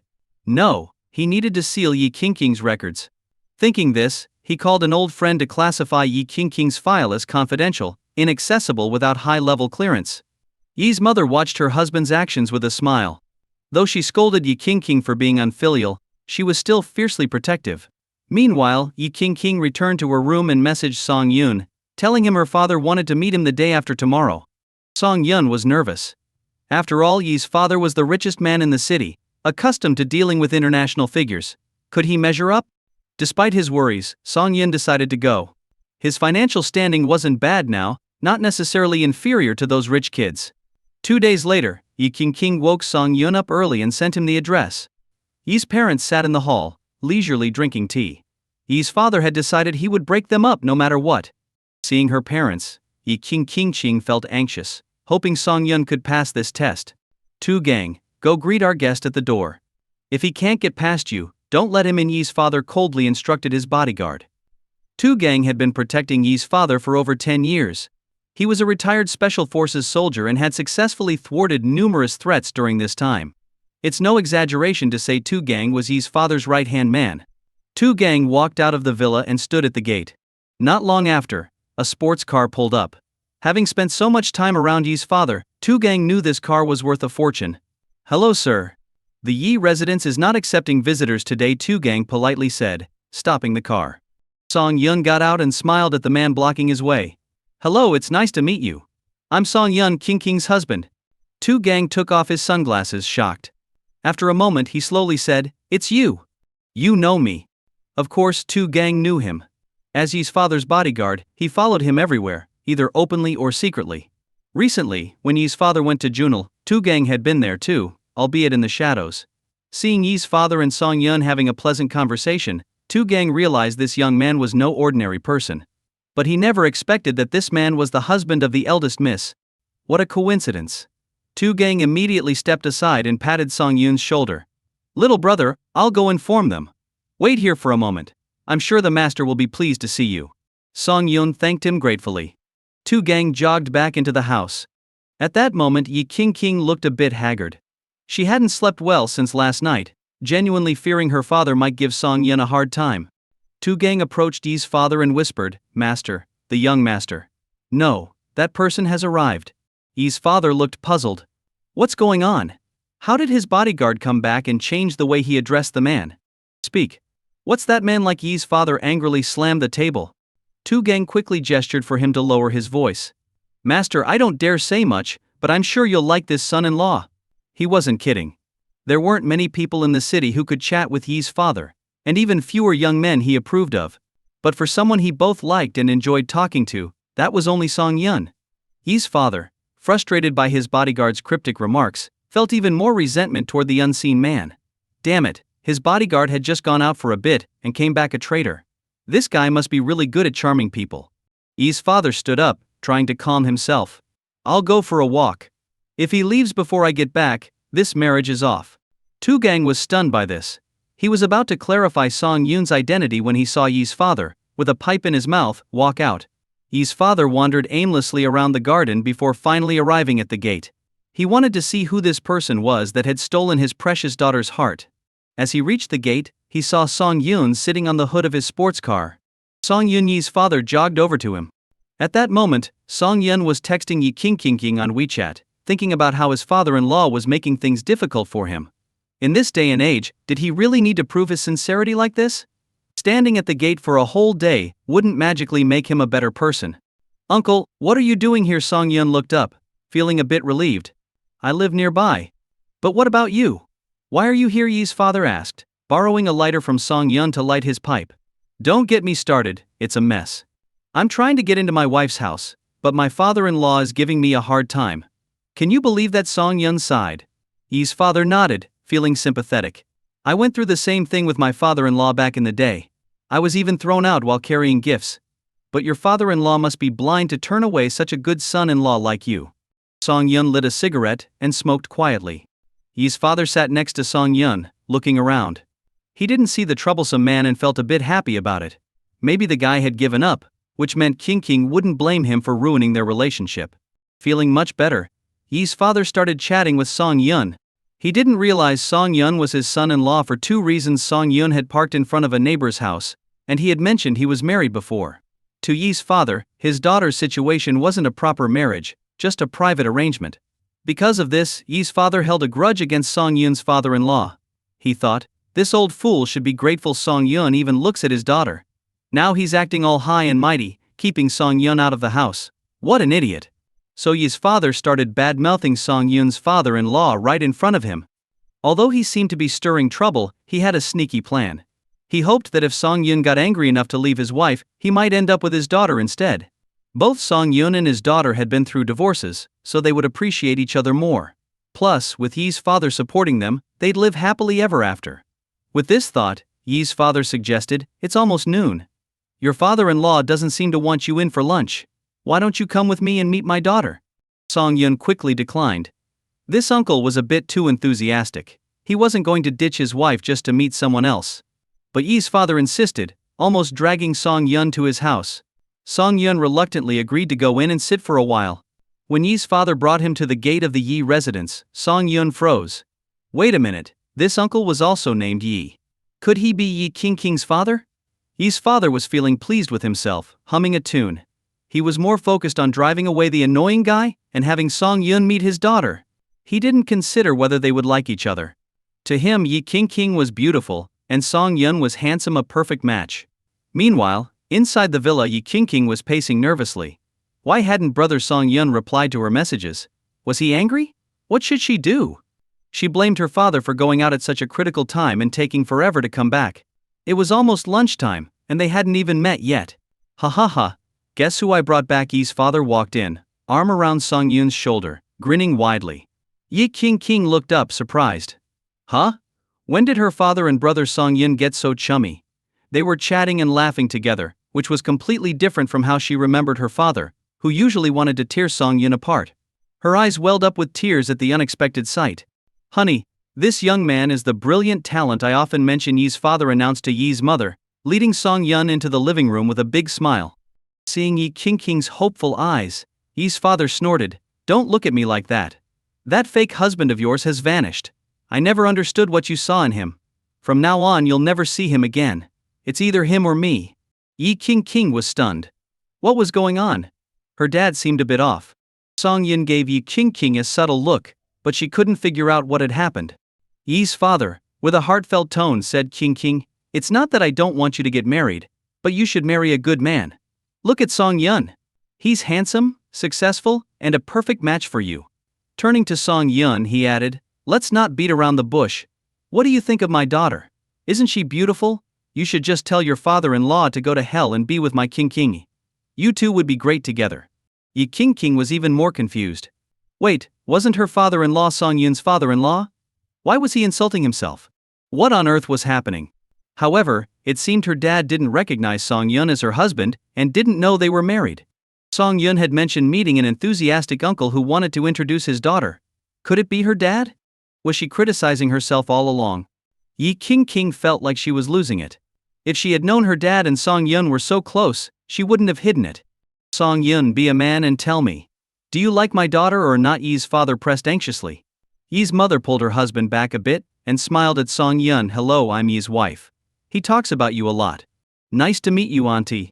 Everyone, take a seat and let's talk over lunch. Yi's mother invited everyone to the table. Yi's father poured a glass of baijiu for Song Yun and patted him on the shoulder. Yun, you see, you came with me. Has your father-in-law sent anyone to look for you?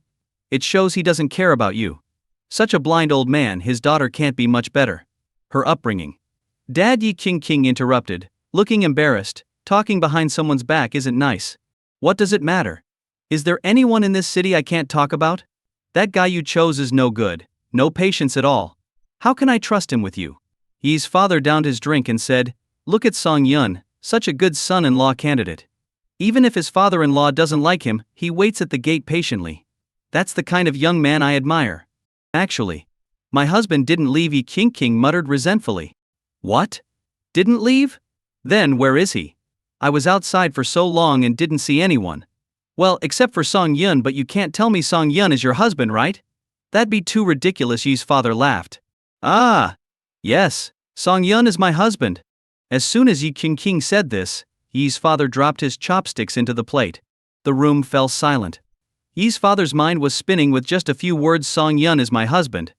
No way. How could there be such coincidences in the world? Unbelievable. The son-in-law of my dreams turned out to be my actual son-in-law. What could he even say about this? And it seems that all the insults he hurled were at himself. The joke's on me? Song Yun scratched the back of his head and chuckled. Actually, I just found out you're King's father. King, is Song Yun really your husband? The official kind. Yi's father turned to Yi King looking stunned. Of course.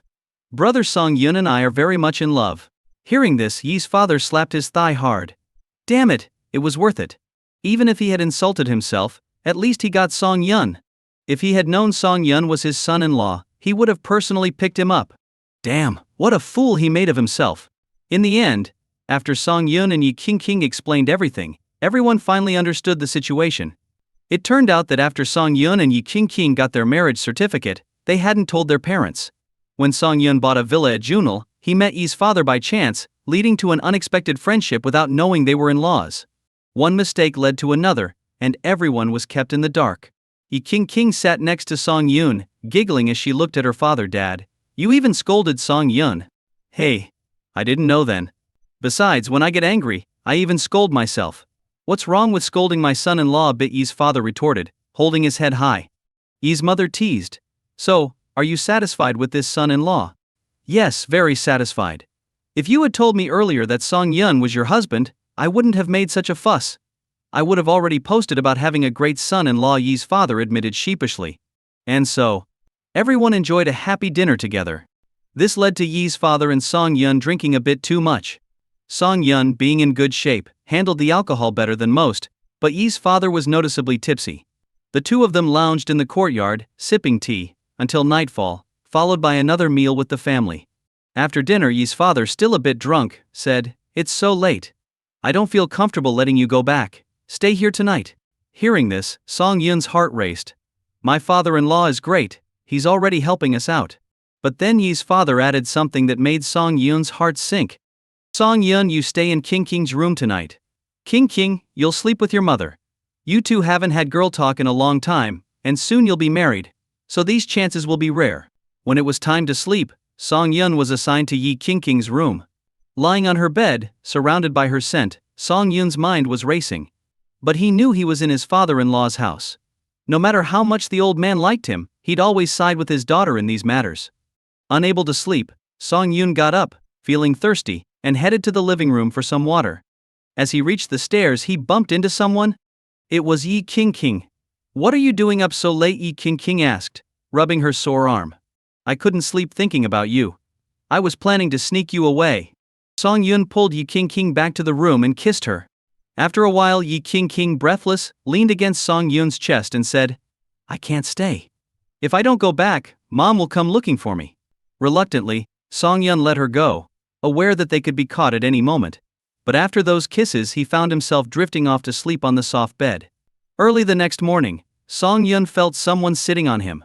He slowly opened his eyes to find Yi King fully dressed, straddling his waist. Good morning, hubby. Teasing him so early, Song Yun vowed to show Yi King that a man in the morning is a beast. He captured her lips until she was gasping for air, then gently let go. You're such a rascal. I came to wake you up for breakfast. Get up or Dad will come up to get you himself. With her face flushed, Yi King gave Song Yun a playful glare. Grinning, Song Yun got dressed and followed Yi King downstairs. Ah, Xiao Song is up. Come, try my breakfast. I tell you, no one in Shanghai's market cooks better than me. Yi's father proudly placed a dish on the table. I've studied Cantonese, Suzhou, and Hakka cuisines deeply. I even cooked a dish myself when dining with Jack, Massachusetts back then. Yi's mother nodded in agreement. Maybe King's father should have been a chef instead of a businessman. He talks about billions outside, but at home, he's a house husband. Song Yun smiled and nodded, then followed Yi's father into the kitchen. Dad, let me help. Hearing Song Yun call him Dad didn't bother Yi's father at all. Instead, he felt proud. It seemed his daughter inherited her mother's genes, knowing how to pick a husband. Yi's father planned to make a steamed egg dish. He cracked a few eggs into a bowl, skimmed off the foam, and set it on the steamer. Song Yun suggested, "Dad, if you add a bit of salt and MSG beforehand, it'll taste better when steamed." Yi's father looked at Song Yun in surprise and asked, "You can cook?" "Hey, I'm interested in it." Yi's father felt even more satisfied with Song Yun. Not only was he handsome and good at investing, but he could also cook. Where could he find a better son-in-law? After Yi's father finished a few dishes, only a simple vegetable stir-fry was left. Seeing Song Yun diligently chopping and washing vegetables, Yi's father handed him the cooking spatula. "You make the last dish." Yi's father stepped aside, giving up the main cooking spot. Song Yun, without hesitation, took over. He chopped vegetables, added ingredients, and started cooking with smooth, practiced motions, leaving Yi's father at a loss for words. After about 5 or 6 minutes, a delicious aroma filled the kitchen as Song Yun finished the vegetable stir-fry. Yi's father, unable to resist, grabbed a bite. Ouch! Hot, hot. Despite the heat, Yi's father swallowed the food quickly and was amazed by Song Yun's cooking skills. Song Yun brought the dish to the table, and breakfast at Yi's house officially began. While Song Yun calmly ate his seafood porridge and enjoyed Yi's father's cooking, the rest of the family was stunned. Despite their experience with fine dining, they were blown away by Song Yun's dish. Unsurprisingly, Song Yun's dish was the first to be finished.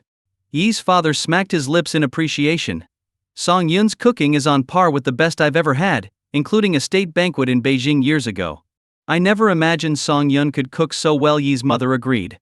Having tasted Song Yun's cooking before, Yi Qingqing was less surprised but still impressed. Song Yun seized the moment. "Since we have no plans today, how about I cook lunch for you?" Eager to please his in-laws, Song Yun didn't want to miss this chance. Yi's parents quickly agreed and cleared their schedules. Song Yun planned the menu and handed it to the family butler, who promptly bought the ingredients. In less than half an hour, the best, freshest ingredients were laid out before Song Yun. Seeing the top quality produce, Song Yun knew he had to deliver his best. Song Yun busied himself in the kitchen while Yi Qingqing helped serve the dishes. Yi's parents sat at the table, the tantalizing aroma making their mouths water. Just then, the Lu family arrived. The Lu family had been watching Yi's house since yesterday, curious about the man who won Yi Qingqing's heart. Reports indicated that Yi's father had welcomed a young man into the house who hadn't left all night. This infuriated Lu's father, who wanted to see who could outshine his son. Lu Sihua, Lu's son, clenched his fists, contemplating whether to punch the intruder. He had pursued Yi Qingqing for so long, only to lose her to an outsider, which he couldn't accept. As the Lu family entered, Yi's father stood up to greet them. Despite their rocky relationship, he couldn't afford to ignore them. Lu's father, smelling the delicious food, asked in surprise, "Did you hire a new chef?" Yi's father, without a care, proudly replied, "This is my son-in-law's cooking." "Oh, Mr." Lu glanced toward the kitchen just as Song Yun was bringing out another dish. He sighed. It wasn't just about the food. Song Yun carried himself with an air of sophistication that surpassed his own son. "Dad, do we have guests?" Song Yun asked, wiping his hands on his apron after setting down the dish. "Yes, this is your Uncle Lu and his family, Mr. Yi introduced. "Since you're here, why not join us for a meal?" Mr. Lu nodded, eyeing his angry son and the calm, collected Song Yun, making a silent comparison. Mr. Yi smiled warmly. "Come on everyone, let's raise a glass to thank Song Yun for this wonderful meal." "A cook? What's the big deal?" Lu Sihua muttered under his breath, clearly unhappy with Song Yun being the center of attention. The Yi family knew Lu Sihua was upset. He had pursued Yi Qingqing for years, only to lose her to someone else. Song Yun, unaware of the history, simply sensed hostility from Lu Sihua. "Hey, do we know each other?" Song Yun asked. "No, but I just don't like you," Lu Sihua replied, causing an awkward silence. "Mr. Yi slowly put down his glass, irritated by Lu Sihua's rudeness. Trying to ease the tension, Mr. Lu raised his glass. "Old Yi, let me toast you. It looks like you found a great son-in-law. I'm happy for you, old friend." Mr. Yi couldn't refuse such a gesture. He clinked glasses with Mr. Lu, and they both downed their drinks. Lu Sihua poured himself a glass of liquor, his fingers gripping the glass tightly. Growing more resentful, he filled a larger glass to the brim. "I apologize for my earlier words. Let me toast you," Lu Sihua said, raising his glass. Everyone knew he was trying to challenge Song Yun. Lu Si-hua was known for his drinking prowess. Every year, many who challenged him ended up passed out under the table. Mr. Yi was getting genuinely angry, he thought. This brat, out of respect for your father, I've held back. Can't you just eat quietly? Before Mr. Yi could speak, Song Yun filled his own glass to the brim. Bottoms up, he said, tilting his head back and downing the liquor. Song Yun wasn't worried about drinking. His physical condition was far superior to the average person, allowing him to process alcohol quickly. Plus, he had a sobriety card he'd received a while back, just in case. Lu Si-hua watched Song Yun drink without hesitation, thinking, drink all you want. Let's see who handles it better. He followed suit and downed his own glass. As he shook his head to clear the alcohol fog, Song Yun refilled his glass. Little brother, since it's our first meeting, let me toast you. Without waiting for a response, Song Yun downed another glass. Lu Si-hua, feeling the effects but not wanting to back down, drank his glass too. Come on, we need 3 shots for our first meeting. Here's another one, Song Yun said, downing yet another glass. Lu Si-hua watched Song Yun drink like it was water. He was starting to feel intimidated, and the alcohol was hitting him hard. But he had started this challenge and couldn't back down now. After 3 cups, Lu Si-hua quickly ate some food to settle the alcohol churning in his stomach. Song Yun, without taking a bite, filled Lu Si-hua's glass again. I feel like we have a connection. How about another drink? Lu Si-hua, chewing his food, clenched his right fist under the table. Song Yun, drinking like this is bad for your health. Eat something, mister. He chided, but secretly admired Song Yun's drinking ability. Yeah, eat something first, mister. Lu echoed, knowing his son's limits. Lu Si-hua might hold his own over a long evening of drinking, but Song Yun's rapid-fire approach left him defenseless. Seeing this, Song Yun put down his glass and leisurely ate the food Yi King had served him. After 10 minutes, Lu Si-hua started to recover but didn't dare drink directly from the glass anymore. He filled a small cup with liquor, raised it, and said, I feel a connection between us. Let's have another drink. Song Yun accepted without hesitation, downing it in one gulp. 6 for good luck. We've had 4, so let's do the last 2 together. Song Yun poured 2 more drinks and gulped them down. Lu Si-hua followed suit. 6 for good luck, now let's go for 7. Seeing Song Yun's persistence, Lu Si-hua couldn't hold back. He refused to believe his drinking ability was inferior to Song Yun's. He was convinced Song Yun was just pretending to be calm. They continued with 8, 9, and 10 rounds, each with symbolic toasts. After the 10th round, Lu Si-hua's speech was slurred. Who are you really? He asked, barely coherent. I'm just an ordinary person, Song Yun replied, still composed, smiling as he ate. Thud. Before Lu Si-hua could finish, he slumped under the table. The dinner couldn't continue. Mister. Lu sighed and took his son home. To him, challenging Song Yun relentlessly was foolish. Song Yun had drunk so much without showing any signs of intoxication, his hands steady as he picked up food. Song Yun's strategy had been to drink fiercely, causing Lu Si-hua to overreach and face the consequences. Mr. Lu grew angrier, looking at his passed-out son in the backseat, and slapped him hard. Meanwhile, Song Yun and Mr. Yi continued sipping their drinks. Mr. Yi felt very pleased. Song Yun's open strategy was brilliantly executed. Plus, Song Yun's cooking matched Mr. Yi's taste perfectly, making him appreciate Song Yun even more. Although the beginning of the meal was rocky, it ended well. After the meal, Song Yun and Mr. Yi drank tea and chatted. Mr. Yi sipped his tea and curiously asked, Song Yun, honestly, I still don't know what you do for a living. Song Yun chuckled. I dabble in various things, but I have a hospital in Shanghai. It's doing well. Oh? You own it, Mr. Yi asked, surprised. Which hospital? Huachuang Private Hospital. Hearing the name Mr. Yi's mouth fell open in shock. Mr. Yi never expected that the biggest private hospital in Shanghai was actually owned by his son-in-law. What do wealthy people fear most? It's definitely illness and death. Having a trusted person in a hospital is like having a safeguard for life itself. Good son-in-law, Mr. Yi said, smiling happily. As they chatted, the news that Song Yun was the son-in-law of the richest man in Shanghai had already spread across the city. Countless people were curious about what kind of person Song Yun was to win Yi King's heart. Many men who had pursued Yi King began to resent Song Yun more and more. One of them couldn't stand it anymore, and decided to confront Song Yun to find out why the goddess had married an outsider. Of course, he wasn't foolish enough to confront the Yi family directly. No matter what, Song Yun was now the son-in-law of Shanghai's wealthiest man, and he, as a junior, wasn't significant enough.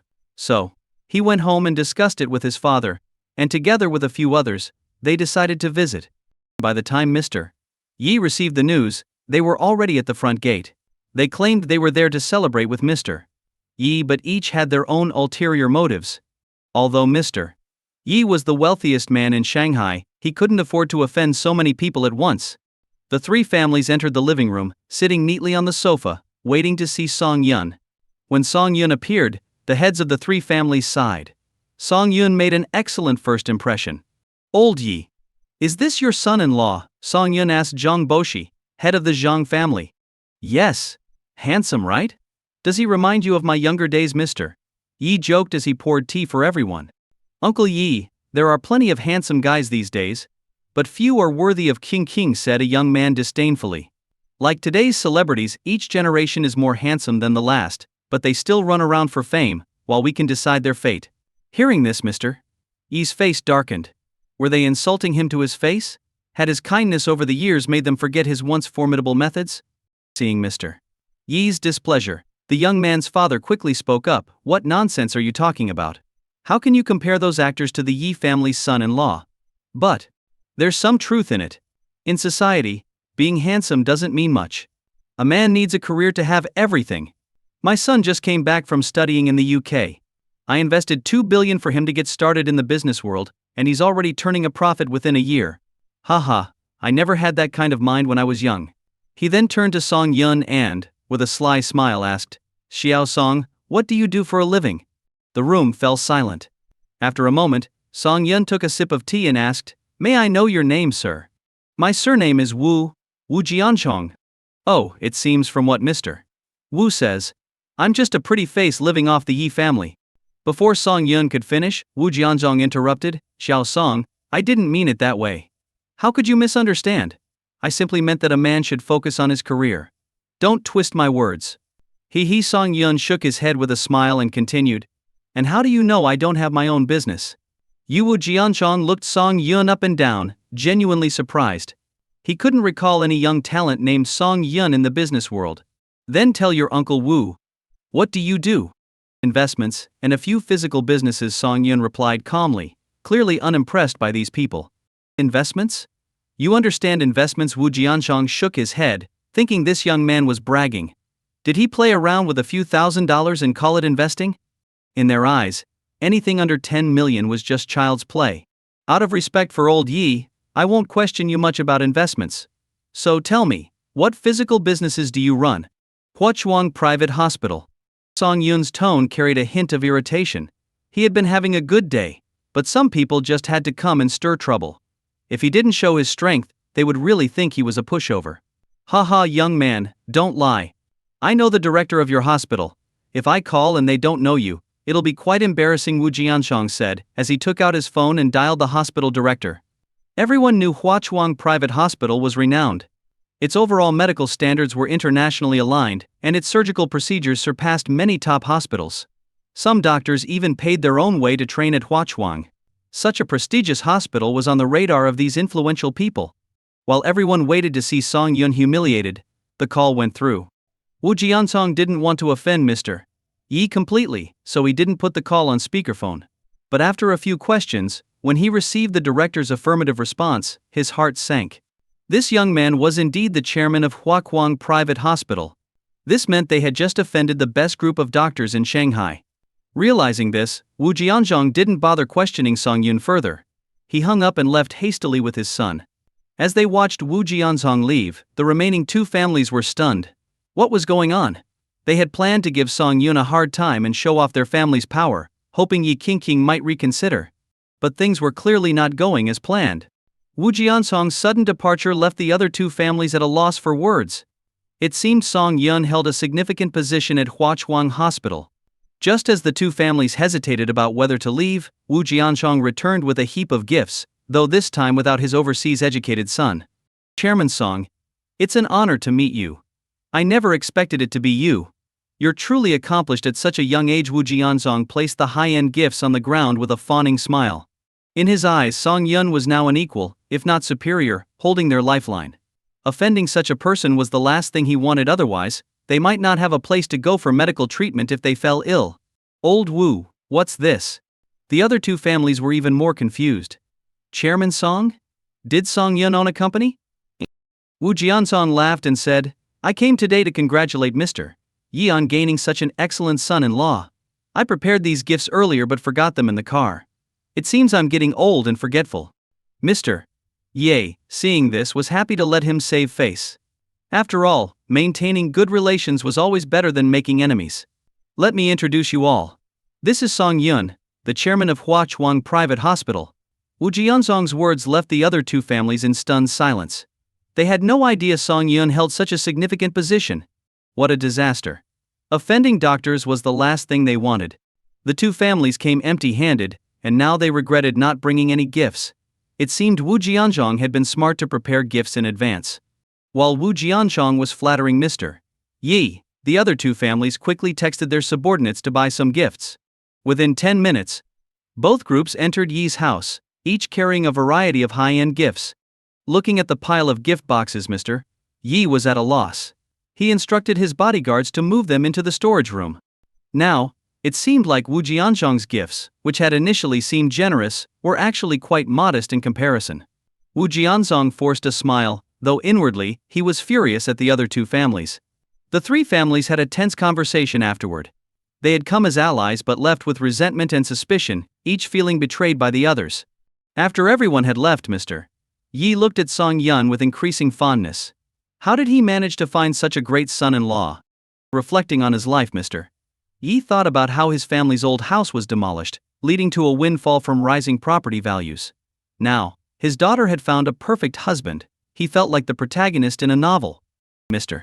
Yi put his arm around Song Yun's shoulder and said with a smile, Song Yun, they say a son-in-law is half a son. Consider yourself my son. Your father-in-law may lack many things, but money isn't one of them. If you ever need anything, just ask. I can easily manage 10 or 20 billion. Hearing his father-in-law's offer, Song Yun smiled but remained silent. A year ago, even $1 million would have been a fortune to him. But now, his net worth was in the billions, and with the system's help, he believed he would soon be the richest man in Shanghai. Due to the day's events, Song Yun stayed another night at the Yi house. The next morning he dropped Yi Qingqing off at her company before leaving. With nothing else to do, Song Yun decided to return to his villa. The past 2 days at the Yi house had been restless. Imagine being in a room filled with the scent of women, but unable to do anything about it. It was maddening. As he was driving back, Yuan Siyu sent him a voice message. She had taken her mother to Huachuang Hospital for treatment the day before. According to the doctors, they could cure her mother's chronic illness within 3 years. This news put Yuan Siyu's mind at ease. Since Huachuang Hospital also had a rehabilitation facility, she no longer had to juggle school and worrying about her family. Hearing the gratitude in her voice, Song Yun decided to take her to the hospital to visit her mother. After all, her father had been a comrade of his own father, and he owed it to them to pay a visit. Song Yun sent her a voice message saying he would be at her school in 10 minutes. Meanwhile, Yuan Siyu was lying on her bed, her long, pale legs swinging. Ding dong. As soon as Song Yun's message arrived, Yuan Siyu eagerly opened it. Hearing that Song Yun would arrive in 10 minutes, she quickly jumped up. What should she do? Song Yun was almost there, and she hadn't done her makeup or washed her hair. How could she meet him like this? With no other options, she quickly threw on a dress, slipped into a pair of sneakers, and hurried downstairs.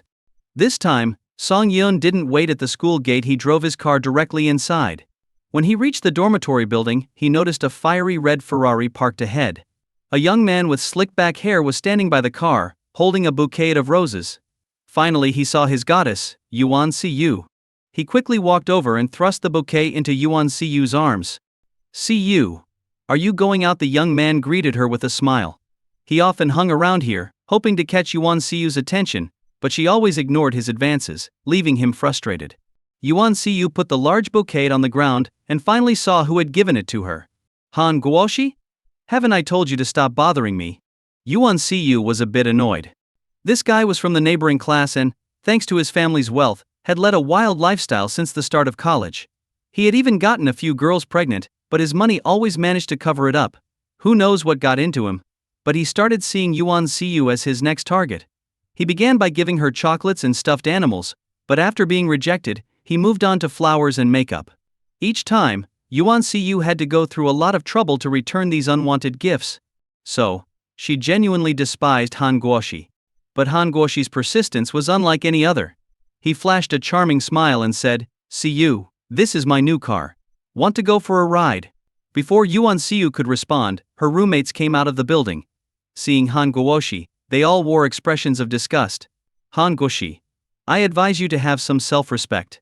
Everyone knows what kind of person you are. If you want to chase after our Siyu, try in your next life. A prodigal son turning over a new leaf is worth more than gold. I swear to heaven, I will only love Yuan Siyu in this life. If I break this promise, may I be struck by lightning."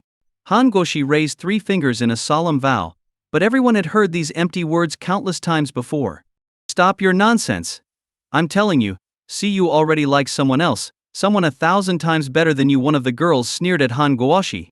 Hearing this, Han Guoshi froze, his fists clenching, and veins bulging on his forehead. In his mind, the girl he liked could only belong to him. If someone tried to take her away, he would drown them in money. That's how he had won over his previous girlfriends. But after dating them, he grew bored and wouldn't allow them to interact with other guys, often resorting to violence if they did. His family had always used money to cover up these incidents. "Tell me, who do you like? Wan Kao? Malai? Or Jin Wei?" Han Guoshi asked through gritted teeth, scaring the girls. "Speak up," I said. "Speak," Han Guoshi shouted. As his anger peaked, a car horn sounded from behind. He turned around to see a limited edition Lamborghini slowly approaching. It seemed his car was blocking the way. In front of the Lamborghini Veneno, the Ferrari looked like a toy. That car is driven by Siyu's childhood friend, and the guy inside is the one she likes. "If you're so tough, why don't you go pick a fight with him? Let's see if he doesn't break your legs," shouted one of Yuan Siyu's roommates, who had met Song Yun before. As the sports car approached, Han Guoshi's heart began to race. He was scared. His Ferrari, which cost him 3 million, probably wasn't worth even a fraction of that Lamborghini. Someone who could afford such a car had to be a big deal. Crushing someone like him would be effortless for a super rich kid like that. He wouldn't even need to lift a finger. A single word to his allies could bankrupt Han Guoshi's family.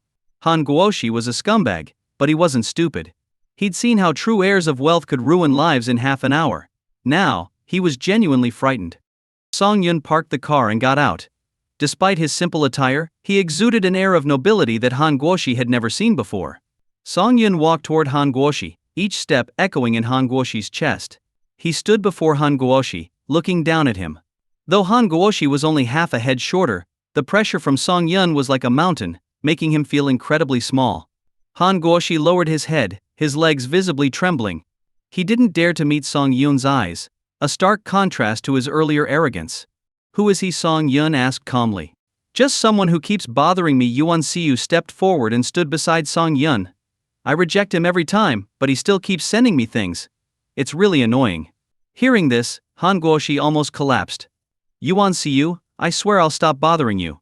Please don't mention me in front of this big shot." Han Guoshi feared those with higher status than himself, especially someone like Song Yun, who seemed untouchable. He regretted everything now. In a campus full of gold diggers, why did he have to go after a pure girl like Yuan Siyu? If he had known Yuan Siyu had such a powerful backer, he wouldn't have dared to mess with her.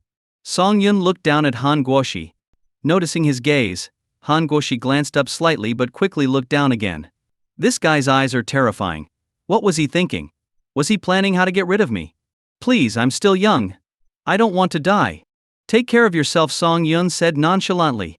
Hearing this, Han Guoshi nearly fell to his knees in gratitude. He felt lucky to have met a kind-hearted big shot. What amazing luck. Just as he was feeling relieved, Song Yun spoke again. "If I see you bothering you again, you know what will happen." He patted Han Guoshi's shoulder.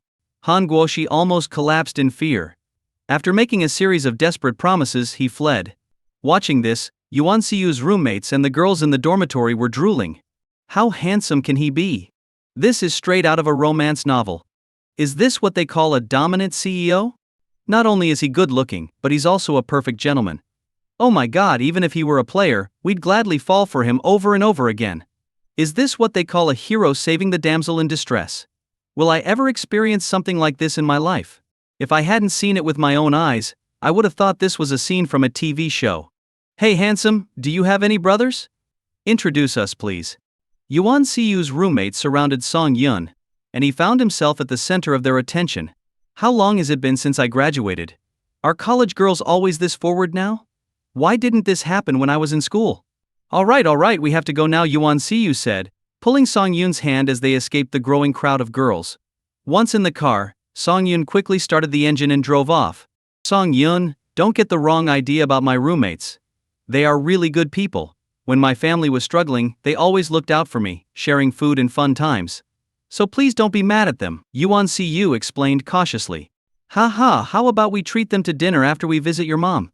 It's a good way to thank them for looking after you all these years, Song Yun replied with a smile. To him, Yuan Siyu had found real friends. In college, especially among girls, it was common for 4 roommates to form 7 or 8 smaller cliques, full of scheming. Yuan Siyu was lucky to have such supportive friends. Song Yun and Yuan Siyu arrived at Huachuang Private Hospital. After discussing her mother's condition with the attending physician, they went to the luxurious VIP ward. The ward resembled a presidential suite in a 5-star hotel, with 3 rooms and a living area, fully furnished with everything one could need. Seeing Yuan Siyu's mother lying in bed receiving IV fluids, Song Yun felt a pang of sadness. The woman in his memory was elegant and full of intellectual beauty, but now she was frail, with dry hair, looking like a woman in her 60s. Auntie, I came to see you, Song Yun said softly, sitting in a chair next to the bed. Who are you, Mrs.? Yuan's clouded eyes scanned Song Yun's face before she excitedly exclaimed, You're that rascal from the Song family, Song Yun, right? As a kid, Song Yun was a little troublemaker, always up to no good. Song Yun smiled and nodded, holding her hand. You still have some decency left, remembering to visit me. It's been so many years. Tears welled up in Mrs. Yuan's eyes. Back then her husband was still alive, and their family was happy. But those days were long gone. Seeing her distress and the rising medical indicators, Song Yun quickly tried to calm her down. Auntie, all the hardships are over. From now on you can just enjoy life. Sigh. I don't care about myself. If I die, so be it. But Siyu is still young. I don't know how she managed to get me in here. This is Huachuang Private Hospital. Even many high-ranking officials can't get a room like this. I just worry she's doing too much for me. Auntie, I own this hospital. Rest assured, I've arranged everything for you, Song Yun reassured her. After visiting Yuan Siyu's mother, Song Yun called Yi King. Since most of his cars were sports cars, they wouldn't be able to fit all of Yuan Siyu's roommates if he took them out for dinner. Without a second thought, Yi King sent a driver with her luxury car to provide full service. About 10 minutes later, a stretched Rolls-Royce pulled up in front of the hospital's inpatient building. Song Yun and a stunned Yuan Siyu got into the car. The car's interior was spacious, with a partition between the front and back compartments that provided excellent soundproofing. In the back compartment, there was an intercom that allowed them to give directions to the driver. This showed how much Yi King trusted Song Yun, not feeling the need to send someone to keep an eye on him. After giving the driver the destination through the intercom, Yuan Siyu called her roommates and asked them to wait at the school gate to avoid drawing too much attention by driving into the school. When her roommates heard that Song Yun was treating them to dinner, they were so excited that they rushed out without even bothering to put on makeup, changing their clothes and heading to the gate. As they waited, the stretched Rolls-Royce slowly came into view. To their surprise, the luxury car stopped right in front of them. The window rolled down, revealing Yuan Siyu's beautiful face. They excitedly got into the car, thinking Yuan Siyu's childhood friend was really impressive. Not only did he have sports cars, but also such a high-end executive car. Inside, they noticed the car had 2 rows of seats on either side. Sitting down, they found the seats incredibly comfortable, much more so than any seat they had ever experienced. After sitting for a while, one of the roommates cautiously asked, Siyu, can I take pictures in the car? Yuan Siyu looked at Song Yun. This small request was naturally allowed, as long as Song Yun wasn't in the pictures. He told them they could take as many photos as they wanted otherwise. Hearing this, the 3 girls excitedly took out their phones and started taking selfies. Song Yun didn't mind and closed his eyes to rest. 10 minutes later, after taking and editing their photos, they posted them on their social media. People say you can't see the stars during the day? I say no. The stars are reflected on the car ceiling in broad daylight. The photos showed them with the Rolls-Royce's starry ceiling, intentionally including the Rolls-Royce logo in the background. The other 2 girls posted similar captions, showing off subtly. As soon as they posted, their chat boxes exploded with messages. Wow. Hey, a Rolls Royce. Goddess, take us for a ride. Is this the legendary starry ceiling? Love it, love it. Goddess, take more pictures. The starry ceiling looks amazing. Send us the original pics for bragging rights. Reading the flood of messages, the three girls smiled blissfully. Not long after, the car arrived. Song Yun had booked a private room in one of Shanghai's 5-star hotels. This place was top-notch in terms of both reputation and environment in Shanghai. Song Yun ordered a few dishes, and then handed the menu to Yuan Siyu's roommates. Seeing the exorbitant prices on the menu, the three girls didn't dare to order anything too expensive, opting for cheaper dishes instead. Song Yun didn't want to skimp on the meal, so he called the waiter over and ordered a few more premium dishes. When he asked if they wanted to drink, Song Yun ordered a bottle of red wine that cost over $10,000. Watching Song Yun spend money so freely, the three girls got a direct taste of what high society was like. Halfway through the meal, Song Yun noticed that Yuan Siyu's roommates were still feeling uncomfortable, so he suggested leaving. Siyu, make sure to treat your friends well. If you need anything, just have the waiter charge it to room 999. I'll head upstairs to rest for a bit. When you're done, you can use the card to access the room. Song Yun smiled apologetically at the three girls and went upstairs. He hadn't slept well in days, and after a busy morning he was already yawning. Moreover, Yuan Siyu's roommates were too reserved around him, so leaving seemed like a good choice. After Song Yun left, the three girls immediately turned their attention to Yuan Siyu. Oh my god. What was that about? Is he asking you to join him in bed? Siyu, you've been hiding this well. The three girls were shocked because, in their minds, Yuan Siyu was the picture of innocence. Although it's common for adult couples to be intimate, it seemed out of character for Yuan Siyu.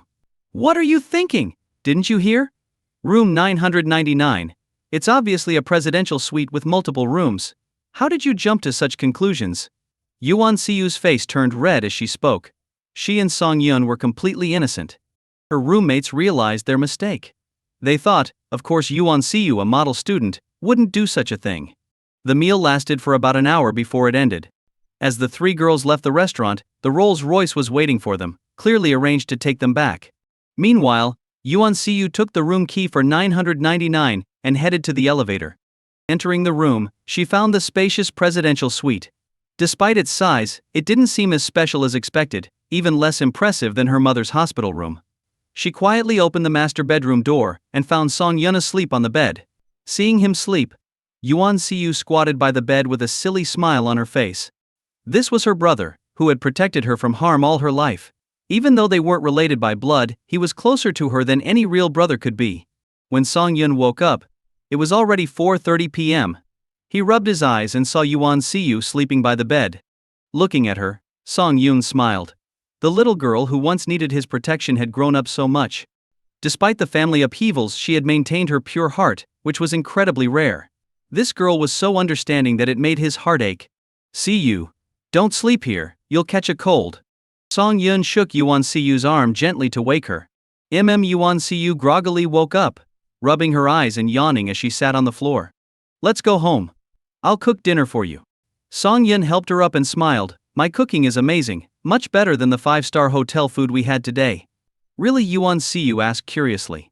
To her it seemed odd that someone as wealthy as Song Yun would cook himself. Of course. Song Yun left the room with his little shadow, Yuan Siyu, following closely behind. Trailing them was a couple. The guy ogled Yuan Siyu and swallowed hard. She was unbelievably pure looking. His girlfriend, noticing his unworthy gaze, didn't bother to stop him. If it weren't for his money, she wouldn't have stayed with him either. Song Yun brought Yuan Siyu to the Huashu villa.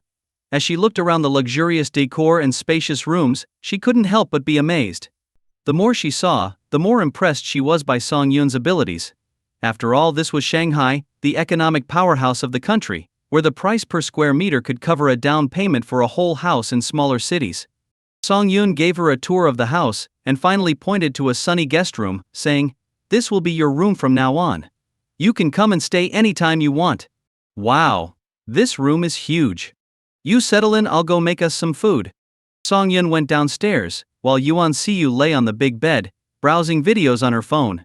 The bed was so comfortable that she gradually drifted off to sleep. Meanwhile, the villa's front door quietly opened, and Yi Qingqing peeked in, hearing Song Yun cooking in the kitchen. She carefully carried her shopping bags upstairs, planning to change into a new outfit to surprise him. As she reached the second floor, she heard a faint sound coming from the room next to the master bedroom. Curious, she opened the door and found a girl sleeping on the bed. The noise woke the girl, who rubbed her eyes and asked curiously, "Who are you?" At that moment, Song Yun, having finished cooking, came upstairs to call Yuan Siyu for dinner. "Siyu, dinner's ready." He was shocked to see Ye Qingqing, looking grim, and Yuan Siyu, completely confused. "What the hell? When did my wife get here? How did she sneak in without making a sound?" Realizing Ye Qingqing had misunderstood the situation, Song Yun felt a headache coming on. The villa's atmosphere grew extremely awkward. Song Yun stood there in his apron, holding a spatula. Ye Qingqing crossed her arms, glaring at Yuan Siyu. Yuan Siyu, the clueless girl, still didn't understand what was happening. "This is really what Ye Qingqing snapped at Song Yun. Song Yun braced himself and introduced the two women to each other. After listening, both women had complicated looks in their eyes. Ye Qingqing glanced between her husband and Yuan Siyu. She couldn't believe her husband had an adoptive sister, and such a young one at that she couldn't be more than 20. Yuan Siyu felt a bit down. So Song Yun was married, and his wife was beautiful and elegant, she couldn't compare at all. Song Yun hoped the matter would end there, but Ye Qingqing wasn't so easily convinced. In the end, Song Yun had to call his father, who was traveling the world. Song Yun's father was surprised to hear about Yuan Siyu. After learning about her family's current situation, he told Song Yun to help Yuan Siyu's mother. During his military service, Yuan Siyu's father had saved him by pushing him out of the way of a grenade. If not for that, he would have lost a leg. Hearing her father-in-law's firm words, Ye Qingqing finally relaxed and took Yuan Siyu downstairs. Although she seemed fine on the surface, Ye Qingqing still harbored some resentment towards Song Yun. Despite all this time, he remembered his adoptive sister but had forgotten about her. She had planned to surprise him tonight, but now it looked like she'd have to wait. The three of them sat down to eat. It was Yuan Siyu's first time tasting Song Yun's cooking, and she was amazed by the first bite, constantly praising his culinary skills. Ye Qingqing, hearing another woman compliment her husband, couldn't help but feel a twinge of jealousy. "Here, honey. Eat more." Ye Qingqing smiled as she peeled a large shrimp and placed it in Song Yun's bowl. However, her eyes still held a cold glare. "Great, she's still mad at me for not giving her a heads up. Oh well. I'll just have to make it up to her tonight." The meal was finished in just over 10 minutes, but a new problem arose. The room was too big, and Yuan Siyu was too scared to sleep alone. Song Yun had no choice but to sit upright on a stool in her room, waiting until she fell asleep before sneaking out. What he didn't know was that the moment he closed the door, Yuan Siyu opened her eyes. Meanwhile, Song Yun returned to the master bedroom, seeing Ye Qingqing Ying Yan Sum lying in bed reading in her pajamas. He gave her an awkward smile. "Did you get your good sister to sleep?" she asked coldly, making Song Yun break into a sweat. Wife Song Yun climbed into bed, hugging her with a grin. "Are you jealous?" "No," Ye Qingqing pouted. "Ah, someone's lying. And you know what happens to liars, they get punished." With that, Song Yun kissed her. Ye Qingqing struggled a bit before giving in. But when it came to the final step, Ye Qingqing insisted on punishing Song Yun. She said they'd only be together when she felt like it. Having made a mistake, Song Yun had no choice but to accept it. When it was time to sleep, Song Yun noticed that Ye Qingqing wasn't cuddling up to him as usual but had turned her back to him instead. With his wife upset, he had to make amends. Song Yun shamelessly hugged her from behind. Ye Qingqing turned around and bit his chest. Song Yun didn't resist, worried about hurting her teeth. He just endured it, thinking he'd get back at her someday. Satisfied with the mark she'd made, Ye Qingqing finally went to sleep. Song Yun, however, didn't sleep well at all. The next morning, Song Yun didn't wake up early, too exhausted to move. He dreaded the thought of more days like this. When he finally went downstairs, he was surprised to see Ye Qingqing and Yuan Siyu chatting, mostly about Yuan Siyu's mother's illness. "Morning, ladies. Is there any breakfast left?" Song Yun asked with a sheepish smile. "In the pot. Serve yourself," Ye Qingqing replied with a glare. After a night to cool down, Ye Qingqing was no longer angry, but she couldn't let Song Yun off too easily. What if he brought home another good sister someday? Sitting at the table, Song Yun sipped his porridge, wishing he could hide in his bowl. Seeing her husband looking guilty, Ye Qingqing sighed. It wasn't unusual for wealthy men to have mistresses, keeping their wives happy with enough money. But Song Yun, despite his modest wealth, Hadn't done anything wrong yet still felt guilty. It showed he respected her. With that thought, Yi King said, "Since we all have some free time, why don't we go out and have some fun together?" Song Yun abruptly looked up, causing his bowl to fall to the ground with a loud crash. Something was off, way off. He knew his wife too well. Yi King was the jealous type, flipping out at the slightest thing. So why was she suggesting a trip today? There had to be a catch, definitely a catch. Maybe we shouldn't. You've got so much work at the company, Song Yun stammered. Seeing his attempt to please her, Yi King's heart softened. I'm serious. A new Japanese hot spring inn just opened in Shanghai. I've been so busy lately I need a break. Song Yun carefully studied her expression. She seemed sincere, no way she could fake that. A good wife. What more could a man ask for? Yi King, my love, I adore you. Alright, let's go. It'll be a chance for everyone to get to know each other better. After all, see, you almost became my dad's goddaughter, Song Yun said, trying to smooth things over. I don't think I should go. You and sister-in-law can enjoy some alone time. I don't want to be a third wheel, Yuan Siyu said softly. Since learning about Song Yun's marriage, she had given up any thoughts of being with him. Her upbringing and values wouldn't allow her to be a third party. Besides, Song Yun and Yi King were a perfect match. Anyone would hate to come between them. After a night of thinking, Yuan Siyu had buried any feelings she had for Song Yun. He could be her childhood friend and her good brother, but never her lover. Looking at Yuan Siyu, Yi King sighed. Siyu, I know you've had a tough time these past years, but don't worry. With me and your brother, no one in Shanghai will dare to bully you. Yi King was a kind-hearted girl. She would be heartbroken if she saw a cat or dog injured, let alone someone as close to the family as Yuan Siyu. Yuan Siyu had a tragic background and a seriously ill mother. These things had already touched Yi King's heart deeply. So she was willing to accept Yuan Siyu and treat her like her own sister. But Yuan Siyu started to argue. Song Yun interrupted her, waving his hand. No buts. From now on, King and I are your family. You don't need to be formal with us. Seeing that she couldn't win against them, Yuan Siyu nodded lightly. Since all her toiletries were at school, Yi King ordered her secretary to bring brand new cosmetics, skincare products, and toiletries. Yuan Siyu was stunned by the array of high-end products. She had only seen these in advertisements or high-end stores. Now they were hers, leaving her overwhelmed with emotion. After packing up, they all got into Yi King's car, a Rolls-Royce. They drove over 100 kilometers to a suburb of Shanghai. There stood a vast resort, with the Japanese hot spring being its main attraction. After settling in, Song Yun sat in the lobby, sipping tea. Ding. Host detected at the Beiyu Resort in Shanghai. Would you like to check in? Check in. Ding. Host is rewarded with 24% shares of Shanshui Group. Note Shanshui Group is a multinational company with investments in all major tourist attractions worldwide, valued at billions. Hearing this, Song Yun was stunned. He really didn't expect that signing in here would make him a shareholder of a tourism giant. This was awesome. The bathhouse here was divided into public and private sections.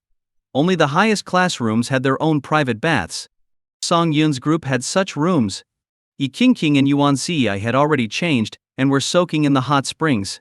Song Yun took a shower and then joined them in his bathing attire. Outside the resort, several luxury cars pulled into the parking lot. The leader of the group was Lu Sihua. After being rejected by Yi King and nearly injuring himself in a drinking contest, he had become a laughingstock among his peers. He couldn't stand being in the city any longer, so he invited a few friends to the resort to relax, bringing along a few young models for company. After checking in and dropping off their luggage, they gathered in the lobby and ran into Song Yun and his group, who had just finished their bath. Seeing Song Yun, Lu Sihua felt a surge of anger. And when he saw the pure young girl with them, he was stunned.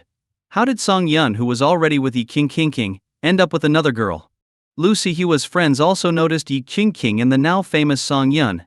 In photos, this guy already looked stunningly handsome, but in real life, he was even better looking. This guy was incredible, managing to win over the so-called ice goddess Yi King. But who was this other girl with them? They were dumbfounded, not knowing what to make of it. Could it be that the ice goddess loved this man so much that she let him have another woman?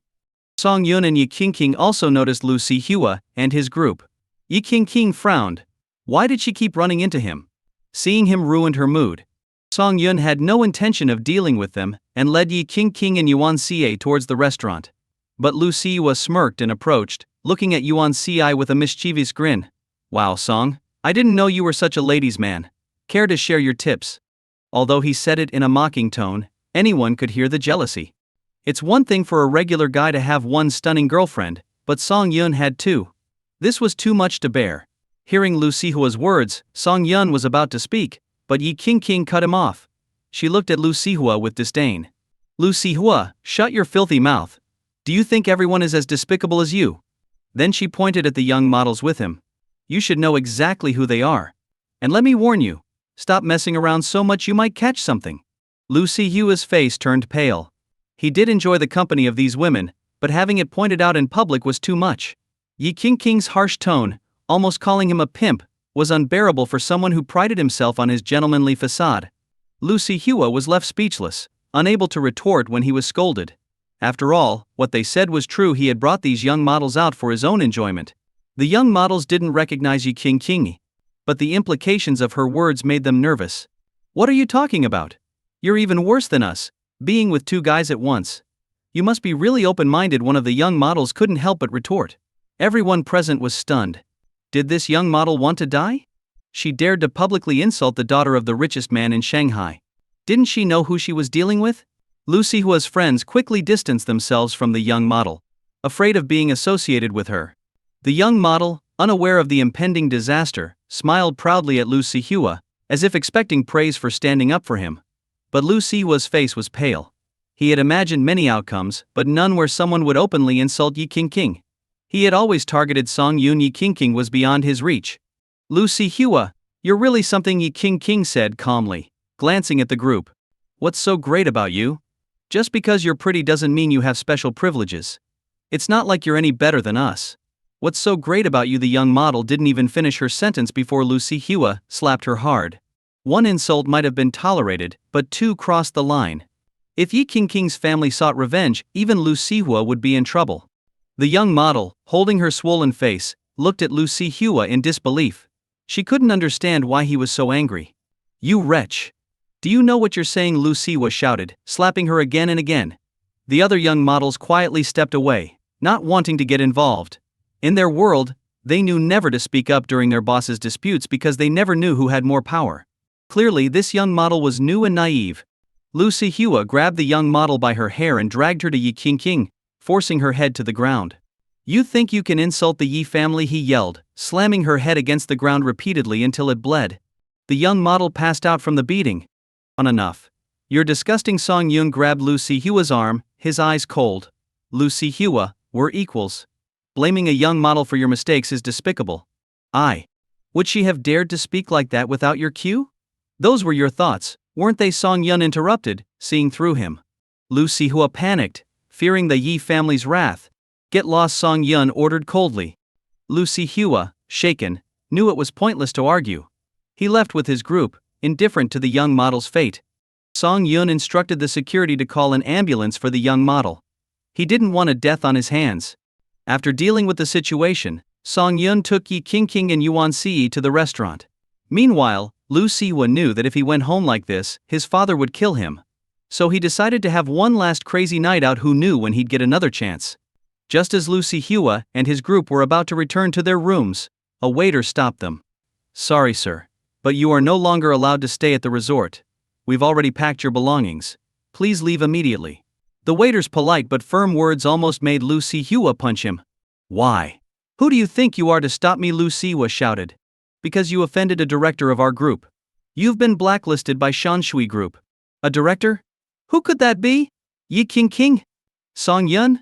Or maybe the girl was Song Yun? Damn it. Nothing is going right. One misfortune after another. Lu Sihua, fuming, pointed at the waiter and yelled, You think I don't have connections with your higher-ups? I warn you, this is a battle of the big shots. Stay out of it. Sir, if you're unhappy with my service, you can file a complaint. But for now, you need to leave the resort, the waiter said, his politeness gone. If it weren't for Lu Sihua's background, security would have thrown them out already. Fine. I'll make a call. Lu Sihua took out his phone and dialed a high-ranking executive at Shanshui Group, putting the call on speaker. Hello, Mr. Lu. What can I do for you? The executive asked politely. Mr. Chen, I'm at your resort, and this waiter is kicking me out. What's going on? After a moment of silence, Mr. Chen replied, Let me speak to the waiter. I'll find out what's happening. The waiter took the phone. Hello, Mr. Chen. This is Wang, employee number 1069. How can I help you? Why are you asking Mr. Lu to leave? It was clear Mr. Chen was holding back his anger. Lu Sihua smirked at the waiter, thinking about how he would humiliate him later. Mr. Chen, today Mr. Lu had an unpleasant encounter with Mr. Song. One of Mr. Lu's companions insulted Mr. Song's companion. What should we do? The waiter explained calmly. There was a sharp intake of breath on the other end of the line. You mean Director Song from the group? Yes, that's correct. There was a long silence, then Mr. Chen spoke again. Please hand the phone back to Mr. Lu. The waiter handed the phone back, and now Lu Sihua felt uncertain. He had heard the conversation and realized that Song Yun might have significant shares in the group. Mr. Lu, I'm sorry but you need to leave Mr. Chen said. Why Lu Sihua couldn't contain his anger. Please calm down. Even if your father were here, if he offended Director Song he'd be asked to leave too. Let me make this clear Mr. Song is the largest shareholder of Shanshui Group. Even I work for him. Please leave voluntarily and don't make this more difficult Mr. Chen concluded. Lu Sihua couldn't believe it. Song Yun, a shareholder in Shanshui Group? Wasn't he just a pretty boy who rose to fame with the Yi family's support? How could he own so many businesses? This realization was a huge blow to him. But what could he do? He was on someone else's turf. Whether they politely asked him to leave or bluntly told him to get lost, he had no choice but to comply. It was a blessing they didn't just call security to throw him out. So, Lu Sihua gathered his friends and headed back to the city, finding a nightclub to continue their fun. There was no way he could go home now his father would kill him. He had to enjoy himself as much as possible before facing any consequences. After lunch, Song Yun, Yi Qingqing and Yuan Si returned to their rooms for a nap. Song Yun ended up sleeping until evening. When he woke up, he saw lanterns with candles lighting up the resort, making him feel like he had traveled back in time. Shanshui Group really knew how to create an atmosphere. System, Shanshui Group looks amazing. Why is its market value only 100 billion yuan? Song Yun wondered. Ding. Because Shanshui Group is an international company, its market value is calculated in US dollars, the system replied. Damn it, Song Yun cursed. In dollars. That meant the actual market value in yuan was 6 to 700 billion. Damn system. Why didn't it mention this earlier? Given Song Yun's status, all his meals were specially prepared by a chef from a 5-star hotel. All he, Yi Qingqing, and Yuan Si had to do was wait in their rooms while the food was served. After dinner, a waiter knocked and entered with a brochure. Bowing respectfully to Song Yun, he said, Director Song, we offer several special herbal baths.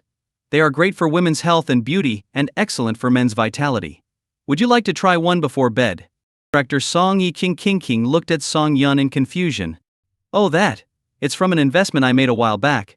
I thought I'd lost it, but it turns out it's doing pretty well, Song Yun replied casually. Yi Qingqing was shocked. She knew how complicated the power dynamics behind Shanshui Group were.